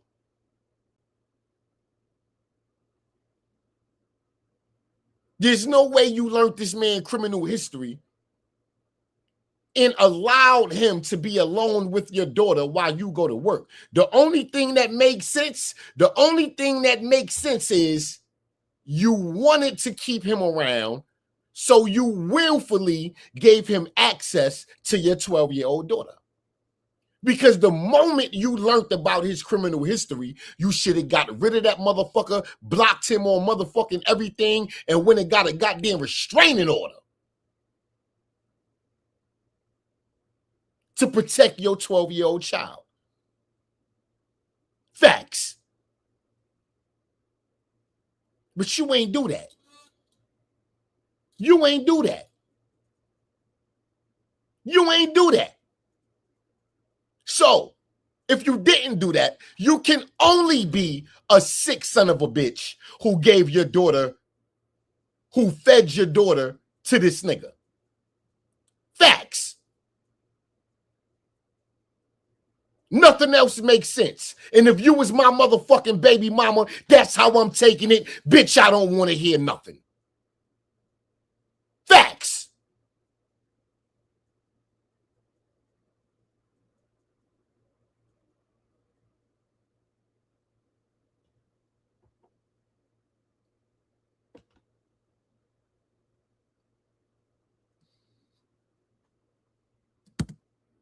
Robert informs the police that he was at the gym on the morning of the incident and returned to Lauren's apartment around 11 a.m. Soon after, he went to see Lauren at work, and both returned home half an hour later as Lauren wanted to change her shirt. He further shares that they were only at the apartment for a short time and left again around noon so Lauren could go back to work. Robert tried to go to the dollar store but chose to stay in his car when it began storming. It seemed that Robert had a solid alibi for the entire day Naomi went missing. And after that, I headed on out to Bruton to go see a friend before they went to a funeral. This is where investigators began to question the series of events. According to Robert, he left Pensacola to visit a friend in Bruton, then turned around and drove an hour all the way back to Pensacola, then went back to Bruton again to clock in for work. It was clear that something wasn't adding up. How come on a Wednesday you went to Bruton, came home just to get your stuff, and then went right back to work? I went to see my friend. Uh-huh. I mean, this is somebody that my girlfriend knows nothing about, so I went to see her because, like I said, her uncle had passed. I'm going to see her. Right. How come you didn't take your stuff with you, though? That just seems like a whole lot of driving to me. I do a lot of driving, right? Believe it or not, but I mean, I was dressed. I mean, I just didn't have my boots or my rain gear, so I had to come back to get them. Do you know who Naomi is? Yes, I know exactly who she is. I see her. Well, you see her every time we're in and out the apartment. Her and her brother, either out there playing with their dog, or they're on that back balcony, or they're in between the apartments playing. Had you seen her at all that day? No, ma'am. I ran into, I don't know the little girl's mom name, but her and another older lady as I was getting ready to get into the car to head back to Bruton for work. And that's when she asked me, have I seen her daughter? Yeah, I was coming down the steps as I put my boots in the back seat. And I was getting ready to get into the car. Actually, her friend that was with her asked me first, have I seen a little girl? And I'm like, well, no, ma'am, I just came out the apartment. And she was like, well, it's my daughter. And I'm like, well, no, ma'am. She's like, well, she's missing. And I stood there and talked with them for a minute before I left. This incident would have chilling implications later. While it was odd, it was far from a reason to detain Robert further. Police would confirm his alibis, but for now, they focused their attention on those closer to Naomi. For example, they interviewed Shantara's ex-boyfriend, Bruce. Naomi's birthday was fit to come up, and she asked me for a pair of Space Jam Jordan shoes. But you said you were just over there at like a little cookout or something, right? Like a month ago? No, her mom called me over there. They was cooking shrimp and fish or something like that. And I went over. Naomi texted you wanting certain shoes. Yeah, she wanted the shoes, the Space Jams. And I said, since you've been good and you kept your grades up, I said, listen to your mama, obey your mama, follow what your mama say, and I get you them shoes. Then her mom's fall out. I don't text her nothing because she's saying I owe her $70. According to what Bruce told police, his conversation with Naomi was simply his attempt to be a positive influence in her life. He also stated that he'd recently come back in contact with the family and thought they were on good terms. But when Shantara told him to stop talking to her daughter, he said that he respected her wishes and ceased all contact. Before parting ways with the investigation, Bruce gave some insight into Naomi's behavior. Let me tell you something. Naomi don't go nowhere, sir. She don't let them kids out the house. The boys were home. They stayed in the house. Naomi don't go outside like that. Naomi like the phone. She like computers. She like to be in her room. She like to be by herself. You ever see her go anywhere without her phone? Nope. The phone was left in the house. Nope. It seemed that everyone who knew Naomi was sure that she would not wander off on her own. As time ticked on with no further signs of Naomi, the case was looking increasingly grim. The foot search continued, expanding to cover a 3-mile radius surrounding Naomi's home. But despite the monumental effort of the local police and the FBI, nobody could find any trace of Naomi. Police went through her phone and contacts. There they discovered messages from a man by the name of Tridarius Gray, who at 18 was 6 years older than Naomi. When they looked into the relationship further, investigators saw a few potential red flags and headed out to his residence to get some answers. Okay, Tridarius, so you know Naomi, correct? Mm-hmm. How do you know Naomi? Went to school with her. Okay, what grades were you in school with her? I was in 8th, and I don't know what grade she was in. Okay, she would have been elementary? Okay. And so you've known her for how long, would you say? 3-4 years. Okay. So with that friendship that y'all kind of have, is it just like a close friendship? Y'all text every now and then? Kind of describe your relationship with her. No, she just takes me out of nowhere. While it was ultimately determined that Tridarius had nothing to do with the Naomi Jones case, this wasn't the last time he would be under police scrutiny. Almost 5 years later, in 2022, Tridarius Gray was involved in a serious crime where he shot his ex-girlfriend, Jacavia Simmons, and then took his own life. For Naomi's case, however, one phone call was about to change the trajectory of the entire investigation. On June 5th, less than a week after Naomi went missing, 2 individuals contacted emergency dispatch to report a gruesome discovery that would change everything. Are you Hell do we like to have to fish so much? You guys were fishing? No. No. We work together and we really like to fish. Mm-hmm. Well, that bridge has just been complete recently that I remember. And we were right there and we wanted to stop. I was like, hey, we'll go check that out on the way back. Because we were 2 blocks up the road on the corner, putting in a garage door. Well, we finished and said, okay. So we pulled over. And we pulled over, just to look. Because we like to fish. That's something that's one of the perks of our jobs is we can stop and fish. Mm-hmm. Well, pulled up and smelled something. I thought it was a hog, because the color and everything. I thought somebody just skinned a hog. Well, walked back up the rail just a little bit. Yeah. It wasn't a hog. Yeah. Tragically, what they discovered in the water was none other than the remains of Naomi Jones. Her body was in an advanced state of decomposition, which, combined with shock, is likely why the men did not immediately recognize what they were seeing. I mean, we didn't go down. We knew as soon as we saw, both started calling 911. We both knew what we had to do and just sat right there and waited. We didn't want to move, but the initial, before we even saw what was happening, we both leaned over the rail to look at the water. Yeah. And caught it. Crime scene officials rushed to secure the area and recover her remains. Naomi's body was found floating in the water below 8 Mile Bridge, about 4 miles from her home. The foot search for Naomi had only covered 3. Naomi was wearing the red tank top she had last been seen in, but her American flag print shorts and underwear were missing. After locating the body, investigators likely weren't surprised when the medical examiner ruled Naomi's death a homicide. Now that they know they were hunting a killer, the entire investigation shifted. And as it so happened, Naomi's neighbor Robert Howard had never really left the police's radar. Part of Robert's previous statement had raised a red flag for investigators. I was coming down the steps as I put my boots in the back seat, and I was getting ready to get into the car. On its own, this statement is unimportant.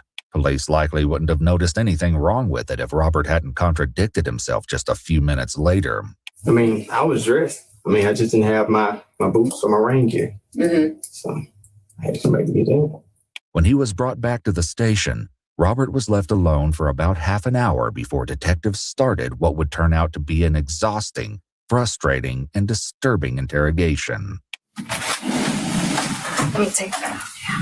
Is it all right if I just stand up in the room and stretch my legs and stuff? Yeah, he's gonna come in and get your buckles in a second. But yeah, you can get up and stretch your legs. That I'm all back forward. What's that? Buckles? Well, we're just gonna go over some of the stuff. The other investigator talked to you earlier this morning. Mm-hmm. I had a chance to read over everything, and I had a couple questions I didn't get to ask you because I was busy. Okay. All right.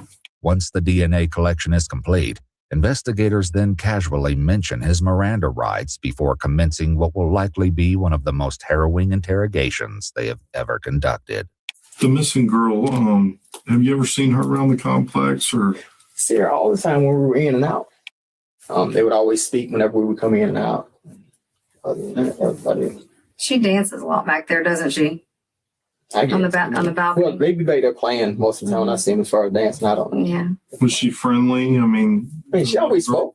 I mean, I say other than that, that's pretty much all I know about her. I said she would always speak. If she seen us, she would speak. Regardless if we seen her or not, she would let us know that she was there. She would speak. Investigators likely took note of this, and instead of easing off as Robert had likely hoped, they press harder. Did she ever come over to y'all's apartment or anything? So I've never been to Lauren's. If she has, she's been there when I wasn't there. And if I'm not mistaken, I think Lauren told me one day that they missed the bus and they came and used her phone to call their mom and let her know they missed the bus. Other than that, that's all I know about them being there. Okay. Have they ever been in your cars? No. Either one of your cars? No. Did you see that girl that Wednesday at all? No, sir. When was the last time you saw her?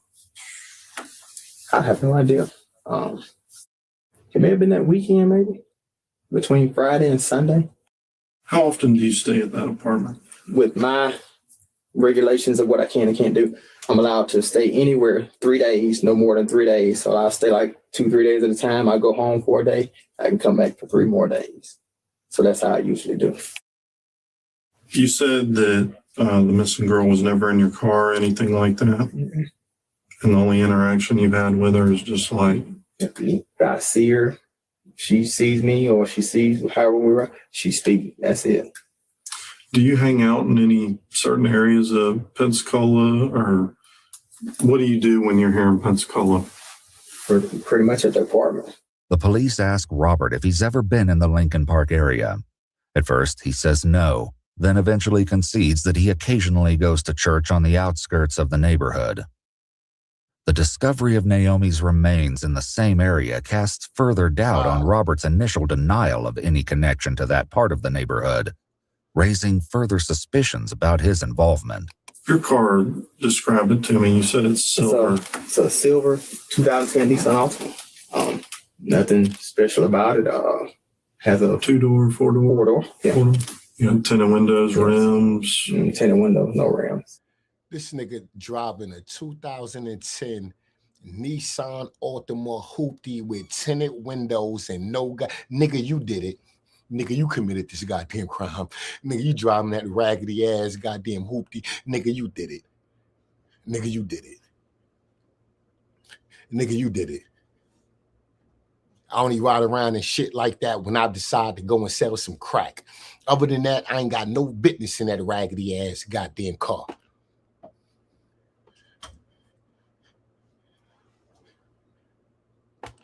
That nigga probably was getting up going to work every day in that shit. Nigga, I'm getting on a bus. I'm not getting in that shit. The fuck?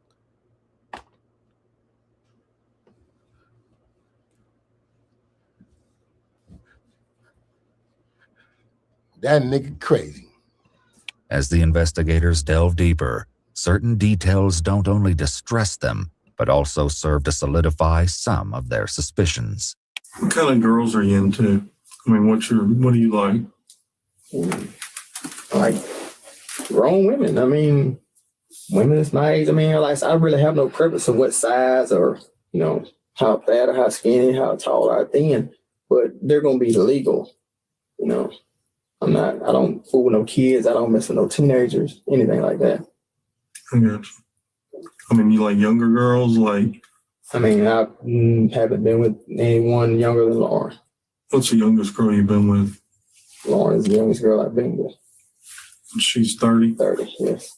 In response, investigators drop a surprise reality check to rattle Robert further. What if I were to tell you that your car was in the area where her body was found that night? No, that's impossible. Why? I mean, because it could have been. Why? Tell me why. Because when I have my car, it's either at work. When I leave work, I come straight back to Avenue, Lauren's apartment. Did anybody else have your car that night? No one ever has my car. So you don't know, does Lauren ever drive your car? She has a few times, but it's been a little while since she drove my car. You don't ever loan your car out? No. Given his earlier statement about visiting a friend in Bruton for a funeral, police followed up on his alibi in an interview with Yolanda Mitchell, who was willing to challenge part of Robert's statement. Wow. The only reason that I remember May 31st is because that is the day of my uncle's funeral. That's the only reason I remember that day. And he did not know that that was the day of my uncle's funeral. He did not know when I was going. He did not know what time the funeral was going to be. And I told the detectives that called me, I don't delete text messages. So I have all the text messages that we've ever sent to each other. And I think it was about 12:57 that I sent him a text that said, please pray for me and my family. This is going to be hard. And he texted me back like at 1:02 or something like that. I don't remember what he said. He said something about, are you okay? Or do you need to talk? Or something of that nature. The thing about that Wow. is that we already have your phone records. Okay. And you were at the apartments at 1:30. I was gone at 1:30. Phone records show no, you were there at 1:30. That phone number you gave me, this phone number we subpoenaed for the records. You were at the apartments at 1:30. You were not in Bruton. I was on my way to Bruton. You were. I'm not going to argue with you. I mean, you don't have to argue, but okay. If you say I was at the apartment, just please search my license. Nothing has been changed in my car since the day that the first officer flipped through it and looked through it. Everything's in there. If you find anything in that car, it's going to be from Yolanda Mitchell, where she sits in that front seat and talks to me. Other than that, that's it. While Robert insists on his innocence, he likely doesn't know that the investigators have already spoken with Yolanda and gathered more incriminating information against him. Dang. She also revealed that he hadn't been completely upfront with the investigators about the nature of their relationship. What was your relationship with him? It's not really here. It's not going to be anything we're going to ever bring up other than maybe, friends, but more than friends. Okay. Nobody really knew about our relationship. Okay. Investigators now get more aggressive in their approach as they push him further to the edge of truth. I think one or two things happen. You either have a fetish or were attracted to Naomi and you got her to get in your car and things might have gotten, let's say, a little carried away, or either you're just a stone cold killer, man. Well, I mean, it's one or the other. neither, because I never got her to get in my car. She's never been in my car. That's why I never got her to get in my car. I've never cleaned my car because of that. So I feel like if I clean that car and y'all find it clean, oh, well, he cleaned it before we can get to it. That's why I didn't do that. Why would you even think? Because the day that when they looked through the day that they questioned us, I had to get a brake job done. I told. What day were you questioned? Friday. Okay. And I told the guy, I said, well, I had an appointment to get a brake job done at 10. I said, I'm not leaving because y'all questioned me. The other guy that was with him came, looked through my trunk. He opened my back seat, looked in it, front seat, looked in it. And from that day there, I said, don't clean this car out. Because I feel like, it's eventually going to come. So I'm already, have a status offender. So whatever I have is going to be searched. I feel like that anyway. Right. Because I'm already a potential suspect. I guess you say that. But wouldn't you agree you had time to clean the car before you were even questioned? Sure, but I didn't. There was no need to. I told Lauren the same thing. What made you feel that way? Like I just told you. I feel like, when you look through it, I'm right there at the complex where this child's missing. I'm right there. I'm already, like I said, putting the statuses over my head already. So I'm right there. So he's right here. So why not just check him out? Right. That's why. What police don't mention is that they've already done exactly that, and what they found inside made their blood run cold. We have your car on video. We have your phone records that show your exact route from where you were at, from the apartments to Bruton, back down to where she was found, back to, and they show exactly which route you went. You can't deny it. It's your phone number. It's your phone number and your phone records. You could keep denying it, or you can tell me what really happened and give your story of what happened. She's a cute girl. She looks a little older. Maybe you guys had something and how can we have something? That's I've never been around crazy. a child. how do you explain though? How do you explain that your phone is showing that you're going in those directions? If you say this is showing, if you say you got my car on video and you say this is showing all of this, let me see it, because there's no way that none of that. You want to see it? There's no way. All right, I'll show you. What's that? A Nissan Altima. Okay, and what is that supposed to mean? That's your car. How's it? Okay, so how are you just gonna tell me that's my car? Out of It's your car because your phone puts you in that exact spot that that car is at the exact time that that car is on that video. Okay, if you say so. We don't say so. I mean, that's what It's all the over. evidence says. That is not my car. That's not my car. This nigga crazy. That child's never been in my car. I've never had that child in my car. Like I said, me and that child has never been in spitting distance of each other. Never.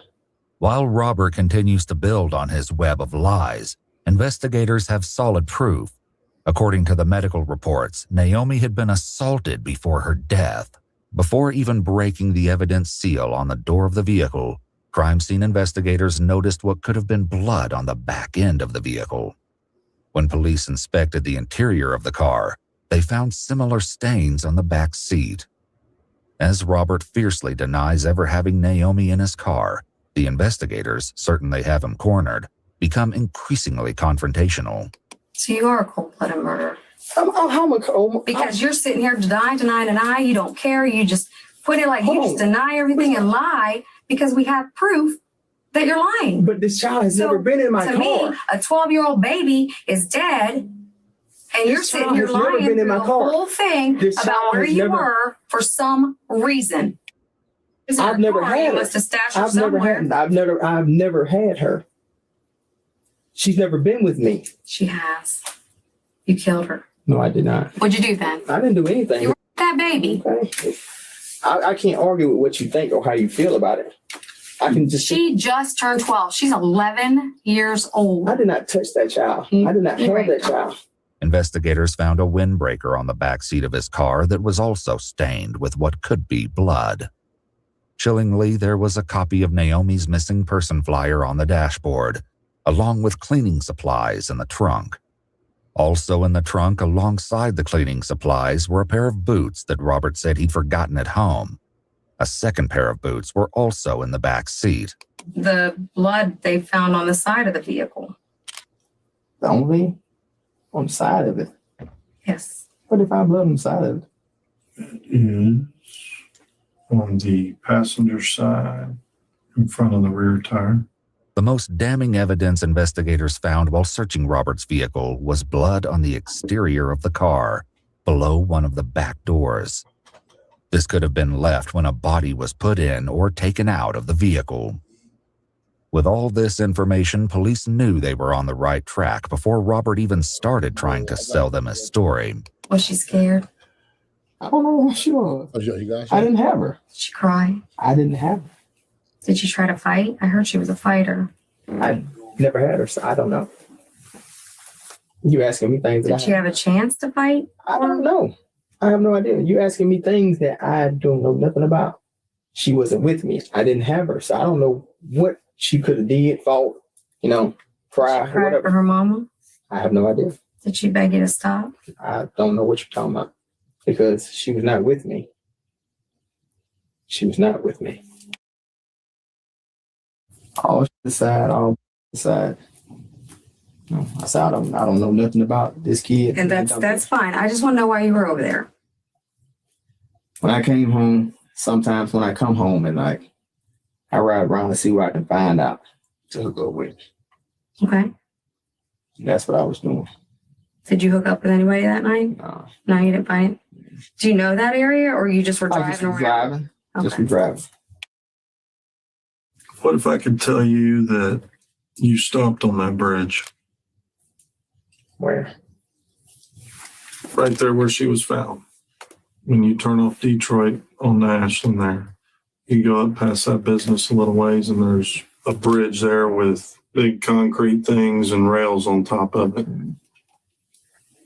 Yeah.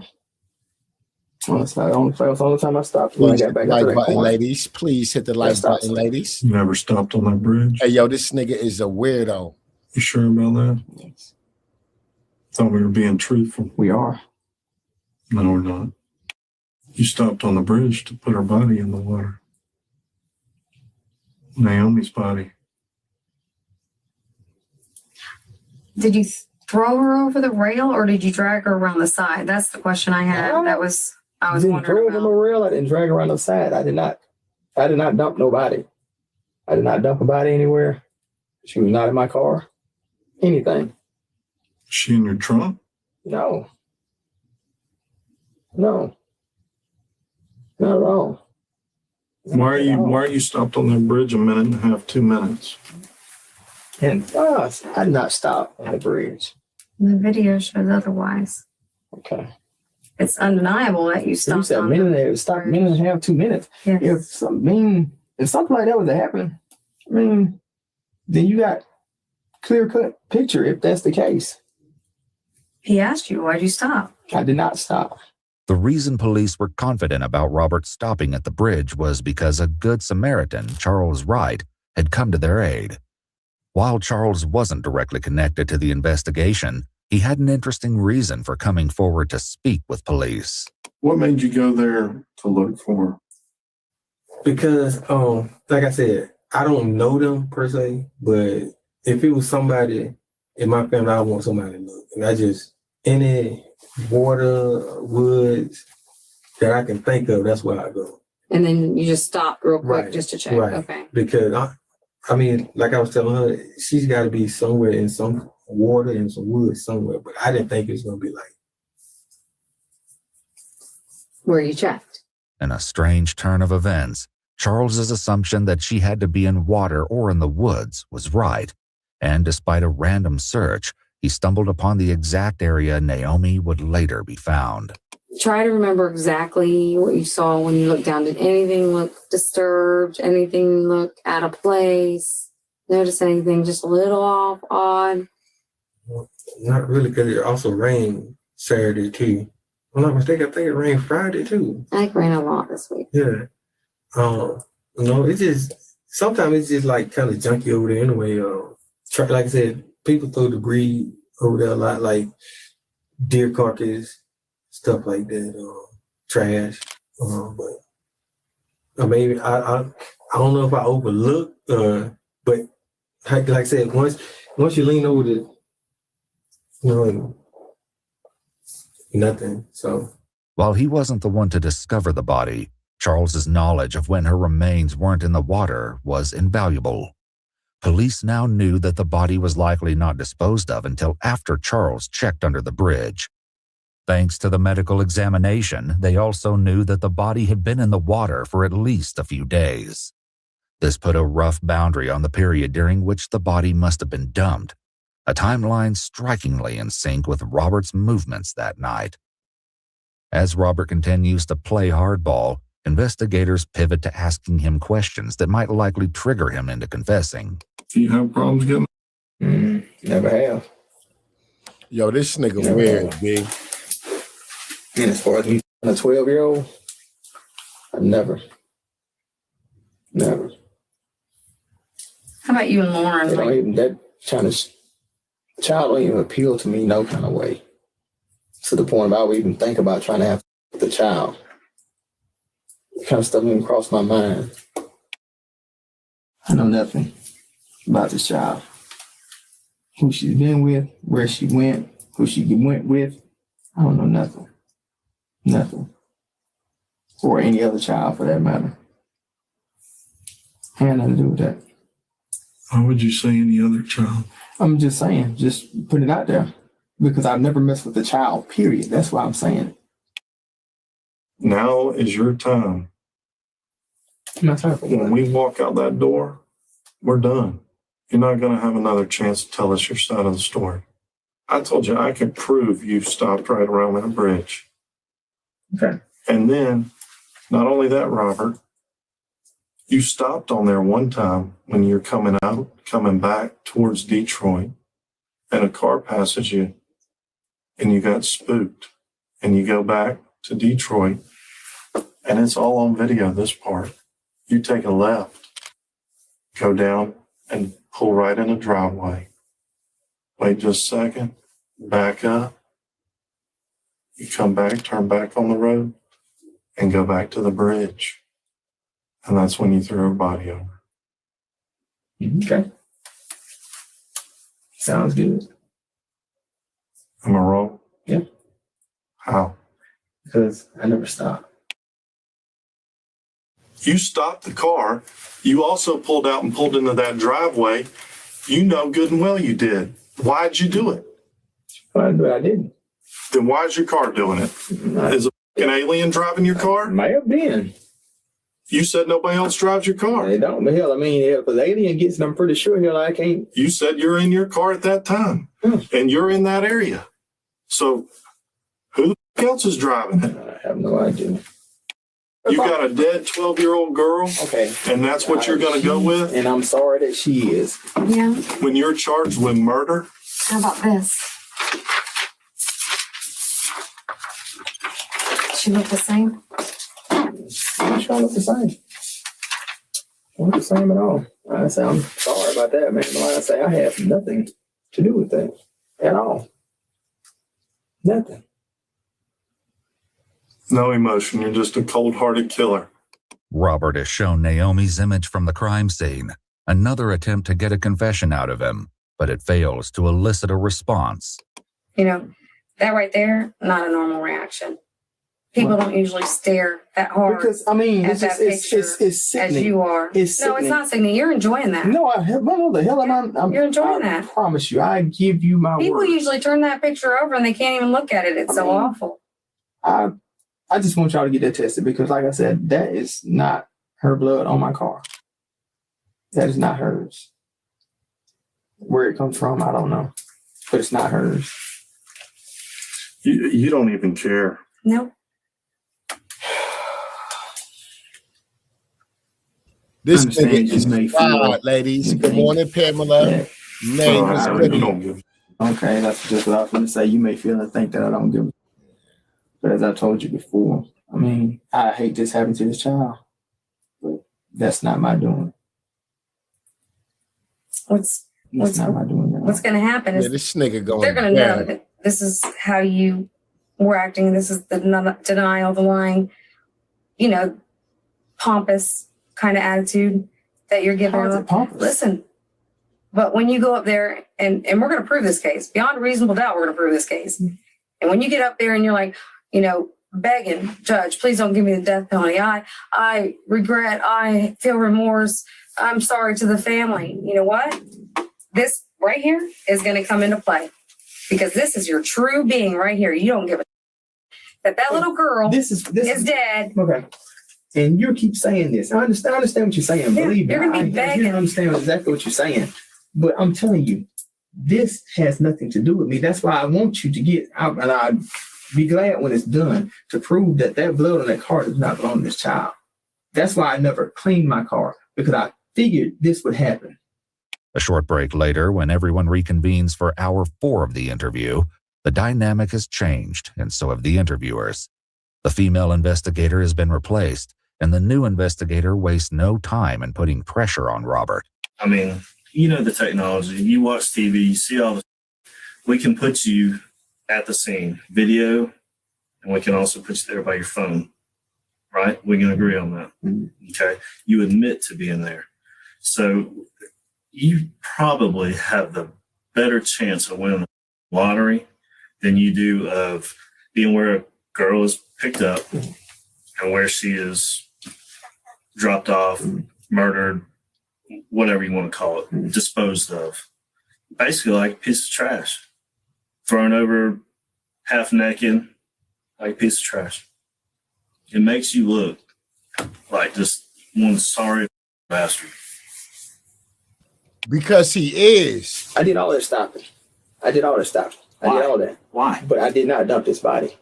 Was somebody else with you? Oh my No one else was God. with So me. You were by now he yourself. did But the I stopping, was but told he ain't dumped the that body. something would be there. What? It wasn't this when I looked. Or I didn't see this when I looked. What was supposed to be there? It was supposed to be as far as what exactly is it supposed to be something to benefit me? Like that. Something What? to benefit me, I guess. Some dead? No, I don't hope not. But it was just supposed to be something, and I should have kept it. It was a note for me. It was a note on the car. All honesty, all inside. It was a note on I said I the car. never What is he picked her up, talking never about? took her anywhere. And it says something to benefit you. From Naomi? No. Who's it from? It didn't have no name from nobody or to nobody. It was just on the car. That Nigga. is the absolute worst. I'm telling you the honest nigga truth. That So this nigga saying he came outside and it was a note on the car. Somebody told him to go to that location. They got something for him. There was no name on the note. He don't know who wrote the note. So he went to that location. I know that nigga just ain't say that. I know he just ain't tell them white boys that shit. Ain't no way in hell he told them white boys that shit. Nah. Nah, that's crazy. is absolutely ridiculous. Listen to me. Just Okay, I'm listen listening here. Just listen to me. Let me hear When it. it benefit you. Okay. How's it going to benefit you? Monetarily? It didn't say. It just said something to benefit you. As the investigator continues to prod, Robert finally poses the question they'd all been anticipating. A question poised to unveil chilling answers. They're going to make you out to be the monster on the stand. The only thing that you can say is, I didn't mean for this to happen. And that's what's got to come out of you tonight. I didn't mean for it to happen. I didn't mean for it to go this far. Made a mistake. All is not lost. But tonight's the night. I'm going to help you through it. I'm going to help you through it to take that weight off your heart. You gonna help me through? Yep. How you gonna help me through? Because we're going to talk about it. So I give that mama closure and let her know that you're not the monster that everybody makes you out to be.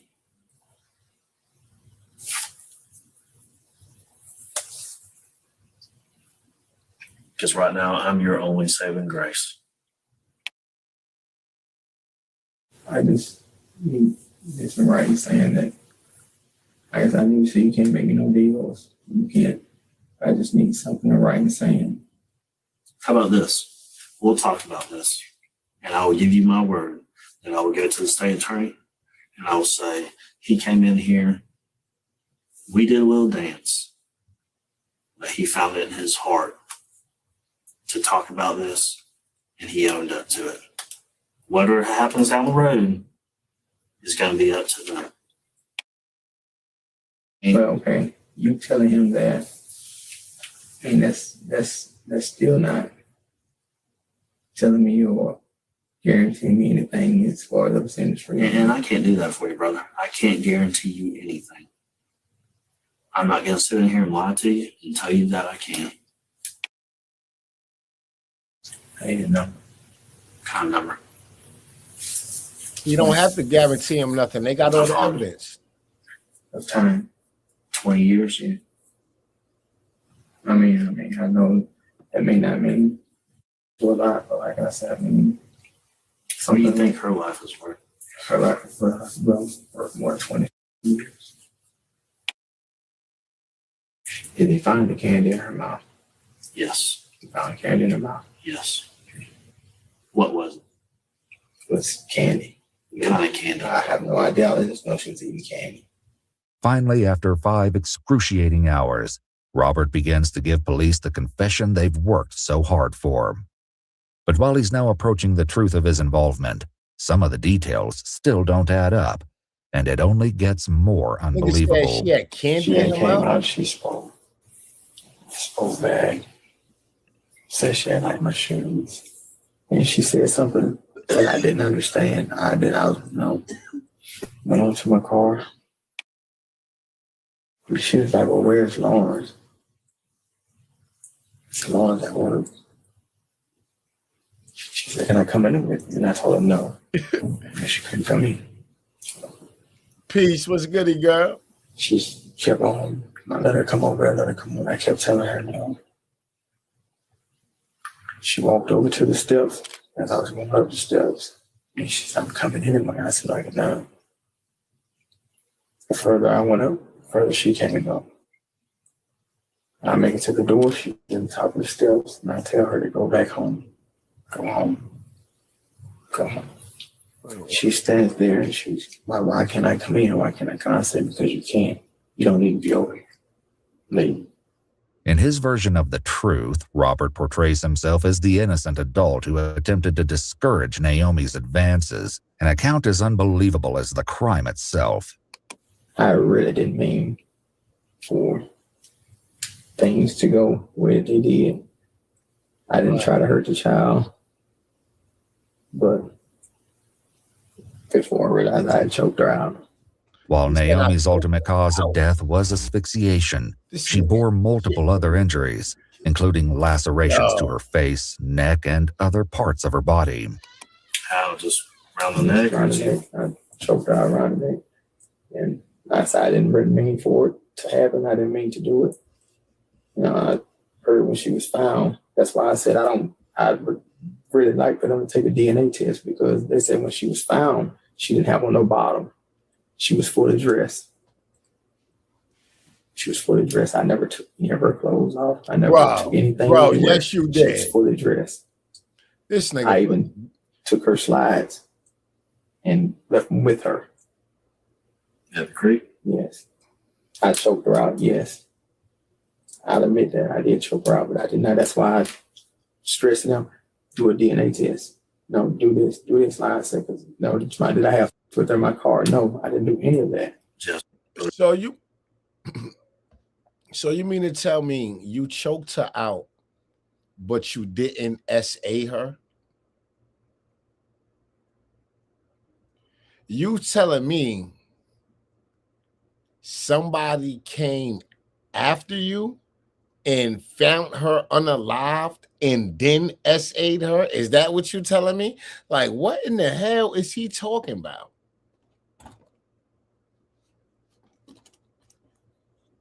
Nah, that's not my DNA inside of her. I ain't do all that. I just choked her out. Somebody else must. Wait. What? Oh, hell no.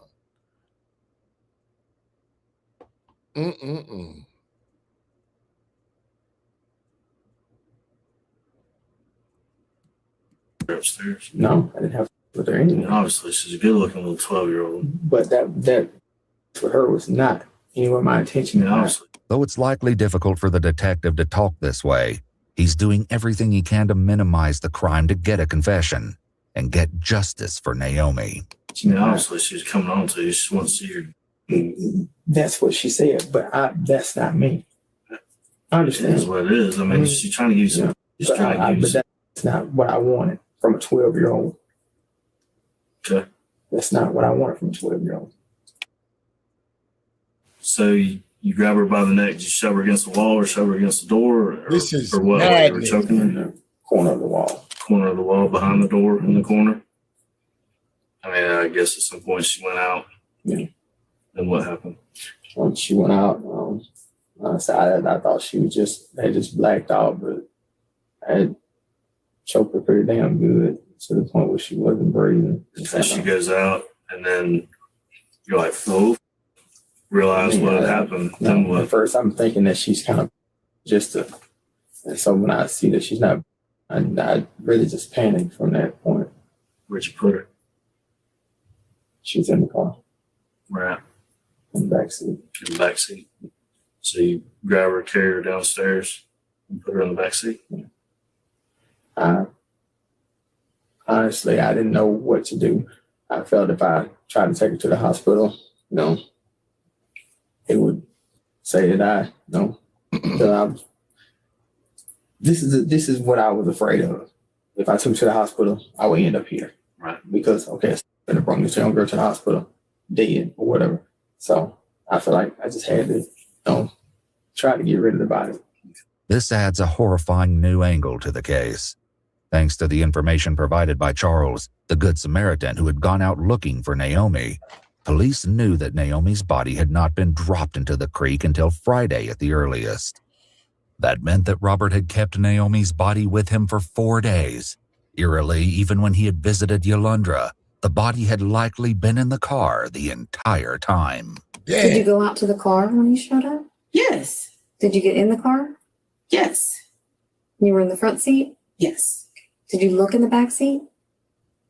No. Okay, you didn't notice like maybe a raincoat spread out back there?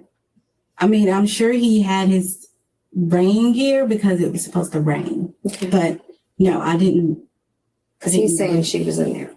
I didn't look in the back seat. Wow. So her daughter was in the car in the back seat unalived. And she looking for her daughter, talking to him. She's sitting in the passenger seat. Her daughter is behind her unalived. Wait. Oh my God.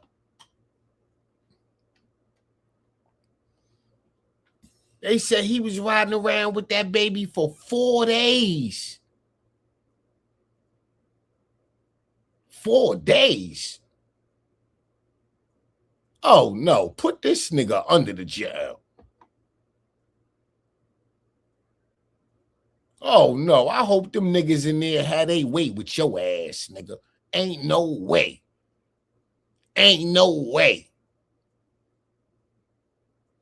Wow, God bless that baby, man. God bless that baby. Oh, that's not the mother? Who is that then? Oh, no, that's the friend he went to go visit. He said he went to the funeral. Got it.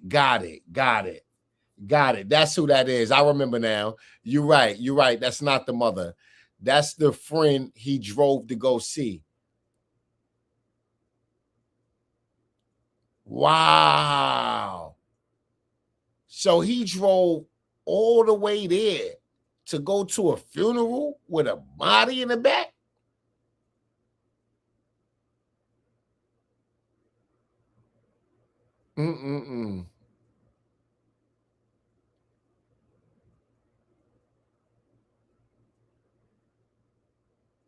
Wow.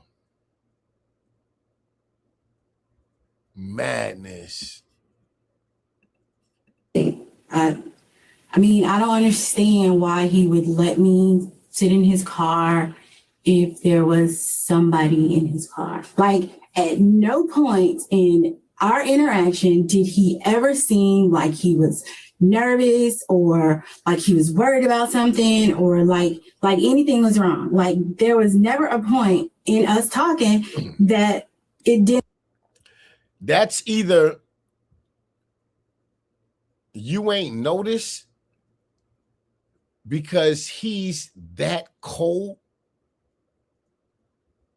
He's that psychotic and cold-hearted that he can ride around with a dead body and you won't even know. Or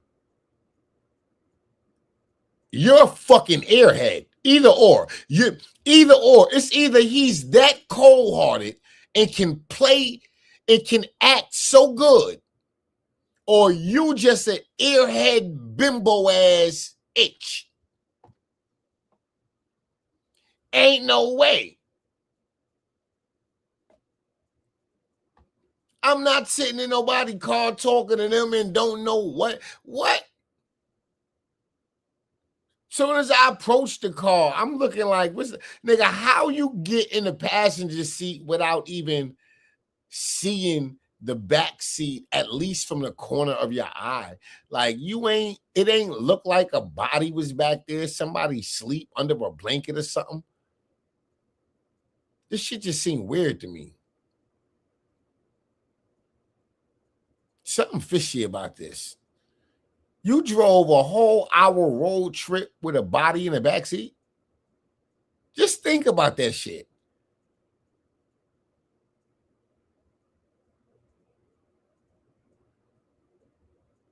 You had the body in your backseat for 4 days.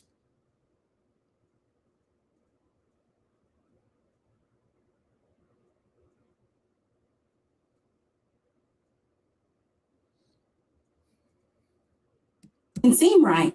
Back in the interrogation room with Robert, investigators attempt to hammer out the final details of his confession. In the process, they make a heartbreaking revelation. I see the ladies walking, so I throw my raincoat in the car, in the back seat, throw my boots in the back on the floor. Naomi's mom was on the phone. The other lady was just walking with her, and the lady, she stopped me and asked me, say, "Have you seen a little girl?" And when she asked me that, my heart just sank. Because you knew they were. I already knew they were looking for her. She's in your back seat. She's back there in my back seat dead. Oh my God. Did he say Naomi's mother stopped him? Like she's out in the street canvassing looking for her daughter?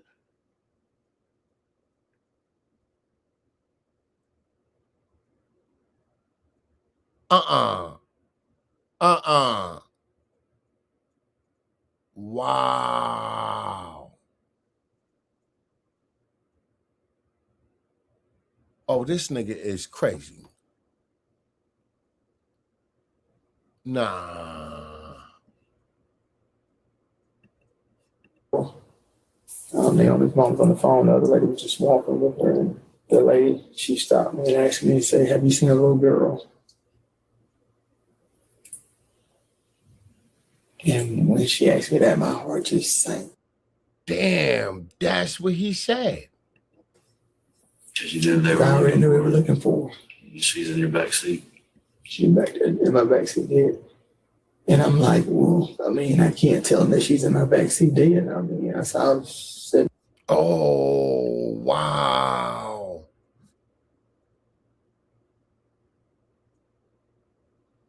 Good morning, Internet Granny. Good morning, Kimberly.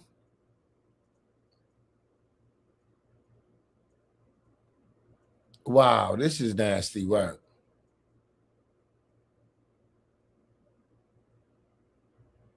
Damn. This is nasty work. No, ma'am, I haven't. And Naomi's mom was like, well, it's my little girl. So you know my little girl? I'm like, yes, ma'am. At that point, she like, I don't know what time she went missing. She like, her brother doesn't even know. So he was standing out there with her. He was like, he don't even know when she left. And I'm trying to get away as fast as I can because I don't need him to walk into my car. Tragically, it appears that Shantara Hurry was within feet of her missing daughter's body during the first frantic hours of her search. Wow. I'm done. I'm done. I'm done. I'm done. This is crazy.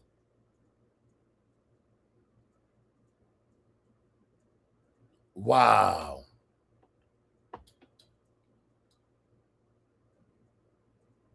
Rest in peace to that baby girl.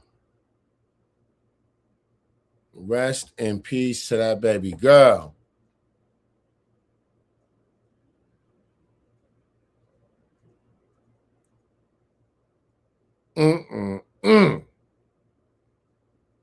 Imagine how her mama felt when she found this out.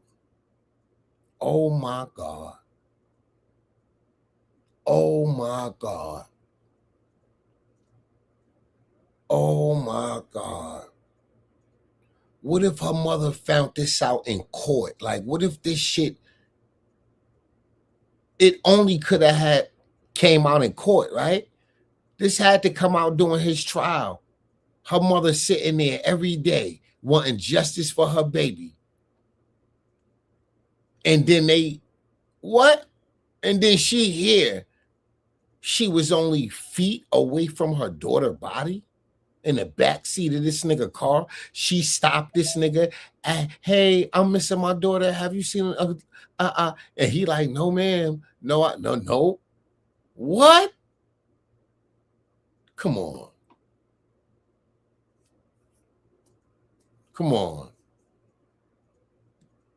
It was also determined through the medical reports that Naomi was likely killed shortly after she disappeared.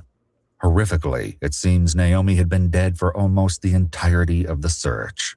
I told you basically that I killed the child, but You did. I mean, right? Nothing.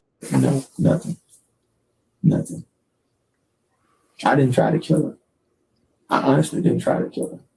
To gather further evidence on Robert's conduct after the crime and more clues on Naomi's presence in his vehicle, investigators check with his girlfriend, Lauren. When is the next time you rode in his car? It's okay. You don't remember. Okay. Just wondering if you remembered anything that stood out. That's why we're being so specific about these questions, because, sometimes when we think we know somebody, we really don't. But we have enough at this time to go ahead and charge him with murder. And that's tough. It's really tough because you have your own family to worry about. I'm just really sad for you and your little boy, because you don't have anything to do with this, and your sweet little boy doesn't have anything to do with this. Right, internet granny. I'm so sorry.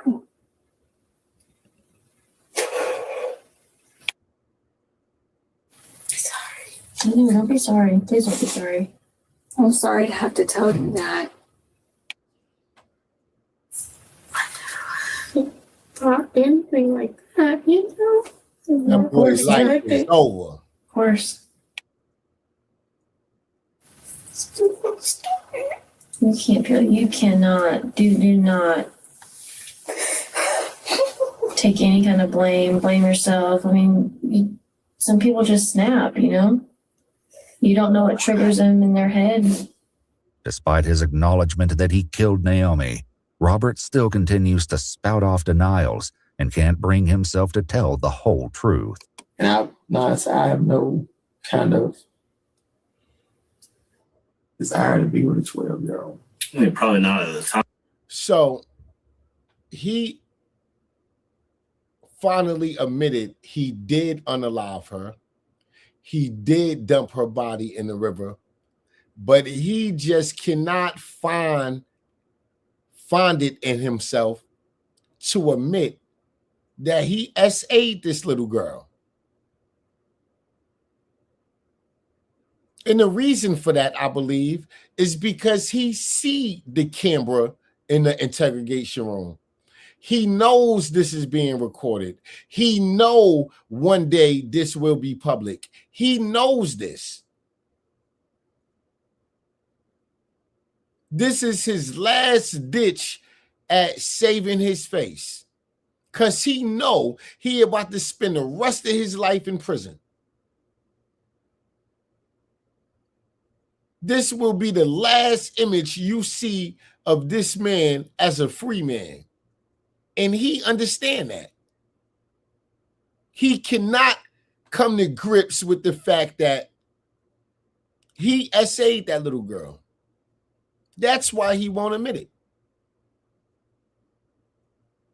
You want motherfuckers to believe you just unalived her, you didn't SA her, but somebody came and found her in the river and SA'd her corpse. Like, are you stupid?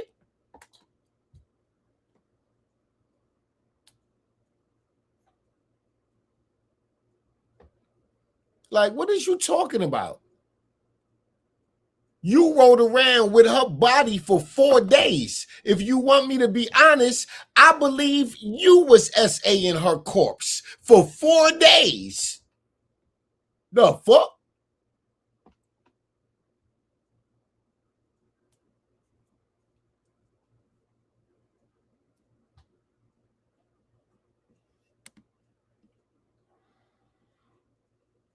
But I mean, because she acts like she's 17, 18. Wouldn't you agree that she acts? I mean, the way she came on, she said, yeah. I understand what you're trying to do. Even if you ain't trying to do nothing. I mean, maybe she was just talking to see if she could see my. I mean, I don't know. But I didn't show it to her. And I didn't do anything to her. As frustrating as Robert's stubborn denial may be, police have enough to charge him with the murder of Naomi Jones, and his interrogation ended soon after. In 2021, a jury declared Robert Howard guilty of first-degree murder. He was sentenced to life in prison without the possibility of parole. Nice. Eventually, Shantara Hurry, Naomi's mother, settled for $2 million in a civil case against the apartment complex owners, on the grounds that they should have made other residents.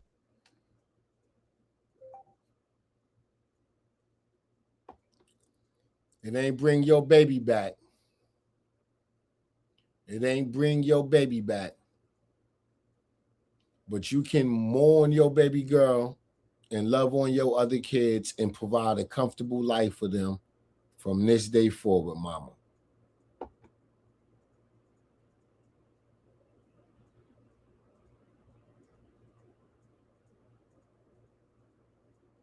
Rest in peace to that baby girl.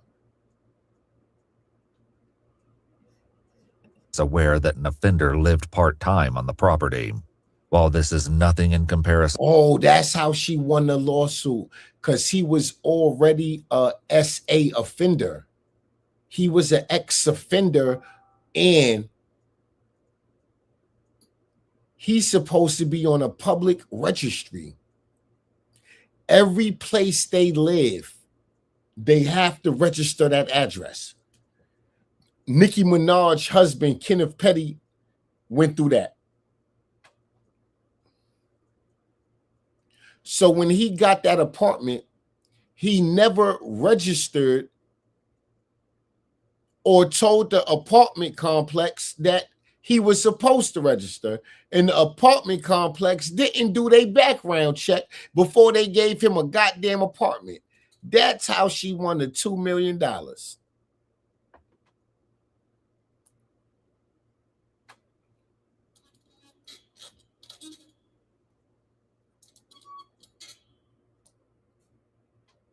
To the loss of her daughter, we can hope that this might lift some of the pressure on the single mother and ease the family's path going forward. Wow. Rest in peace, baby girl.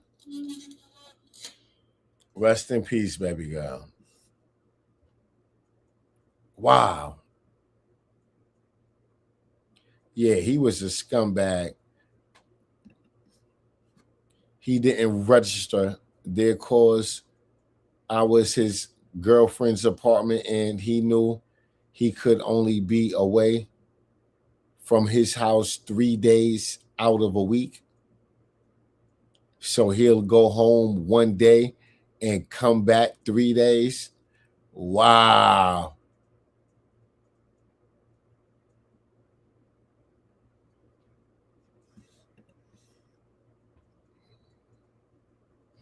He knew the rules of it, of his regulations and how to get around them. Right. He sure did. Right. R.I.P.